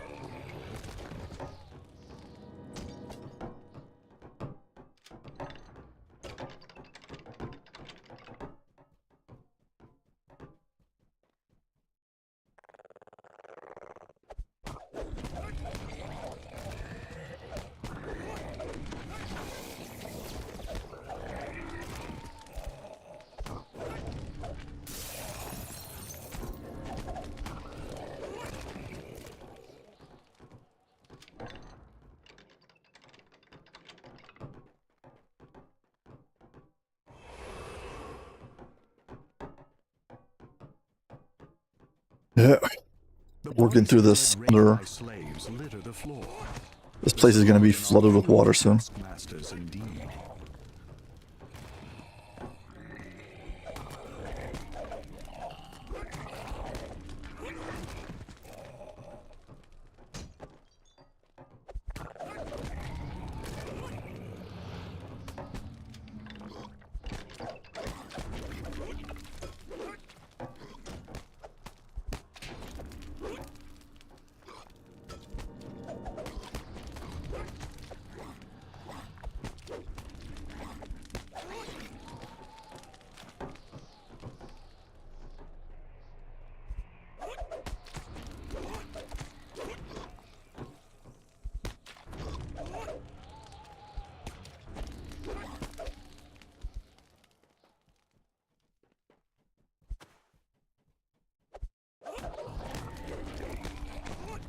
There's an optional chest over here you're supposed to get to later, but you can cheese it and do it now if you know how to do it.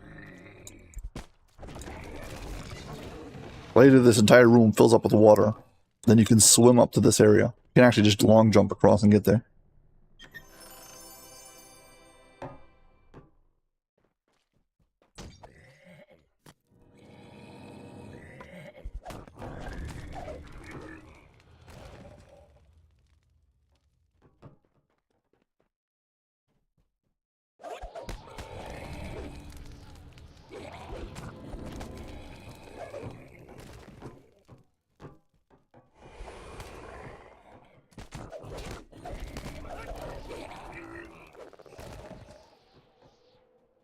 Here's a second chest. It also requires a long jump, or wait till you can swim to it.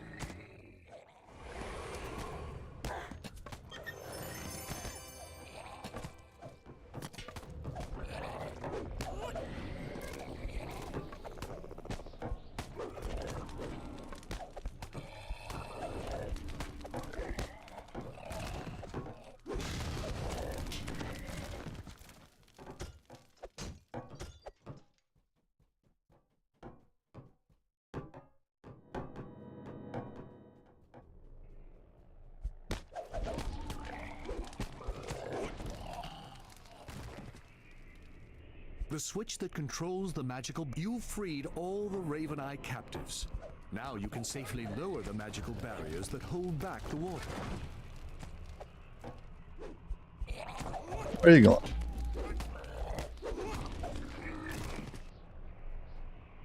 Very annoyingly, if you pull this lever before you loot the chest gets washed away.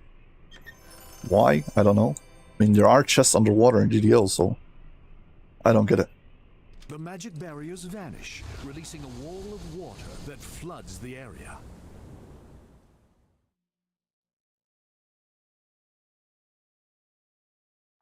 There are these moss patches you can click on to allow you to have some underwater breathing. Well, you can just be fast. You can also swim up to the top and get a little air if you need it.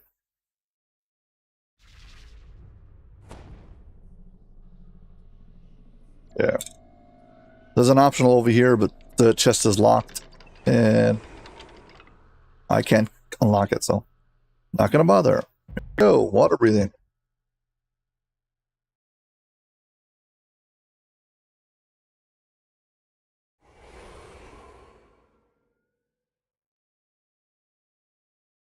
Okay, now we're back into the big center room.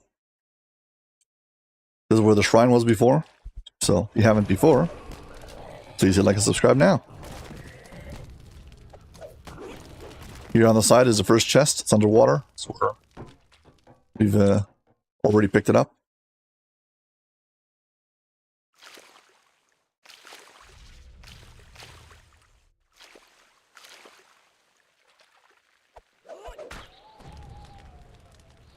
This rat trying to get me to just drowned.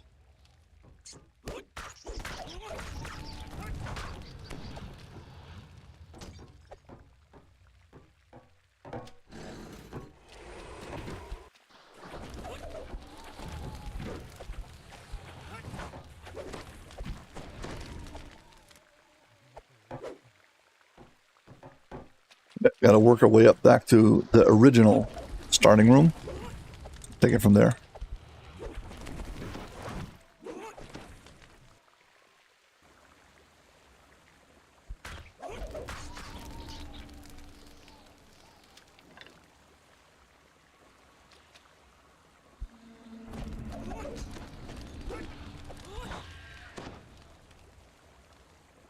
Here we go. This is back to the start. We jumped in through the top. A group of angry Sahagin menace Foxpaw the Shaman.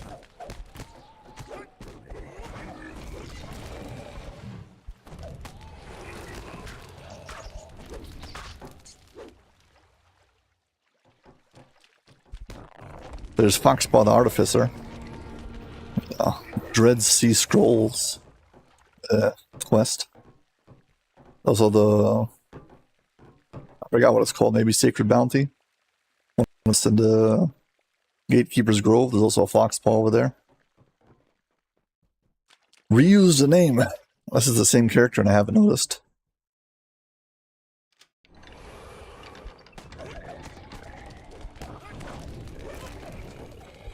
Yeah, well anyways, we're about to hit the end. Boss fight, and then there's an optional boss fight. Ahead, a Sahagin wizard sifts through the remains of a smashed container. The planar fetter is not here.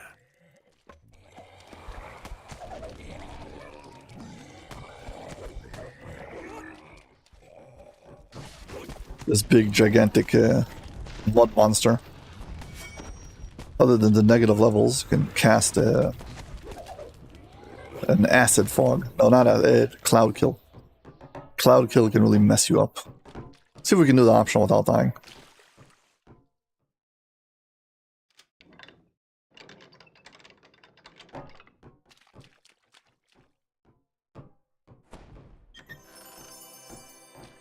This was the first, well, one of the first gelatinous cubes in the game. I don't know if this quest series was before Shamarath or after it. I mean, if it came after Shamarath, so then it's not the first gelatinous cube in the game, but it's the lowest level gelatinous cube in the game.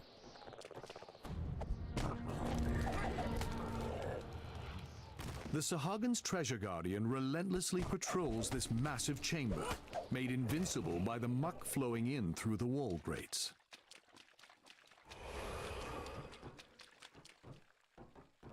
To be able to damage it, you've got to turn off all these runes.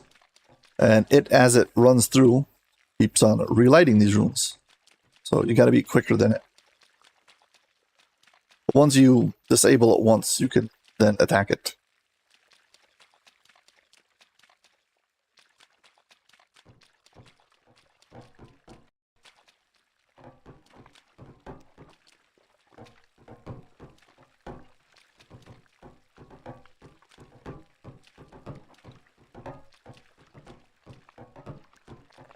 Gotta wait for it to go through the center because it's not giving us enough space to disable it.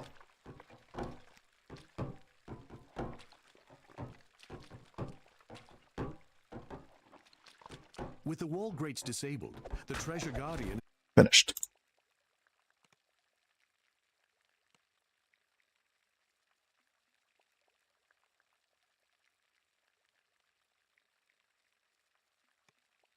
Well, now we've got the one who's easiest to fail. guard the top of the ziggurat. It's clear the fish people are trying to find something inside the ancient structure.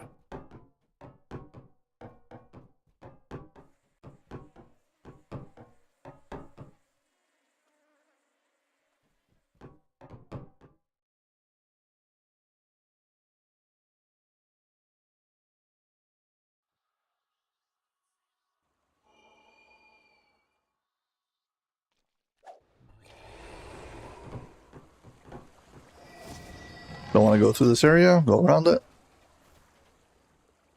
Feels like this waterfall goes into this sunken area. Then you have to climb out of it. The Raven Eye village has been reduced to smoking ruins by the Sahagin attacks.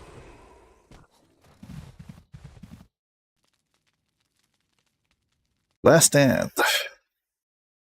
Burning wreckage and rising smoke overshadow the once proud refuge of the ancestors. Let's go pick up the damaged region is the central platform. Collectibles. 3 collectibles. Leader of the Drow holdouts must be there.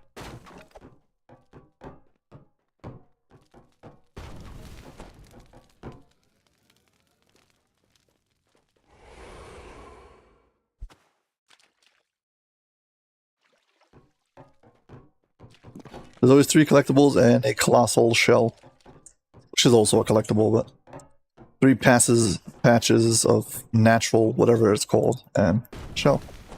Let's get rid of all the breakables in here, so it's easier to target things.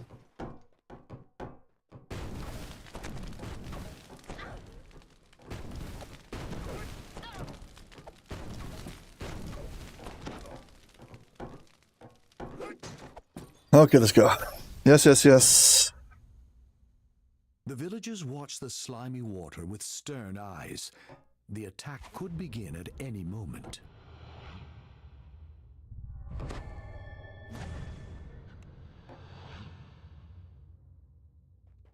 The 2 hirelings to protect the Viator, whatever his name is, Edders.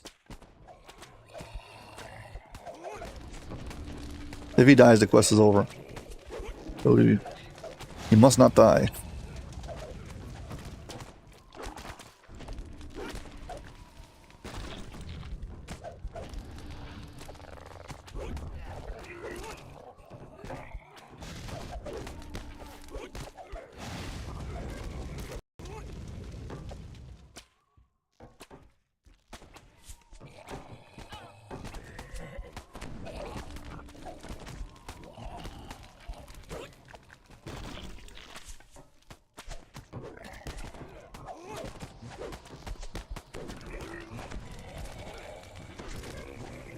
Problem with this quest is it was designed before they added things like champions to the game. So once you've got things like Soul of Cruelty or anything who has like a damage over time effect, it's very easy to kill squishy NPCs. Hit them twice, they have a stack of some kind of like acid damage, and there's nothing you can do against it. I will be safe until you return.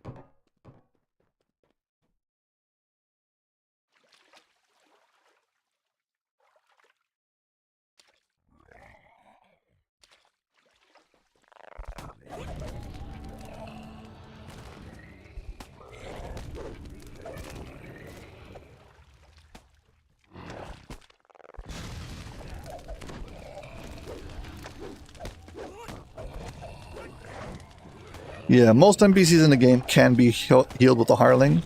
Not all, but most.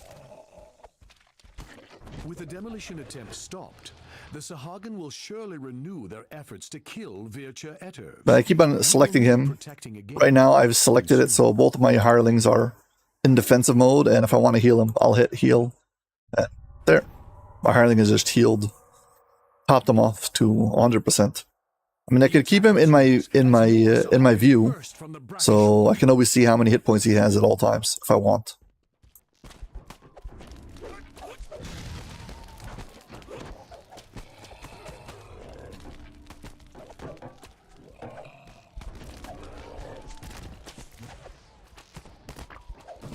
Problem is, if I keep him in my view, I can't see how much hit points everything else has, unless I turn on overhead hit point views. But yeah, as long as I can see my Hireling is continuously healing them up, oh, okay.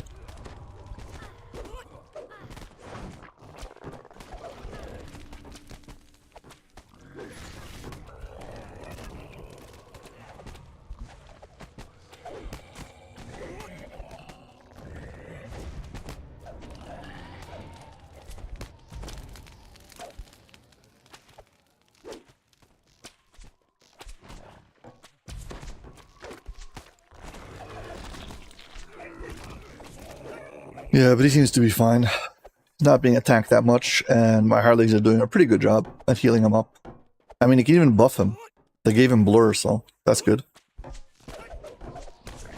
The second wave has been defeated. Vircha tells you, rest while you can. I will alert you when more Sahagin arrive. Well, you've heard it here.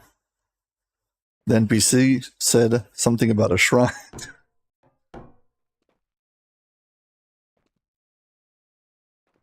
Yeah, now we wait.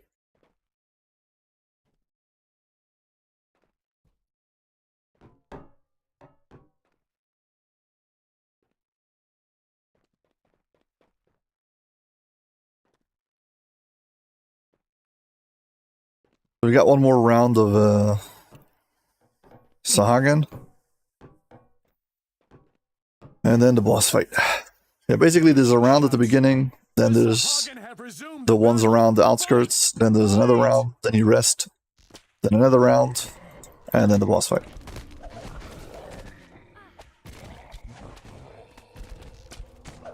Oh, so far so good.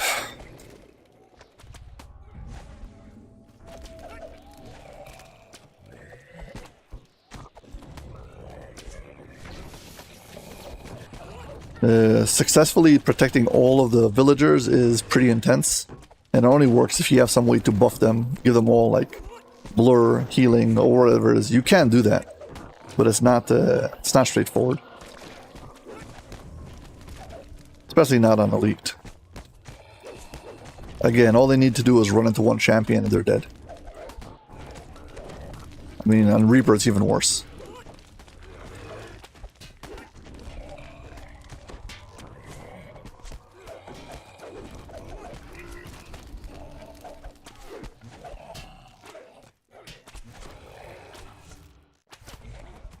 A third wave of Sahagin has been destroyed. Despite this, you feel they will press one more attack.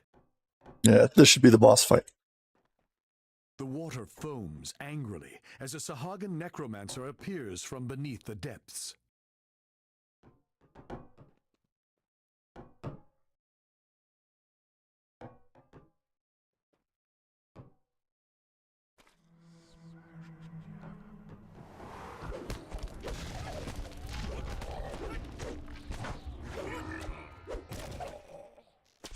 Hey, look at that. At least one Revenite villager. I don't know how many actually saved, but okay.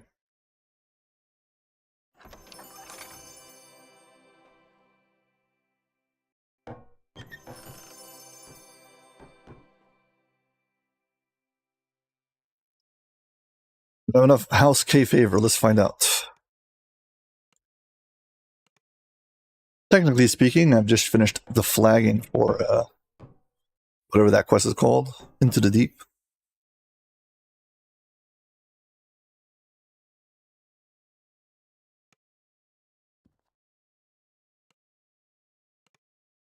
I think it's faster to just recall and re-enter.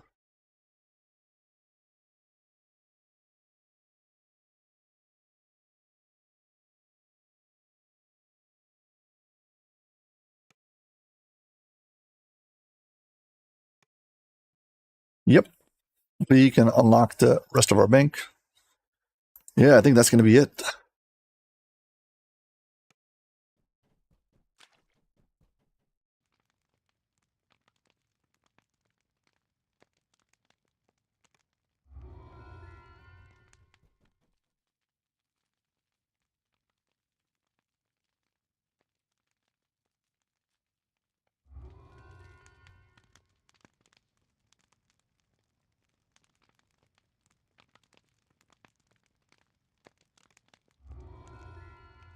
And this unlocks this quest. But we don't need it already. We're just going to go turn in the House K favor.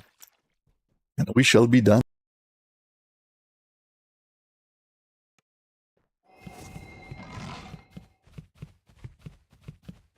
Head to the bank. First go to the mailbox.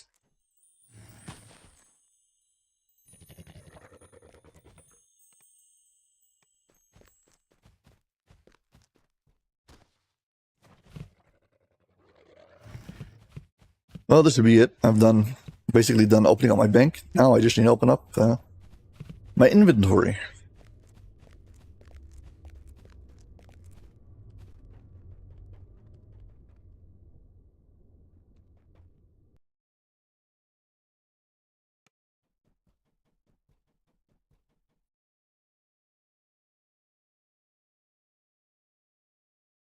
Come on, in here now. Thank you.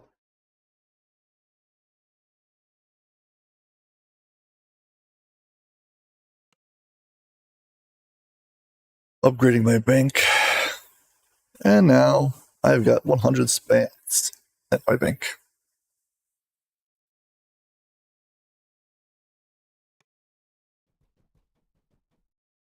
Well, folks, I think that's going to be it. Well, glad to be back streaming. We'll see about Wednesday. As I said before, I'm not finished yet with all the work I need to do, but it was nice to have a nice break. Well, hope you're all doing well. As always, if you've enjoyed this stream,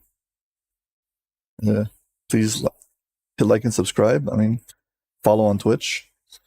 Thank you very much for being a guest on my stream, and hope to see you on my next one. Take care.